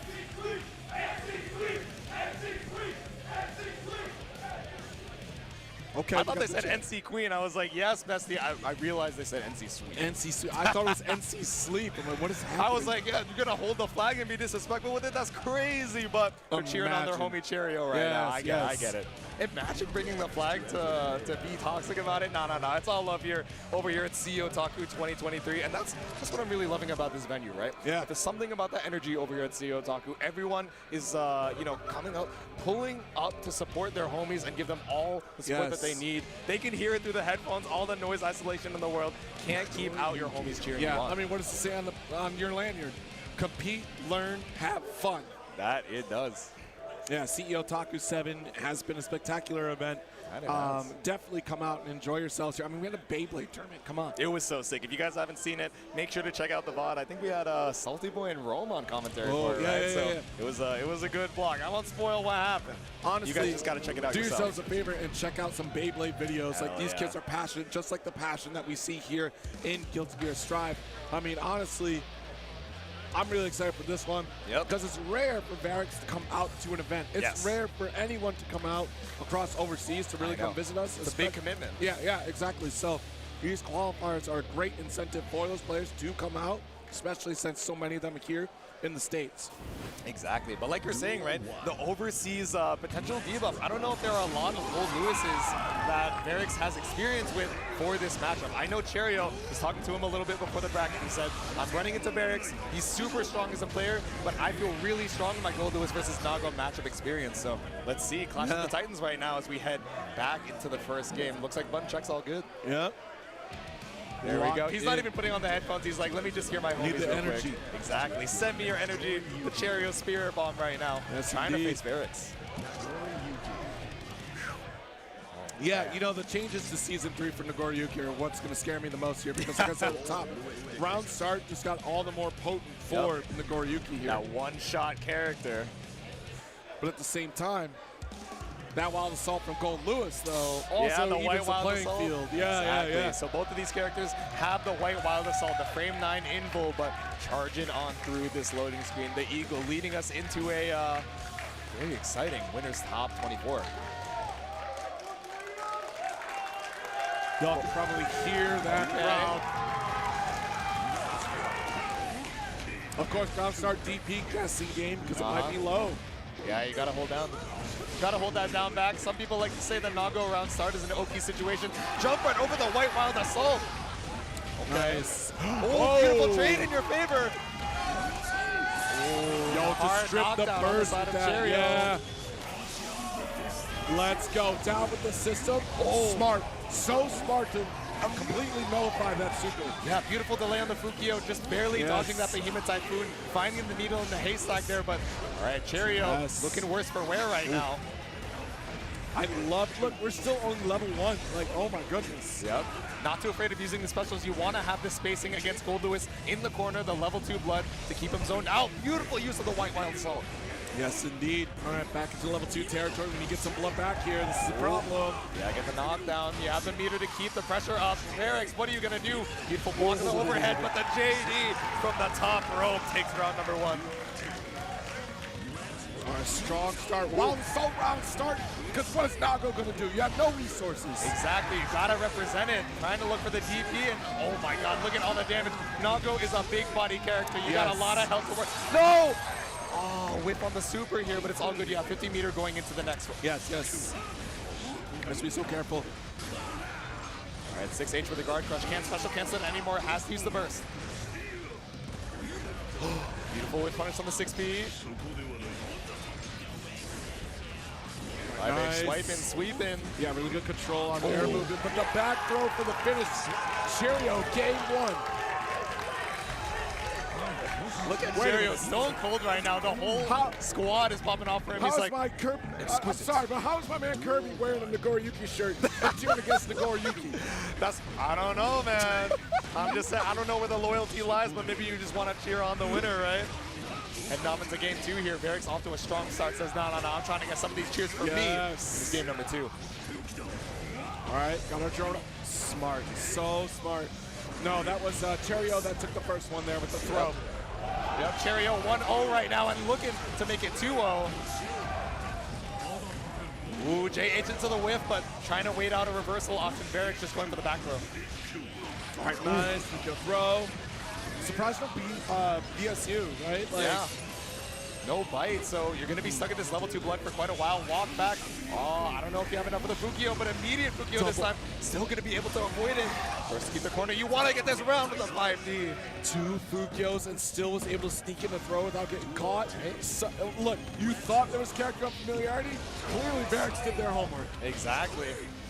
Knew that Cherio was going to be a problem here, so pretty familiar with the laser super RPS 5K to at least get you a little bit of space in the mid screen. Nice staggers here on 5P. Ooh, caught up with the air BT. There we go. Overhead gets you the plus frames. Yes. There we go. Boom. Thug Shaker mind control coming up huge for Cherio right now. A full burst available. That's round number 3. Jeez, if y'all could see this crowd that just pulled up for this match alone. There's so many rows past the actual chairs. They're standing, trying to get a view of what's going on here. The gold burst for Barracks trying to tie up the rounds. Our nice back throw here. Great positioning for Cherio. Nice. Another one. Keep the pressure going. 2H. Oh, the 268 coming up huge here. Cherio break the wall, but it's not enough. I wonder if we would. Wild Assault. I would have Wild Assault. It's hard to say, no! The wild assault call out. Striking full, but you gotta be looking for the grab. Hotashi is terrified. He's like, oh, why are they all yelling behind me? I'm just trying to watch some Guilty Gear Strive. My good heavens. These crowd goers are that rowdy. window to get the throw, absolutely insane. That's a big risk, and if you can, but that's such a tight window. What a bet there for Cheerio to pick that up. Beautiful awareness. It just seems like Cheerio is so used to these Season 3 mechanics, especially how Barracks is trying to leverage them right now, but still able to splat on the wall a quick round 1. Ain't over till it's over, all right? Barracks keeping it cool. Got to convert into a game here. The 5K knocking the lands. Nice DP. Sweeps Let's pick it up with the slash. Nice. Boom. Another 6H for your troubles. Get some blood back. There we go. Sheesh. 50% already just for that. Ooh. Oh, the JH gets to a close slash, but beautiful recognition that it wasn't going to get a full combo. Just opt to go for the Oki. Yo, trying to go for the shimmy Fukyo. That's a lot of blood. There we go, the bite, like you mentioned, finally leading into it to give you a little bit more wriggle room. Clone Fukyo, no! Just pull for Fukyo TP, catch you out. And Barracks with a game 1. Strong game 1, too. Especially, too, after that Swordfish, there's not much you can really do, right? Because you were one touch away. You wanted the room, you got it. But after that, it's all Nagoriyuki. All Nagoriyuki from here right now. Cheerio playing a little bit more defensive, I think. Trying to switch up the playstyles, but it seems like exactly what Barracks is looking for. Right. You're allowing Nagoriyuki to pressure. Yeah. Allowing Nagoriyuki to play their game. Oh, nice no, the 684 going to get caught out here. Tried to look for a cheeky knockdown, but now you're stuck in the corner. Bar slash with the backhand. There we go. Nice attempt at wall assault, but we already were blocking. Good pickup. Couple typhoons. Oh, JD just a little bit too early. Yeah. Oh, we're spending it all. Oh my God, this is so scary right now. You want to get the lead here. Barracks closing out round number 1. We got the shaky cans from the crowd too. I love to see this, man. The crowd bated breath right now. Nobody wants to miss a moment of this set. 6H gets you the guard crush. Now you're stuck at that level 2 blood. Cheerio giving so much respect to Barracks right now. Yeah, and look at this full stop. How does Barracks interact with that drone? That's so important here. Oh, swipe with the 5H. This chip damage not going to get you too much. With punish with the wild assault. 2-6-8 splat you on the wall. Give this man a taste of the coffin. Break the glass. The crowd goes wild. Cheerio trying to seal out this round here. No! Caught out with the super. Swipe this man to the top of the screen. Far slash to get so much more blood back. Yeah. Oh, the wild assault again. What a pickup here. Cheerio with the round. Pull up with the coffin. Set point for Cheerio right now. The hopes and dreams of NC riding on this for you to head on to winner's top 8. But nice check with the interrupt. Yeah.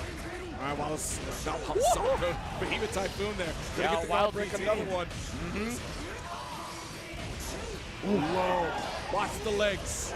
The little leg, you gotta watch the toes. That low on the Behemoth Typhoon is so tricky. Again, the wild assault butts on the wall, but it's not enough. Who does this?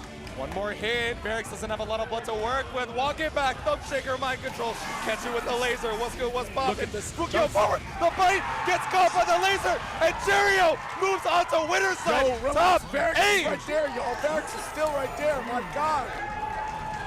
Let him get up off the seat. Give this man some room, but congratulations, the NC homies. Oh my God, going wild in the crowd right now. Good God.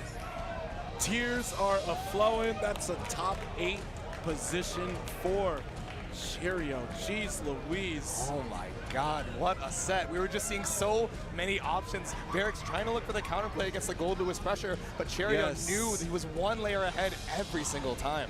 My goodness, just what a play here. And that was a really smart walk back from Cheerio. Like, yes, you were forcing Barracks to get closer to you because we're not spending Fukyo, but at the same time, you set yourself up for that down with the system, right? You had the super, the laser super right behind you. Because all that you had left was like, all right, cool. I have enough room that I could just jump over, force the corner against you. The walls are closing in on top of you in a beautiful way.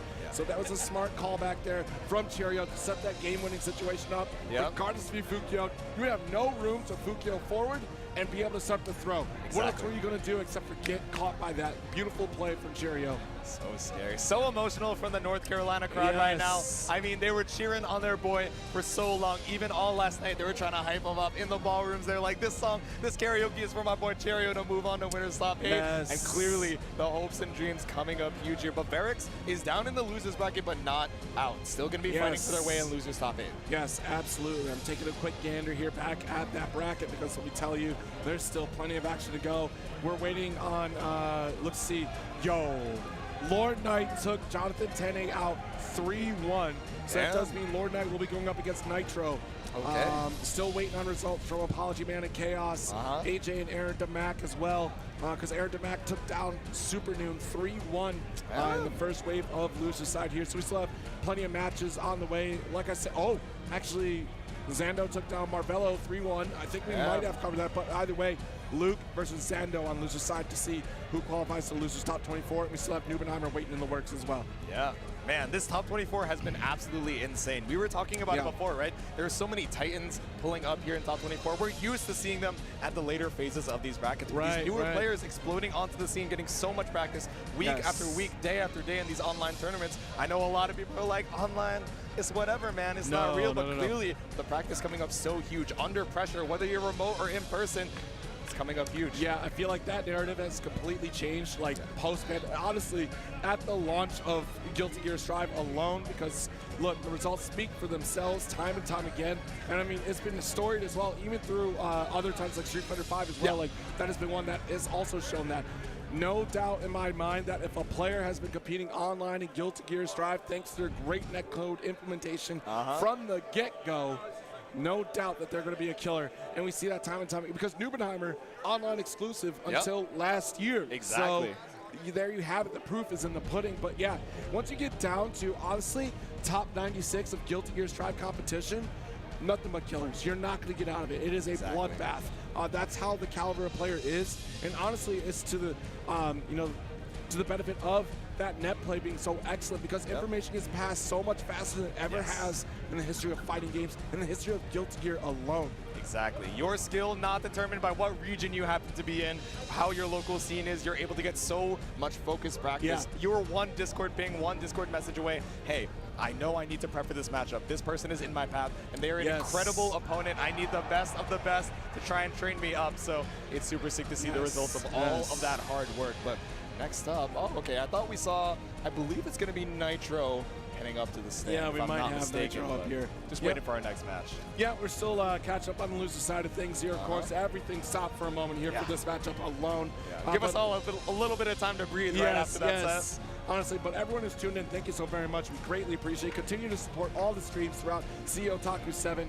We do have Uni going on right now as well.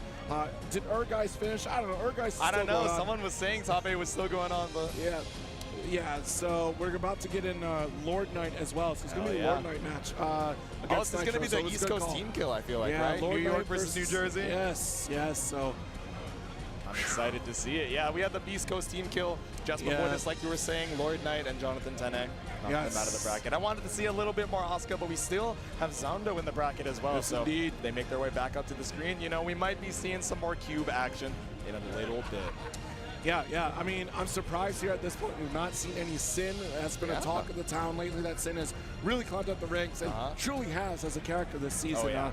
Really, like, was strong before, but even more exponentially now with the changes here. The rags to riches story, so many of these small quality of life improvements, and now they're like, wow, Sin is kind of looking like a menace, but maybe haven't had enough time to bring it to the tournament-ready level just yet. Because honestly, let's be real, like, Sin at the outset, like, had some matchups that were very difficult. I mean, that character was just difficult to play with anyways, but you could make it work and had the potential in that toolkit, right? And now, like, even more so better.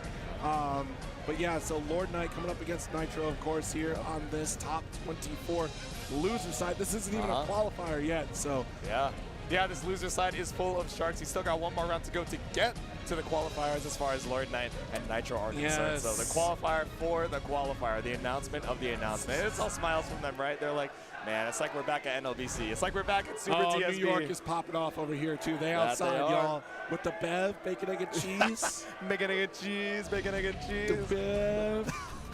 when they had that scene in Teenage Mutant Ninja Turtles, I was like, no way. New York dude. was hurting for that one. They were. So Kusix that's was not about us, to pull I'm up. like- He's like, hey, yo. They said, that's not us. I've seen Side Talk. That's y'all. That's y'all. I can't confirm or deny, but I'm gonna just say, you know, I thought of a few people when I saw that scene. I'll tell you what. While we wait for our next match here. I think we're in character select, just make sure all the buttons are all good. Yes. We'll be setting up here. So I believe that is going to be Jacko. Jacko Biken, I think. Biken. Yeah. Okay, yeah, still on Biken. Jacko, interesting, because even Adventure, Yeah. I believe, dropped Jacko this patch. I think so. I thought we saw a swap. We didn't get to see that on stream, but Yeah. you know, wavering a little bit in the faith in the character, but Nitro still holding on strong. Clearly, he's like, nah, I believe in her. He saw the new pop-up parade art, and he was like, well, I could do one more major with Jacko, just for the one time, one last ride, as we head into game number 1. Yes, indeed. Yeah, but Biken, you know, has been on the come up as well, too. Like, was strong previously, and now is even more so. That's the thing, is like, even though characters started kind of like lower end on strength, they were still fairly strong for what they were. It's like being the worst of the best. It's Exactly, like, well, yeah. you're good. It's just someone else just eked out a little bit more than you. Yeah, still got a lot of strengths to work with. I know Lord Knight was taking a little bit of time to try and adjust the new Biken changes. I know there were some quality of life changes to the routing and the consistency. It looks like he's coming in strong here in game number 1. Yes. All right, stagger pressure here, already locked out with the minion to set up to boot. More pressure. Yep, the H tier, the Pichu pressure, but getting caught up by the JS. Great defense with the 6P coming through from Nitro. Knows exactly what he's looking for. I like the air backdash to try and retreat to the full screen. How are you going to approach Omni? You don't have a lot of health to gamble with. All right, nice 2P. Minion right behind you. It's scary. Up, caught up with a Same jump same side. side. Wow. I was suplex. No scaling can save you there. Put him in a coffin. Heading into round number 2 here. Strip a little bit of burst with the blue wild assault. All right, another tether up here. Same side for the throw, empty. Ooh, JH from the top rope. There goes Hansen with that tether. It's such a weird scramble situation. Yeah, I do like the fuzzy guard decision from Nitro there to make sure that we were safe. Exactly. All right, starting to pressure with the minions right now. Has to use the 5H to keep them in range, but all right, able to fight your way back out with the trade. All right, big boot. A couple more minions for you. Ooh. The minion bounce and then catch it with the 5H, or the JH rather. All right, shields up. That allows us to block Lord Knight from making his opposite approach. Good throw. Elbows up, stay woke. Yeah, the cross up here. To like confirm, not quite going to be able to kill, but still, Nitro has 50% meter to try and get this back. Yep. Nice BRC. We out of dodge. Nice air throw. Okay, Tommy's out there. Oh, 6 feet does find the mark here, especially on that jump pass. Oh, but caught with the minion on the way down. I like that you mentioned the Tatami, right? I think what Lord Knight is thinking, let me do IID back to Tommy, try and clear some of these minion shoots on the screen, but Nitro immediately recognizing, just saying, I'm just going to place him right here. Yep. Try and challenge. It's all good for me. All right, a couple minions on the screen as well. Yosagi clears out the whole crowd. There we go. Yo, went low to avoid the shield. Smart decision from Lord Knight there. Yeah, knows that Nitro's really been leaning into it, especially in that last round, so has to represent the other side of that R. He has 50% available, not going to get opened up by Yosagi. All right, nice kick. Keep it off the wall. Yeah, we got the soccer combos over here at CEOtaku. Little football action, pulling up with the H Kabari. Yep, RC. At least lets you get a turn. Throw into the tether.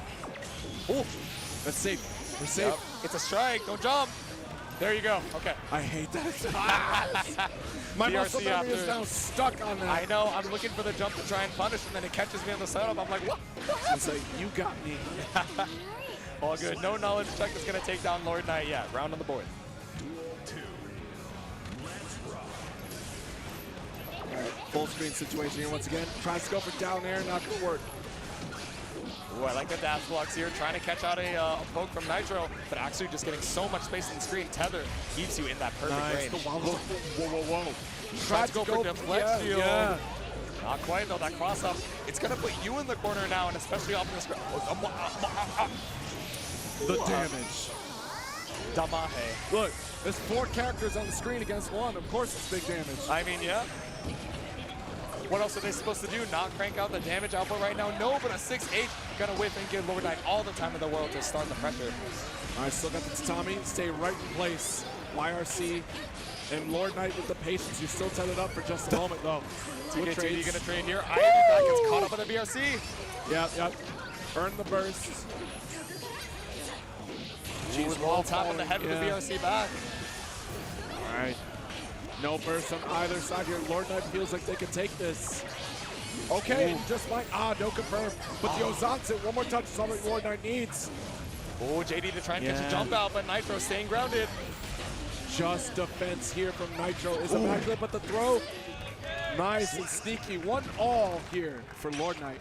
Tie him with the tether, tie the set count right now, fighting to try and tie break it in game number 3. But Nitro shaking it out. He's undeterred. He's big chilling. Yes, indeed. Ooh, JP for the whiff and then get the minion attack on the other side. I like it. Oh, nice shield in the air, It's going to help with some of the better air-to-air against Viking, right? So it shuts that down, you have more opportunity. JS, JD, obviously so scary, but now that you're representing this, I think Lord Knight might be a little bit more afraid to catch you in the air. All right, never mind. I said he would be more afraid, and then we saw 2 more JDs. He said, I don't believe you. Prove to me one more time you're going to do it. Try and condition me. I dare you, but... Oh, no, the hair getting conditioned right now by these minions just catching you on the dome. Overheads up bound, but 50% meter available on both sides. The scoop. Really good performance right there from Nitro. Yeah. Right, round on the board here. Lord Knight has some meter available for a wild assault, but opting to just reset into the S-Tether counter hit. I think you were looking for the mash, but just a little bit too slow. Another Ozanse over here, the 2P. Whoa! Yep, beautiful challenge with no minions out. You have to be able to call out that minion summon. The whip goes on, so would have been trouble there, so we had to get the PRC to eject. Yep. Oh, the minion attack with, but you still get the side switch situation. You're big chillin'. The H tier pressure gives you so much minion meter. Yes. Oh, what a trade, what a trade. Oh, don't even get a chance to use it, though. Beautiful movement from Lord Knight out of the corner. Yeah, I mean, honestly, being able to scramble really well in a game like Guilty Gear is so important. Lord Knight, having that veteran experience of those examples, definitely going to come out on top of that one there. Yep, it's that legacy knowledge. Nitro, no slouch himself, and again, catches you out of the skies. All right, couple shots. Yikes. 2H does find the mark, immediate burst. Oh, these minion kicks off the IED back to H, just stopping Lord Knight's approach. Now he's a little confused. What am I supposed to be looking for here? One more minion kick could be it. The 6H with no punish. Gun! Oh, gun behind. You gotta be careful with the 2K to catch the approach. Yeah, your plus is just a state of mind, and your +1 on the set count. Nitro goes up 2-1. That's crazy. So that's one of the first times I've seen that interaction. But it goes through minions. The gunshot, that's wild. Yeah, not even blocked. I'm not sure if Nitro was ready for it, but he was already looking for that run up 2K anyway. That's like, it makes sense that it does, because the minions aren't actually like a necessary projectile. Exactly, so, Just going straight on through, but straight on through this glass right now. This sword super gonna come up. I don't think it kills. Oh, but it's so close. Damn, both the 5K. No. Yep, 5K into the 2D. Maybe make you look out for the Ozanse, but still a perfect on the board. That's a good start. No minions out here. What are you doing? Oh. Same side. Oh. All right, 5H. These chip damage situations with the minions. Just gradually annoying Lord Knight. Oh, no. That was rough. That was supposed to be a full combo follow-up there, but the close slash bounce. Lord Knight behind Nitro. 6P was great corner control. Just go for the double minion attack. What is a man to do? We're on set point with the perfect right now for Nitro. Ready, full burst available on both sides. Just gonna backdash, get a minion on the screen. Nice jump slash there. Easy pressure with 5E, keeps Nitro blocking. Whoa! Oh, a little run under action, I see you. Air throw, nice. Had enough time with the minion drop to be able to attack that. Beautiful recognition from Nitro. Ooh. Yeah, you're kind of stuck in this one here. This is going to be tough. Have to FT for your life. Yep, H tier, get the Pichu on the screen. 5D, oh, no full combo there, but the 5D gets you out of there. All right, nice Tommy Man set up as well. Backed up from the 2K. Lord Knight not trying to be too antsy here, but you have to make your way in. Barely any resources to your name, and one good hit with the RC should be enough to take it for Nitro. H tier again. Yo, the 2K opens up. Lord Knight, the wall splat for the kill. What a set. Nitro 3-1 over Lord Knight. Knocking him out of the bracket here, but a valiant effort. The New York, New Jersey team killed the East Coast pulling up, but you know, that's how it goes out here. A beautiful performance from Lord Knight. Yes. Gonna be chilling, seeing Nitro moving on to the next round. Not quite losers top 8 just yet. Yeah, Still got one more match to play. There. Yeah, we still have a few more matches to go through here. Double checking to see if anything got updated. But yeah, still a great showing from Lord Knight as well. We see some of that sound decision making too. Yep. And oh my goodness, this loser side is getting down to it because it's bloody over there. ApologyMan takes out Kaios 3-2, so that means Bean and ApologyMan on loser side. Okay. Still waiting on Aaron Demac and AJ, of course, like I said earlier, which looks like they're next. There we go. There we go. White Claw Gaming's AJ, Aaron Demac. You know, Aaron, someone I'm sure we've seen at so many of these top 24s, top 8s, these later phases of majors. AJ, I think, a relatively, you know, newer player to burst into these, you know, top 24s, top 8s. They've been playing for quite some time. If I'm not mistaken, they're on the Biking representing White Claw Gaming. So excited to see it. The Biking versus Happy Chaos. Yeah, that'll be, goodness gracious, dealing 2 guns versus 1 and a cannon. Yeah, exactly. I mean, she's bringing a sword to a gunfight, but she also has the gun. She's got just a gun in case with the gunfight. So, you know, fireworks are going to fly regardless for sure. It just takes a long time to load. You know, you ever try to load a musket? 7 minutes to reload. It's just like, all right, listen here. Oh, what's the reload time? In seconds or minutes? Because it's going to be quite some time. Oh, you are so dead when I get charged up here. Me when I get you. Alrighty. Getting on into it, just making sure all the buttons are good before we head into our next match. I do see the Biking over there. Yep, Biking Happy Chaos. Song is locked in. Yep. Sound quality getting checked out. Thank you so much, Sony, for providing those headsets as well. Yeah. And the monitors. I'm telling you, that 8K, 240 frames. Yep. I see myself getting counter hit in a beautiful full HD. It's insane. I just got me a 4090, humble brag. Anyways, I'm trying to see what some immaculate 240 games look like on this monitor, I tell you what. Hell yeah, let's see it. HC versus the Biking. Gonna be, might be difficult for Biking to try and make her way in here, right? It is, she's not the fastest character in the game. Amazing buttons in the mid-range, but if Aaron is, you know, gonna lean into that keep away, it's gonna be difficult for AJ to make his way in, but let's see it. Heading into game number 1. Duel 1. Let's rock. Let's rock. Yep, just go straight into it. The immediate Kabari. Oh yeah, stay close. There's no escape. I ain't let you zone. I agree. I like it. It keeps Aaron Demac in that close range, but hey, it's better than being zoned from the full screen with no way to get in. Absolutely. Good block of the tap dust, but now you're stuck in this corner with no resources. Yep, stagger pressure. Oh no, this is a rough situation. No focus, no bullets. You're looking for the 2D, but oh man, AJ cashing out huge. Yeah. I mean, it's important because this is a huge blunder from Aaron Demac. Ran out of concentration, ran out of bullets. So absolutely capitalized on that big punish. Yeah, we're seeing the nerves on both sides, right? Crucial drops from both of these players right now, but just looking to seal out round number 1. Oh, still no bullets in the chamber. All right, there we go. Yeah, one little backdash right there. Did get caught, and AJ in trouble. One gunshot, Jones gonna take with the jump slash. Yeah, beautiful recognition. Catches out the curse with the JS. The gun available, but it's just good. That's a scramble. That was such a scramble of a decision right there. Yeah, a little bit of panic there. Gonna get caught out here.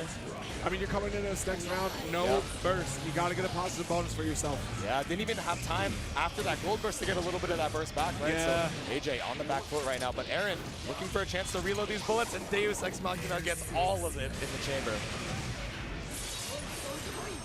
Good grip of damage there, 50% life lead, and then some. Mario applied, but Aaron Demac trying to play the Mario Party right now. He's scrambling the mini games. AJ with the down there just makes her tracks to Happy Chaos. All right, nice roll through. Charge on concentration here. Couple bullets in the chamber. 2H Kabari cross up on the other side.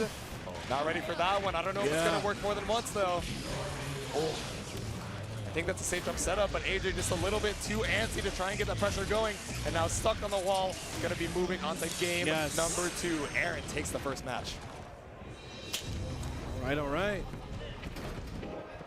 Maintaining that control, and I honestly think AJ making that spend on that overdrive was a very iffy call, just because you weren't staying on the ground. You didn't see that Aaron was stagnant, so therefore you already spent the meter, you spent your resources, and ended up locked into the animation, but now you're locked into the parry. It doesn't do quite as much damage as it used to in Season 2, but still, it gets a little bit of that mental stack applied at least. Get that reset in the neutral there, nice tether. RC, we out. Another Escabari. Guys, we need the Escabari counter in the chat. I know you got it already, but JH with the top rope. JD gonna whiff. Nice pickup. What a kill. So nasty, so skeevy with the tether setups here. AJ just trying to keep Aaron on the back foot here. Do something a little wonky to throw off his balance, but still, great start to round 2. Ooh, Wild Assault there wants to strip some of the burst. If you're out of resources, then if I'm out of resources, then you are too. Exactly. All right, gets the knockdown on the H-Kabari. Not gonna frame kill, just go for that manual timing. Says, yeah, I got it like that. Pick up with the 5K. Woo. All right, 2K, 2D pickup as well. Gun draw. No bullets. Deus Ex though. Shoot into the skies right now. There it is. Oh, the FD flicker. I thought I saw a 5P though. Too. No, but not quite. Oh, tethered up. My goodness. Hold this Wild Assault. Another tether. Yeah, we block in 6P. Psych. Caught on the other side, and the combo stabilized by the tether. You hate to see that if you're AJ. Good round for Aaron. Yeah, beautiful recognition on the situation too. Aaron being able to pick up that weird cross-up 6P moment and being able to close out that round here. Yes, extremely important to get that one there. Nice goal burst. Early on into the round, so we have a little bit of time to use it as well. All right, run up throw. About 50% of concentration. The cross-up, my God. Yeah, maybe looking for a parry, but just didn't put it in the right way in time. Gonna get counter hit through the wall. Needs it because we're out of bullets here. Yeah, Aaron does a really quick spend on the full magazine of the gun here. Yeah. And we've only seen the one blunder, but it's been very close a handful of times here that Aaron messes up that meter resource management. Yeah. Ooh. All right, first out. Aaron looking pretty strong in this round here, looking to try and close it out, but no, the hard commit to the burst bait. That AJ gonna use it now. No, caught up with the JS. There it is, full send for Aaron DeMac here. Has the resources, do it. It's got all the hits in the world. You got all the bullets in the chamber. This is going to be able to kill. Take game number 2. Shooter! Mods, shoot this man. Mods, break the wall and bring us into game number 3. All right, take a sec to breathe there. You were still fighting for your life. These games, yeah, 2 of them have been in Aaron's favor, but I feel like it's been so back and forth every time. Yosagi! Yosagi getting caught out with a huge counter hit. Oh, but the burst forced out here. JD's, yeah, we're seeing a lot of them to try and control this airspace, both in this set and the previous, but not really landing too much. That was close. Very close to dropping that. Yeah. It's a pretty tight timing to get that concentration into the super to get both of your resources available. We see it so often, but that doesn't mean that, you know, it's not a risk to drop, especially in the heat of the moment here. I think that's what it was, the heat of the moment, like you already got it. And look at this here, full screen zoning right now. You know, we don't see it too often anymore with Happy Chaos. Yeah. Nice approach, expecting a burst, not gonna get it. Gun! Put the gun on the screen here, trying to catch a counter hit, but Aaron back just holding on down. JP, no, but the bullet, the reticle, because you're falling so fast, didn't quite apply as much as he needed, but it's all good. We got the focus super available. Roll to go right on through, and this kills set point now for Aaron. Yeah, blue combo, should have been able to block again, but unfortunately wasn't ready. Yeah, a little stagger state action here. Set point, AJ about to have the burst up, but a beautiful 2P to go under and get the full wall break conversion. Stank applied, 1 bullet left, that's all you need. Ooh, caught out again, yep. Full screen burst gets you 1 more chance at life. I appreciate being able to send that whenever I want to now. Thank God. All right, nice pickup here. Wall splat, 100 tension, you better spend this. Oh, but it's still not quite enough to kill. Vikings got the guts to live this, but 50% meter isn't going to save you here. BRC is not going to be the answer, and AJ gonna fall to Aaron DeMac here. My goodness, the guard break and still spinning the trigger anyways. Excuse me, we're tangled. Can you untangle that, please? Don't talk to me, bro. Please don't talk to me. She's like, man, I'm just trying to get my converter. That was a wild set, wasn't it? Yeah, anyway. Yeah. Aaron's already thinking, you know, 1 set ahead. He's like, man, I still gotta fight my way through all these demons in the loser's side top 24 to qualify. So many more matches headed our way, and let me see who's headed up to the stand next. Looks like it's gonna be, gosh darn it. Oh, is that Luke heading up against their opponent real quick? Luke. I think it is. Luke and Zando. Yep, there's Zando. I see Zando. Alrighty.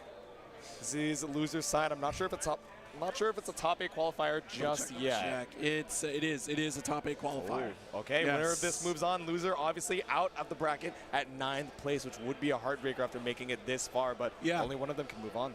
This is your one and only opportunity that a Asuka makes it into top 8. Yeah.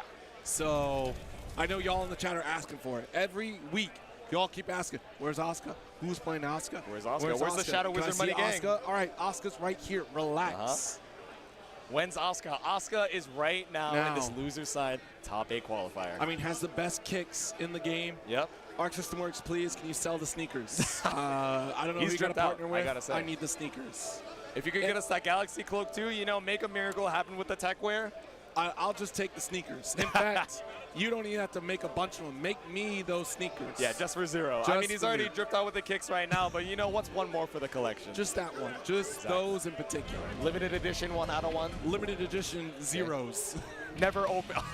0 out of 1. That would be a banger, you know, one-off collab, I gotta say. It should be 0 Asuka, 0/R. Dropping the merch ideas right now from behind the commentary desk. Don't worry, Arxis.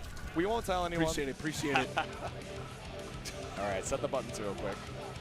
Making sure they're all. They both got one earphone off just to make sure in case anything happens, they can hear each other. The noise isolation pretty good on the Sony headphones. Yes. Believe in the heart of cards, Zando. That's what you got to do. But the way that Zando's been playing, so we saw earlier, right, going for test case 3 so often, like very important against, it was Leo, right? Yes. So, yep.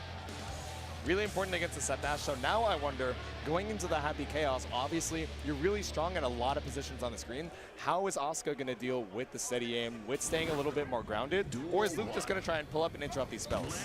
Yeah, either test case 1 or 2, I feel like it's going to be what we go for. I think 2 is really good, right, because you get the potential from the cubes. Yeah. I see a ton of Asuka players kind of selling in at 2. Test case 1 is great, right, because you have all those projectile opportunities. Yep. But gosh, I wouldn't be surprised. The way that Zando was playing test case 3, we'd probably see more of that simply because of the manipulated cube opportunities, especially with Gravity Cube. Exactly. Trying to get those staffs out on the screen, you know, put Happy Chaos into the silly, funny Twitter combo. Right. Not even trying to give them a chance to try and play the game here. Yeah, that's the key factor. Yeah. Because Happy Chaos has all the time in the world to shoot from afar, stop him from making these draws. So having that auto draw is probably going to be a good bet if you go for test case 3. We'll see how this gets set up here and how aggressive Luke is going to be in this matchup. Yeah, I'm excited to see it heading into the game 1, Luke versus Zando, and both of these players, right, from opposite regions, but there are strong training partners in both the EU Happy Chaoses and the US Asukas right now, so let's see how it goes. Big life lead already for Zando. No cards available, but still going to get a throw on the roll. What a throw. Right, so much time to just dash up and get a lot of corner carry here. Luke probably just going to hold on to, oh no, just in case, going for the reset here, trying to bait out a burst, but it's not going to come out. Round 1 to Zando. You've activated my trap card. You thought I had no cards that I couldn't play? Ha! There are no weak cards in Asuka's deck, I'll tell you what. The Actually, that's not true. Wait a minute. Wow, you know, maybe in spirit, but there are some weaker ones, but definitely the multi-cube coming up on the stronger end. Yes, definitely strong. Distributor match on a little bit of that shadow ball, bringing us over to the other side. Jeez, multi-cube, that's another one. Nice pickup with the tap dust. That's so dastardly. Tap dust, obliterate you with the multi-cube. Yep.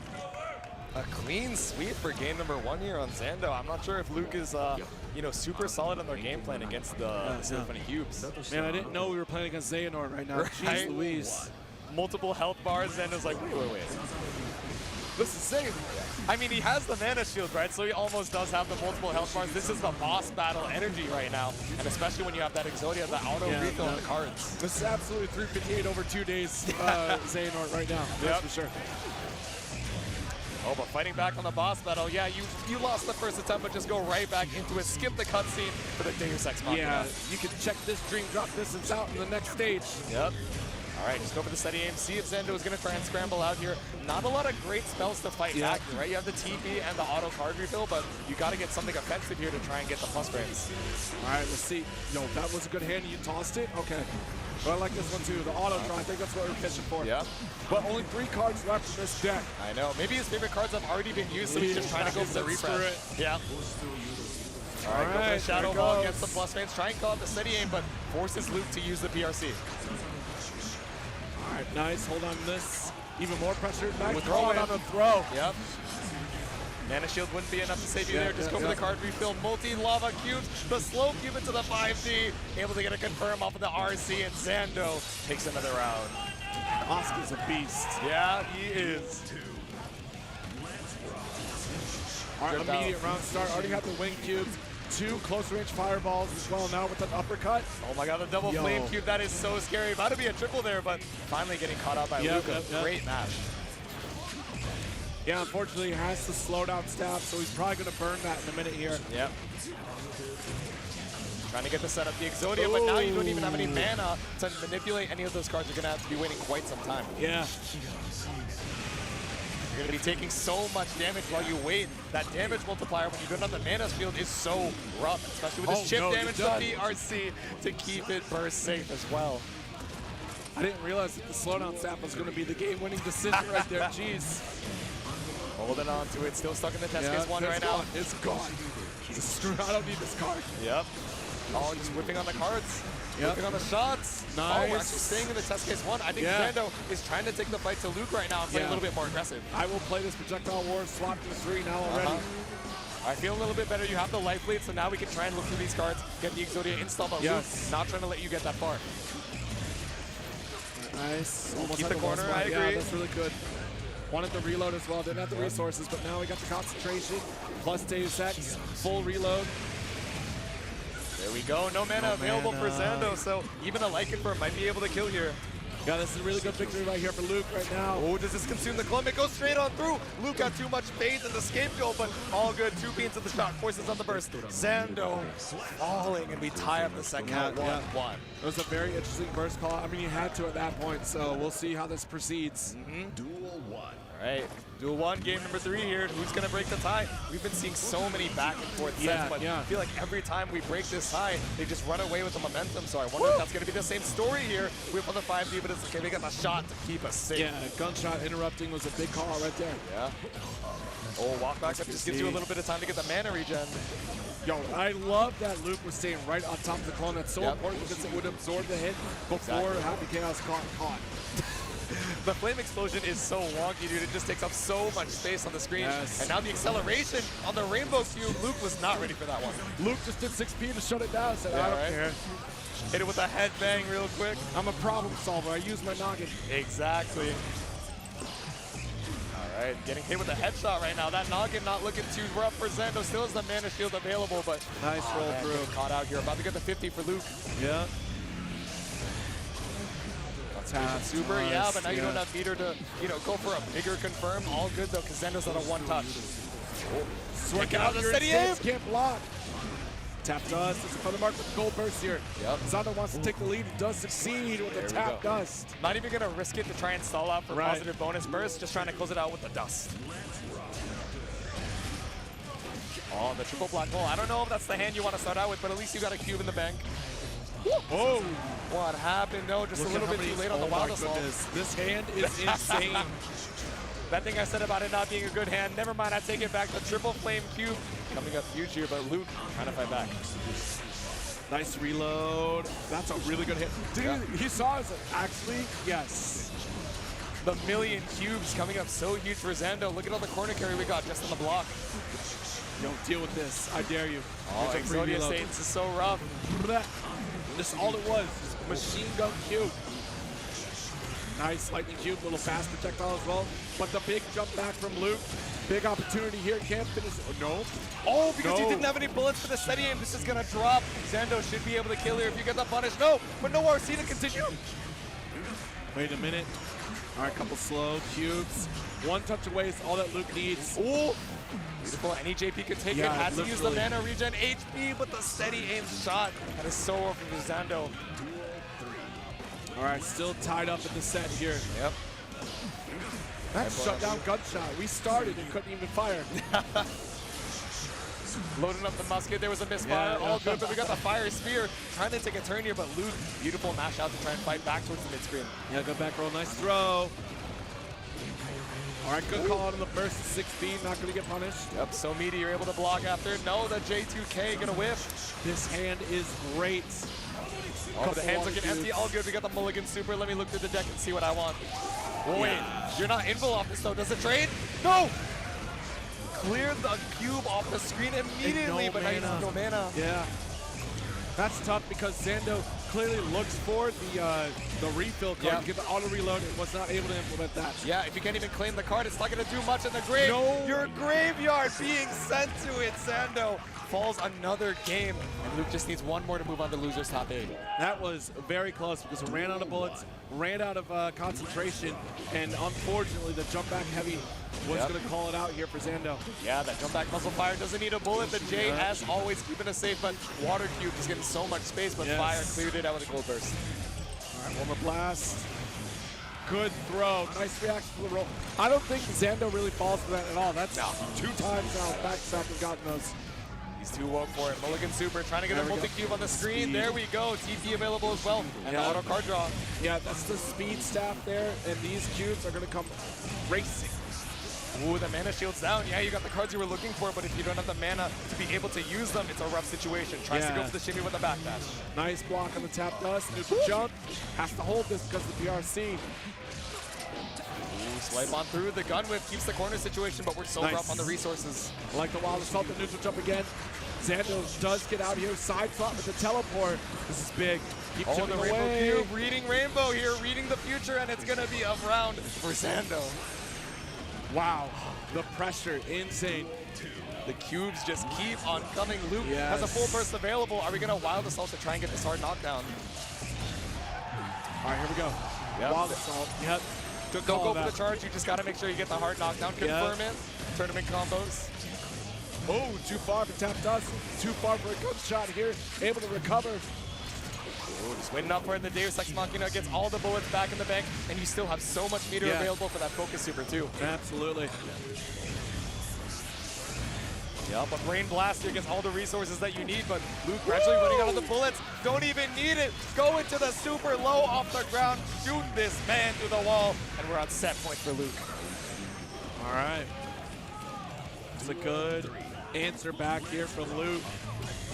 Ooh, caught out there with the curse on the way down. This is so rough for the after ready. Gives you so much space to just run up on the full screen, but Water Cube brings you back. Has so many good cards here, but not at this position. And Luke knows that. Gonna stay full screen. Yep, staying right out of range of that Flame Cube until you're able to get the hit. Yep, 6H into the Earthquake, but gets caught up with that 2D after. Couple Flame Cubes on the way. No, this goes for the knockdown. Okay. Watch the corner. There Flame it is. Earth. Oh my God. Flameo on the board right now. What's going on? You're going to overheat the PS4. Relax. On the particle effects. No. The curse, the dust, so much going on right now. But Zando holding on strong to the defense. Beautiful IBFD, but it doesn't buy you enough space. Yeah. And a really bad hand for Zando there. There's nothing that Zando can really do. Oh, the drop! No resources on the other side. No mana, no focus. The throw. One-touch situation for both. The 5D into the throw. So close. What a blunder. Again, rare blunder from Luke because we've not seen Luke run out of resources at all throughout their run so far until this match. Because that should have been said and done. Zando had no cards to back up against Happy Chaos there. Had Luke had the concentration to finish, we'd be talking a wrap, and Luke would have moved on to the side. But one more game. These players are looking exhausted right now. There's just so much to keep track of. Their resources, how their opponent is moving on the screen, so much to keep on the mental, but you got to stay present. Game 5 right now, Luke versus Zando, to try and make it into loser's top 8. All right, nice 2S here. Oh, low on the focus. Got to be careful. Negative penalty possible. Not gonna jump in. Too far away from the water carpet. No concentration. Brain Blast, though, does save the day for Luke. That was big for Zando to make the approach. Oh, the backdash on the shot. Gotta represent it once or twice. Yes, you can delay the shot to catch it out, but you gotta put it on their brain. You're not playing the RPS otherwise. 6-8 into the Mulligan Super. Let's see the hand. Oh, he has Exodia already. There we go. Mana regen. Auto refill on the cards. Luke, you gotta hold this.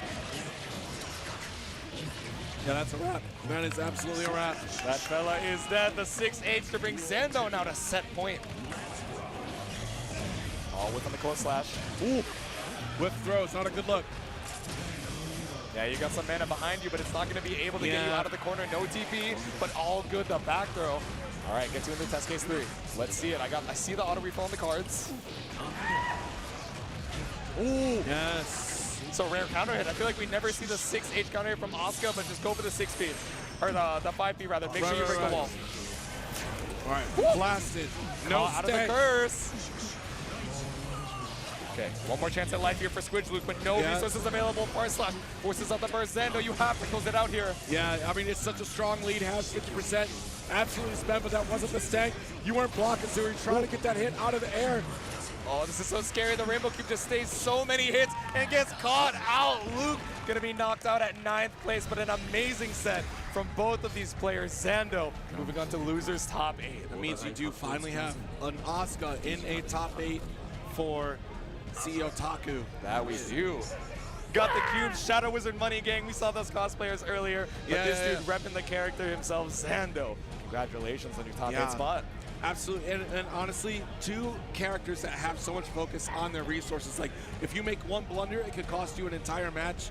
And we saw that too, especially in the case where Zando had the double staff. Like, that was huge.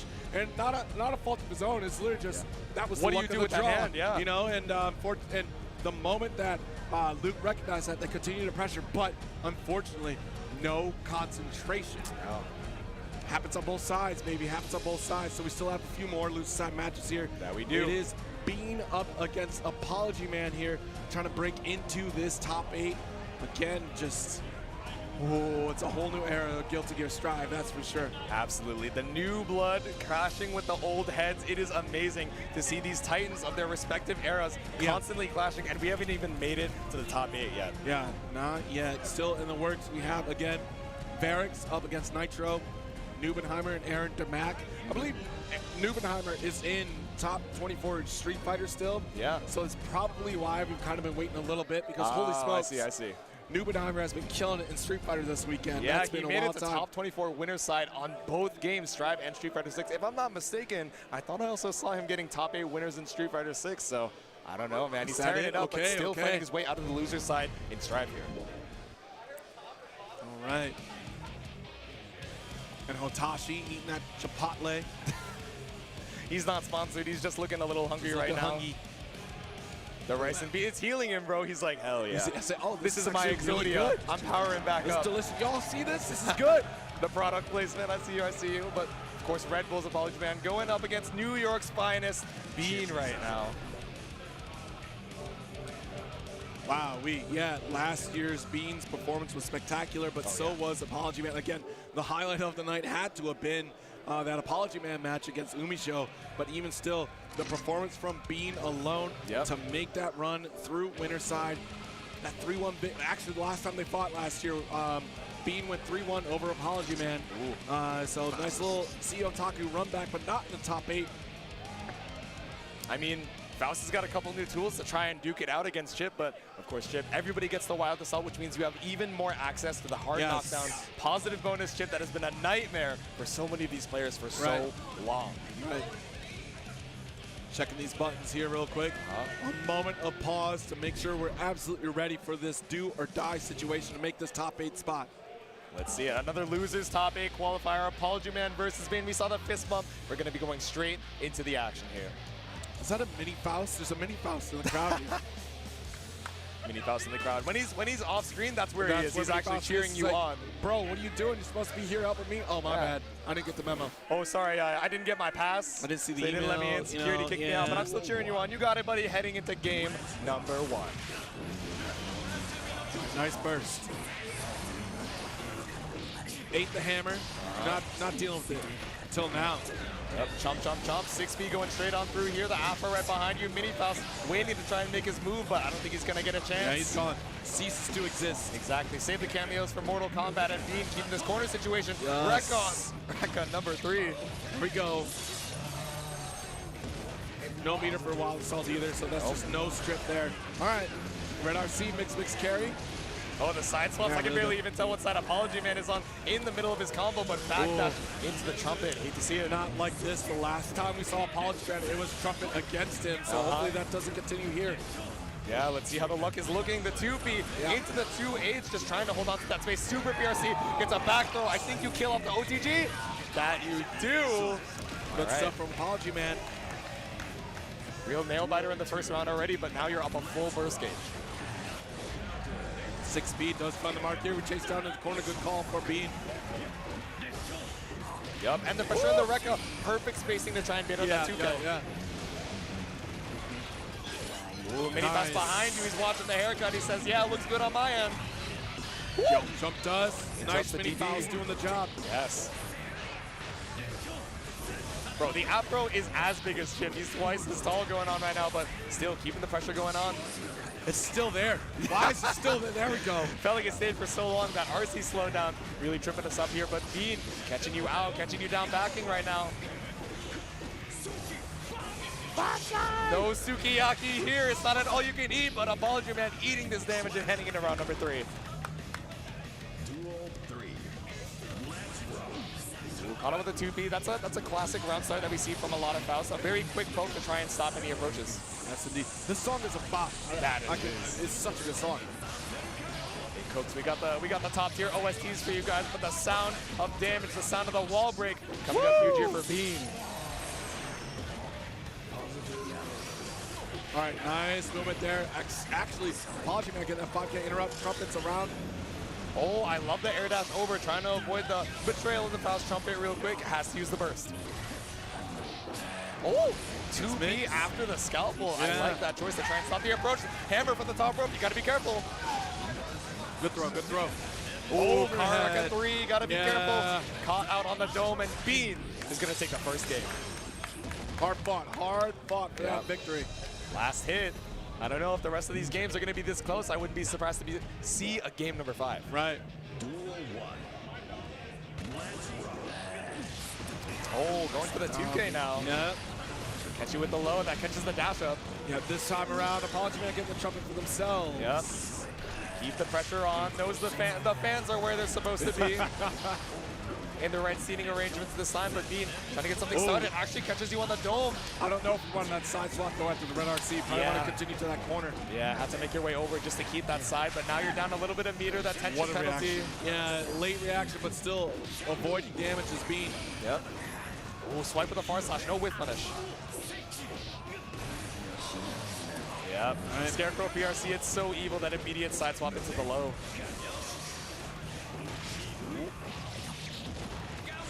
Yeah, Blade get the plus frames. There we go. 5K is going to whip, though. Beautiful jump 2K from ApologyMan.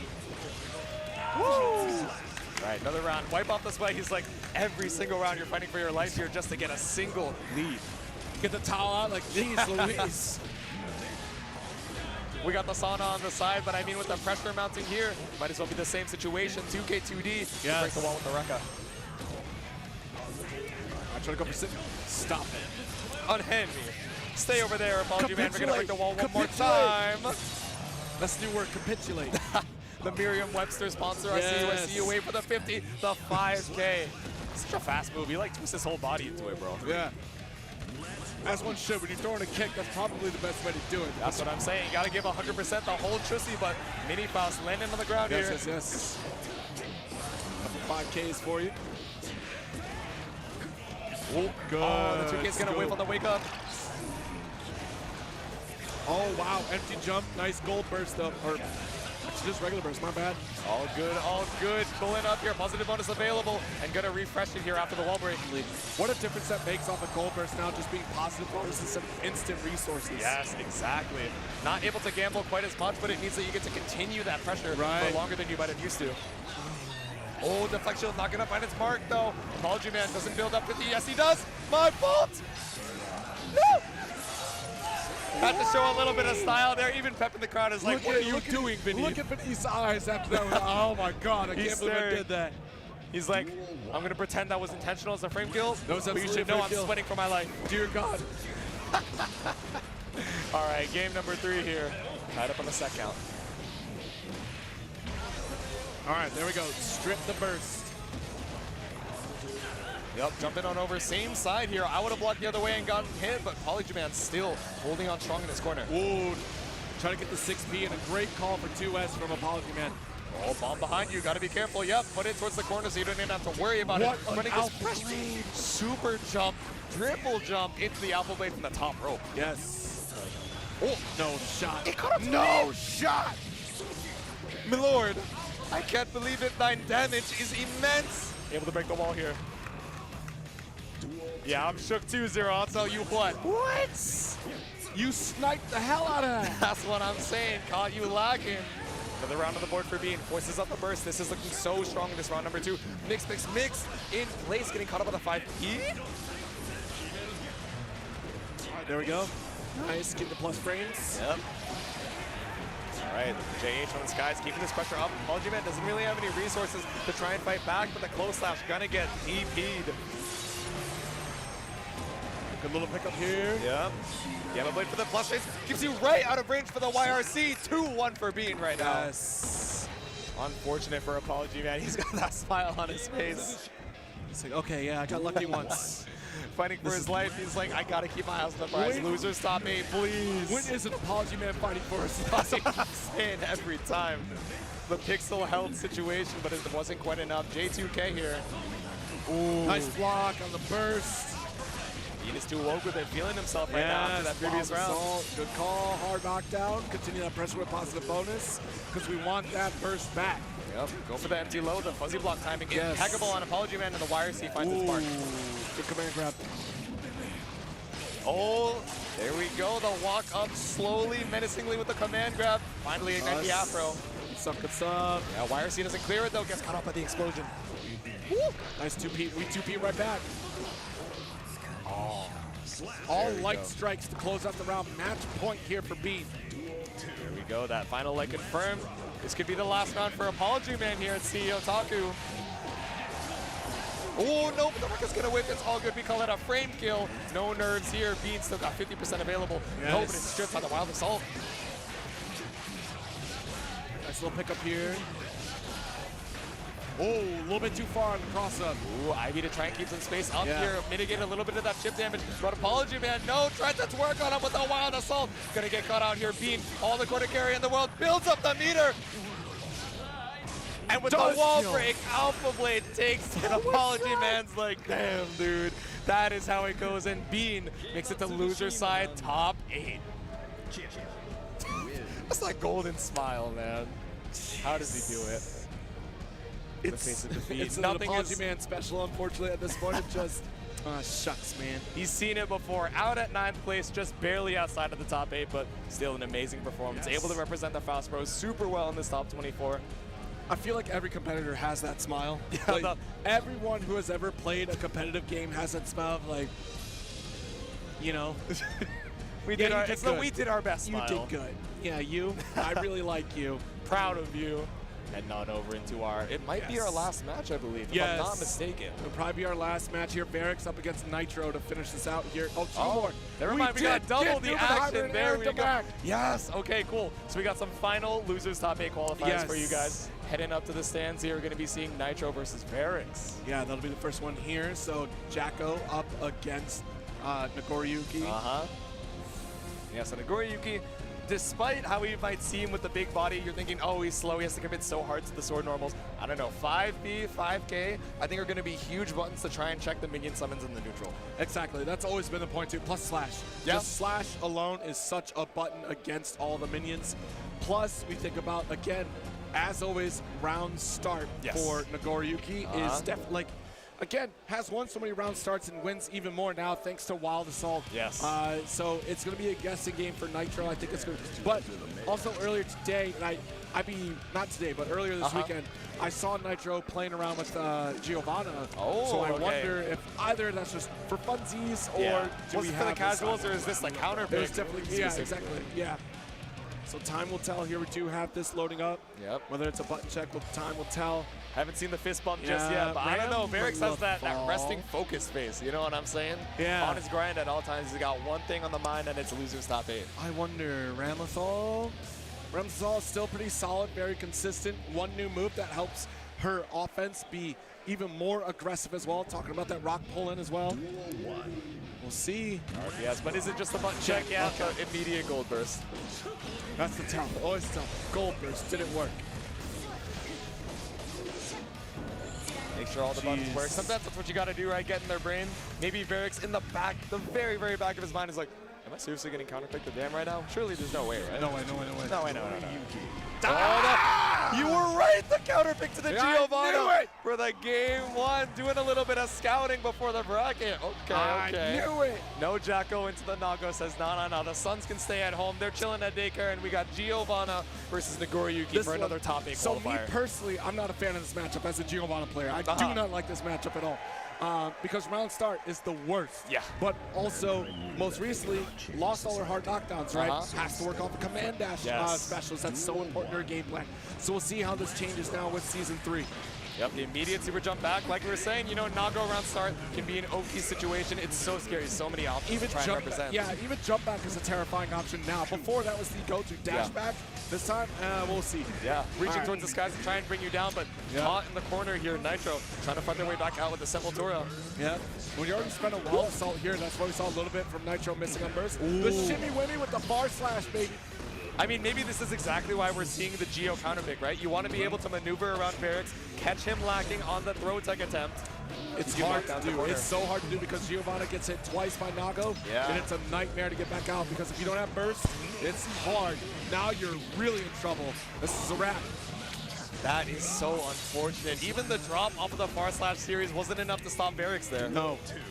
Yeah, I mean, 2 strips back-to-back from Wild Assault. That's a big call out against Nitro. Ooh, the Chave spiral arrow gives you so many of the plus frames, and just waiting at the deflect shield in the counter hit state the entire time. And Nitro coming up huge, so much damage. Yeah, that was a big Wild Assault with extra damage and a hard knockdown. Nice, we're plus with BRC, try to get a quick overhead here. Yeah, driving the fuzzy with the BRC, but just go for the double JP. Oh, nice, quick dash install here, 5P to get the shatter. That's the people's elbow. That's the 5P times 5, 25 Ps for the perfect. You tied up on the round count. You spent your burst on Wild Assault. I can't help that. That's what I'm your saying. Fault. You did it, not me. Ooh. Who pressed the buttons? Who pressed the burst? Honestly, great burst right there. I mean, that's lucky for Nitro because Nitro would have missed that 214S. Yep. Ooh, caught it on the backdash there. Would have been burst safe back in Season 2, but full screen, keeping us safe. Yeah, the dance. You guys do it. I know now that you got that down input, just trying to be a little sneaky with it. Yeah, because you're trying to buffer that either the 214K or the 623S. Yep. Other way around. Trying to look for an approach there, yeah. Oh, but Wild Assault just knocking on the door, trying to get the plus frames in, but 2K2D. Beautiful challenge from Barracks to take game number 1. Yeah, I mean, that's so scary because you're trying to buffer for Giovanna against the approach because you know Fukyo is going to be a problem from Nagoriyuki, so you're trying to be ready. But also, Nago knows of your arsenal right behind that as well. Yep. Ooh, the instant block into the 6P, but keeps you right in that perfect Nago range, and he didn't even need to spend blood to do it. Not at all. All right, 2K, 6P. No challenge on these drills. 6P is imminent on one of these hits. Ooh, yeah, force out the burst. Barracks has a little bit of blood to work with, but first you have to make your way out of the corner, and using the Beyblade off of the clap is so huge. Unfortunately, 2K2D is much slower than Nago's 2K2D from Geo here. 2D a god button, but as far as Gatlings go, it leaves a little bit to be desired, but it's all good. We got that Chave spiral arrow, so many plus frames, but not plus enough, and look at minus on the health right now. Barracks takes another round. Tough. All right, 5/8 rounds. That's a risk in and of itself. DP, big pickup. Yeah, I guess Nago, I don't know about that one. Yeah. But sometimes you need to represent that because you get so much reward for it. Exactly. You got to show them, Barracks, you cannot just pull up for Fukyo and then try and go for a command grab. For me, going a little bit too passive, but Nitro holding on to the burst. Knows Barracks is trying to bait it, and the delay. Yeah. Beautiful. All right, there's a drill already plus DP. No. Oh. Didn't try to go for the air grab, tried to catch out an air tech attempt, but Barracks still holding on strong. So much HP to work with, but looking a little low on the blood. Doesn't matter if the DP kills. Yeah, I wonder why because we could have done DP from Giovanna. Yeah. That gets that extra air time, plus builds up a lot of the wall damage anyways, would have been carried for that corner. But maybe that's a discomfort we're seeing, right? Nitro, obviously a Jacko main, so maybe the secondaries in these clutch situations just not quite able to have the decision making on time. Okay. Nice. Ooh, again, these checks on the dashes, the 2K2D from Barracks is so smart. Dash cancel, there we go, got the throw. Yep. Ooh, caught with the cross of the Chave. Actually lets you confirm off of it as well. About to be 100 meter for Nitro. Oh, go for the reset into the spiral arrow. I like it. The fuzzy. You got to confirm off into the whirlwind. I see you, Nitro. Yeah, I really appreciate it because I'm pretty sure Nitro had originally picked up Giovanna before Jacko had come out. Yeah. So, but obviously Jacko was so strong last season. I mean, it took a lot of work, but even here, like, had the damage output compared to Gio. But here now, like, the return is so strong. There's the interrupt. I'm looking for those. Exactly. Most important. Are you awake at the wheel? Going to get the 2K or even 6P on interrupt on drill? Yeah, are you going to find it? I don't know. It seems like Barracks has been really good about identifying the mashable gaps, right? Nitro trying to overextend and take his turn, but no, going to get caught out with a 5H. Yeah, that's big with the dash up. Another one there. New route for Giovanna thanks to that dash input. DP loops look so cool, dude. I'm sure they feel pretty bad to get hit by. I'm sorry, Barracks, but man, it's so saucy. The momentum brings you to the other side. Let me tell you, they feel pretty bad to hit if you don't got to hurt the box. Exactly. Oh my God, just trying to empty your way back down and lets you fall down a little bit faster and gives you the time to check with the 2K. Game on the board for Nitro. Good stuff here. First game. We're still alive in this. Duel 1. All right, but it's still 2-1 for Barracks, right? One more and they move on. And Nitro also is committed to the Geo, right? You don't have another loss to be able to go back to the Jacko. Oh, nice cross jump up. Yeah, there we go. Has the corner situation right now. Reset with the spiral arrow, but there's no mash from Barracks. I want to see DP in that corner. Ooh, we got a 5. Is that close enough? I don't know. No Coke, but we got Pepsi. We got the wall break. And now we're on set point for Barracks. Duel 2. Let's rock. That was actually bars. That was really good. I got to give props for that. That was bars. Oh no, but the DP unfortunately going to win for a Nitro. It's all good. Still got the dash to keep us in that pressure range. Nice tech. Yep, again, you can't set it. Unfortunately, it is normally a frame trap, but when it clashes, it does win in the favor of the opponent here. Exactly, yeah. It's all good. So much damage applied to Barracks right now. The hard knockdown Nitro fighting for his life, but no, gets caught out with the back throw. Oh, we out, but close slash. No. It hit on the other side, but the backwards hitbox hard to confirm off of the dive kick from the top rope. The shatters. No, doesn't even need it. Got the kill. Yep. Oh, and too far for shatter anyways. All good. You had enough damage. Beautiful dive kick option from Nitro there to catch you out and close out the round, but it's still set point. A counter hit DP is not going to set you up well for this round. Right. BSU. Yeah. Fight available. So much room to party. We're going to see the knockdown. Woo! Pick it up with the DP, and Barracks moves on to loser side. Top 8. Nitro out at number 9. Yeah, I mean, a great pick on Geo, but honestly, out of that character arsenal that Nitro has available, between the two, I definitely go for Giovanna on this one, but even still, like, I feel like it's a hard matchup, honestly, just because of the stubby normals that Giovanna has. Yes, she has the speed. Yes. She does have excellent opportunity in 6P as well, but you still have to reach. You have to get there. You have to get, and the damage output from Nago alone. Yep. Night and day difference between Giovanna, you know. Exactly. So. You get caught up by a 2K2D. Oh, it didn't do too much damage. 6H OTG to, you know, tack something on there, or even the next situation, bam, you're eating 70-80%. Geo, not the tankiest character in the cast, but still, Nitro putting on an amazing performance as we head into our last match here. Who we got on deck, Zero? Nubenheimer is up here, up against Aaron Damac. And one more Nagoriyuki to see if they make it. And of course, Nubenheimer, last year's champion. Yes. On loser's side this time, though. I know, probably not feeling too good about that, but you just got to clear your mind, stay in the present moment and says, all right, I would rather be in the winner's side, but if I had to choose between being knocked out and heading on the loser's top 8, I know what I'm going to pick. Oh, I see the yawn, the little EP. Yeah. Making our way late into the day here, but still got to keep on fighting, brother. Stop by that Starbucks after this match. Just another Sunday. It was just another Sunday for me. It changed his life. Just another Sunday for me. Another Sunday. Street Fighter and Guilty Gear. I think Nubenheimer is still in Street Fighter. I'd have to take a look at that bracket, but I saw top 24 that you said they made it through winners. I think so, yeah. So we'll see here. Yeah, if you guys want to check that out, there are so many other streams here at CEOtaku. Of course, you know, this is going to be a nail biter of the set. Make sure to stay tuned, but when we got some downtime, there's still going to be some more content for you guys to pick up on. I mean, that was a tall order to even make it through the winner's side because you still have Knuckle Dew, Punk is here, Just a Kid. Insane a lot of killers for Street Fighter 6 this weekend. Oh, let's see. I think we're going to be seeing a button check real quick just to make sure we're all good. Yeah, Happy Chaos versus Nagori Yuki. I feel like this is the Season 2 Classic, right? We saw this so many times in so many Grand Finals. Honestly, Aaron versus Nubenheimer could be a Grand Finals in any other bracket, right? But that just shows you how condensed the skill level is over here at CEOtaku. Top 24. I mean, this is the anime premiere event that you want to come to. So outside of Frosty Frostings, right, which is coming up soon. Yeah.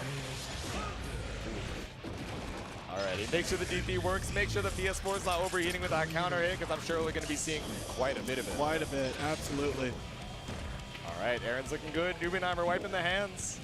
Last match of this block, the final qualifier for top 8. It's been a long weekend out here, plenty of battles were had across multiple games, but it all comes down to this.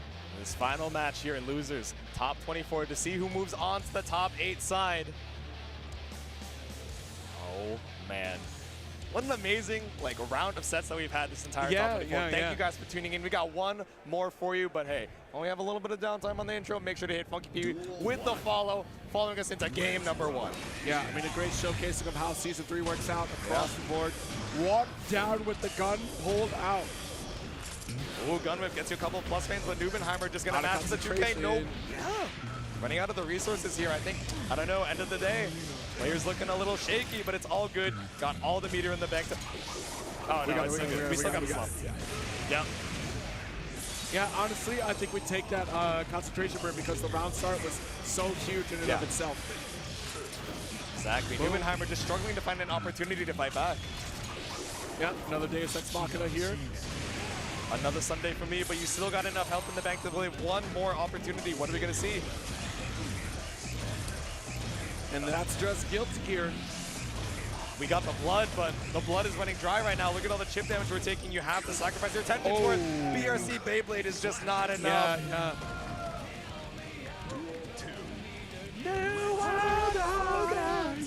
You are getting caught out by the counter hit 5B. You got to use the burst there, right? I mean, hey, that was one heck of a wild assault right there. Had to give her something. The gut puncher. Nice pick up with the bullets as well. Concentrate. We need this reload. There we go. Going to the gunslinger slants. I see you, Dante. Get the hard knockdown here. Nubenheimer still has burst available. Oh, empty jump. I don't think we wanted that one. I think we want a gunshot on the approach. Damn, 2B counter hit gets you a 6H. That is really good for the blood situation. Yeah. But what's even better is the bite, right? Once we're able to break this wall with the super, if Aaron is even able to live it, then we're going to have so much room to party. Yep.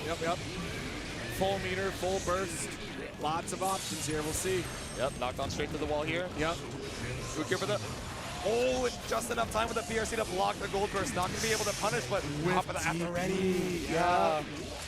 Your last shot. There should be a burst almost here, but we got the splat. Hard knockdown with the Deus Ex Machina. Alrighty. It was a one-touch situation on both sides. Now Aaron DeMac looking to try and build up the meter. Yeah, still one more interaction left. Oh! Beyblade at the corner. You got it like that, Nubenheimer? So anyways, I started spinning. Yeah, I brought a sword to a gunfight, but sometimes the breakdance is all you need. B-boying your way over to this west side corner. All right, nice close slash pickup. Huge grip of damage at that too. Yeah. Blood gradually going down, but Nubenheimer trying to get another knockdown, and that's what you're looking for, 6H. Opting to go for the blood and the damage instead of the Oki situation, I agree. Yeah. And nice Fukyo back. Got the stagger, big risk. Oh my God. No. Yeah, that mortal counter would have been death right there. You had to burst. Nice throw. Lots of work for Aaron DeMac here. Yep, off the tumble stage, just barely enough meter to get this hard knockdown with the Deus Ex once again. All right, nice job here. Good grip of damage. Still in this. Oh, the crowd trying to wait for some match opportunity from Nubenheimer, but 5K does the job to take game number 1. Yeah, I think we just got a little too fancy with the movement right there. That really was just, seemed like a little stumble on the finger input. I mean, that's what happens, right? You make it to 6 p.m. on Sunday. It's been 3 straight days of absolute gaming. So, you know, a twitch here and there, a miss input here and there is only to be expected when you're fighting for losers top 8. Exactly. Good burst. Swiping on through. Not a lot of blood to work with. Yeah, positive bonus at least to try and leverage some RCs. All right, there we go. Got the pickup. Yep. We blasted. I started blasting, I started breaking the wall, and then we got a hard knockdown. Once again, Aaron Demac not going to go for a save from here, just run up and wait. Okay. This is how the last game started, too. Burst does work out here for you. Full screen, brain blast, get the extra concentration. Ooh, caught on the other side. Nubenheimer maybe a little bit too early on the grab there. Yep. Slash series here. Yep. Whoa! Oh, I thought I saw the start up with the DP or something, but still getting caught out. Beautiful use of the 2P there. Ooh. Oh, nice jump back, gunshot. Done.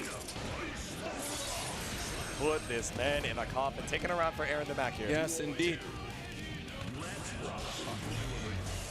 Swiping on through, curses applied, stank odor, I see you, no Old Spice, 2D, keeping the pressure going, the plus called a wild assault. That's wild, that's wild.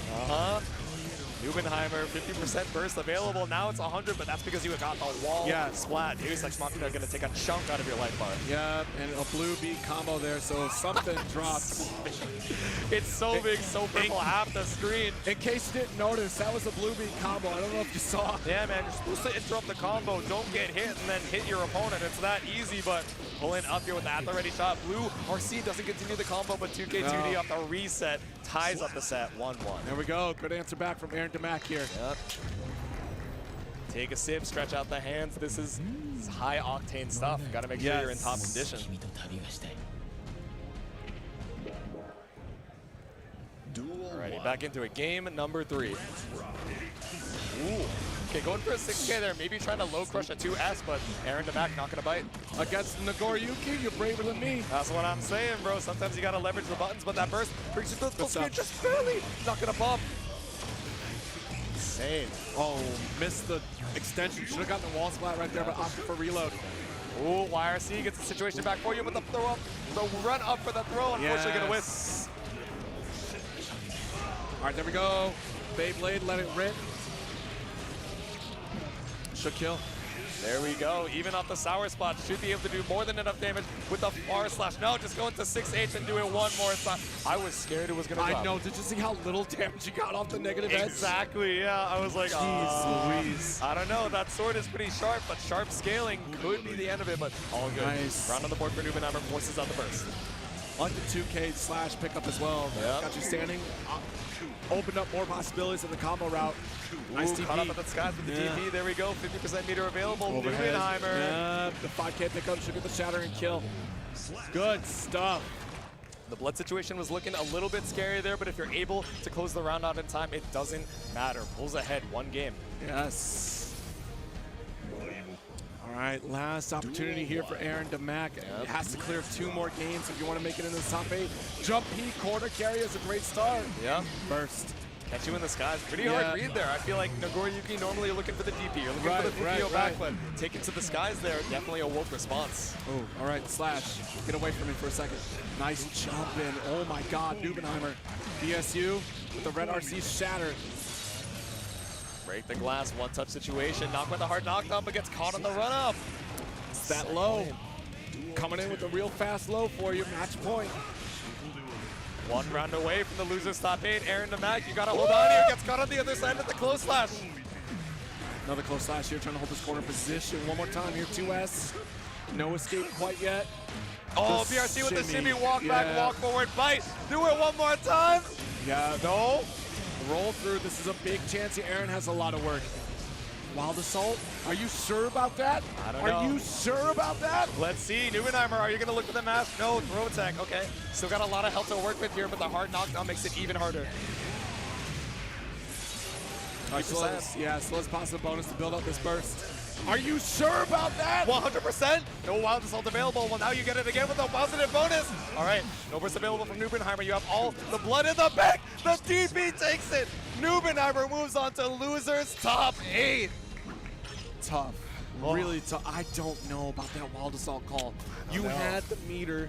You were at 75% tension. Could have got hard knockdown with Deus Ex Machina and held on to burst. That was your last-ditch effort. Granted, to be fair, 1 touch from Naga, you would have been dead. So not necessarily a bad call, but even if you missed out on that, you still had gold burst opportunity. Yep. choosing between two good options, right? Do you want to have the meter for the RCs, or do you want to have that wild assault available? But Aaron DeMac, congratulations, out at 9th place at CEOtaku. Yes. 380 competitors here. Even making it into the top 24 puts you in the top 6%. So making it just outside of top 8, still an amazing achievement regardless. Don't undersell Aaron DeMac's performance. I mean, absolutely tremendous job.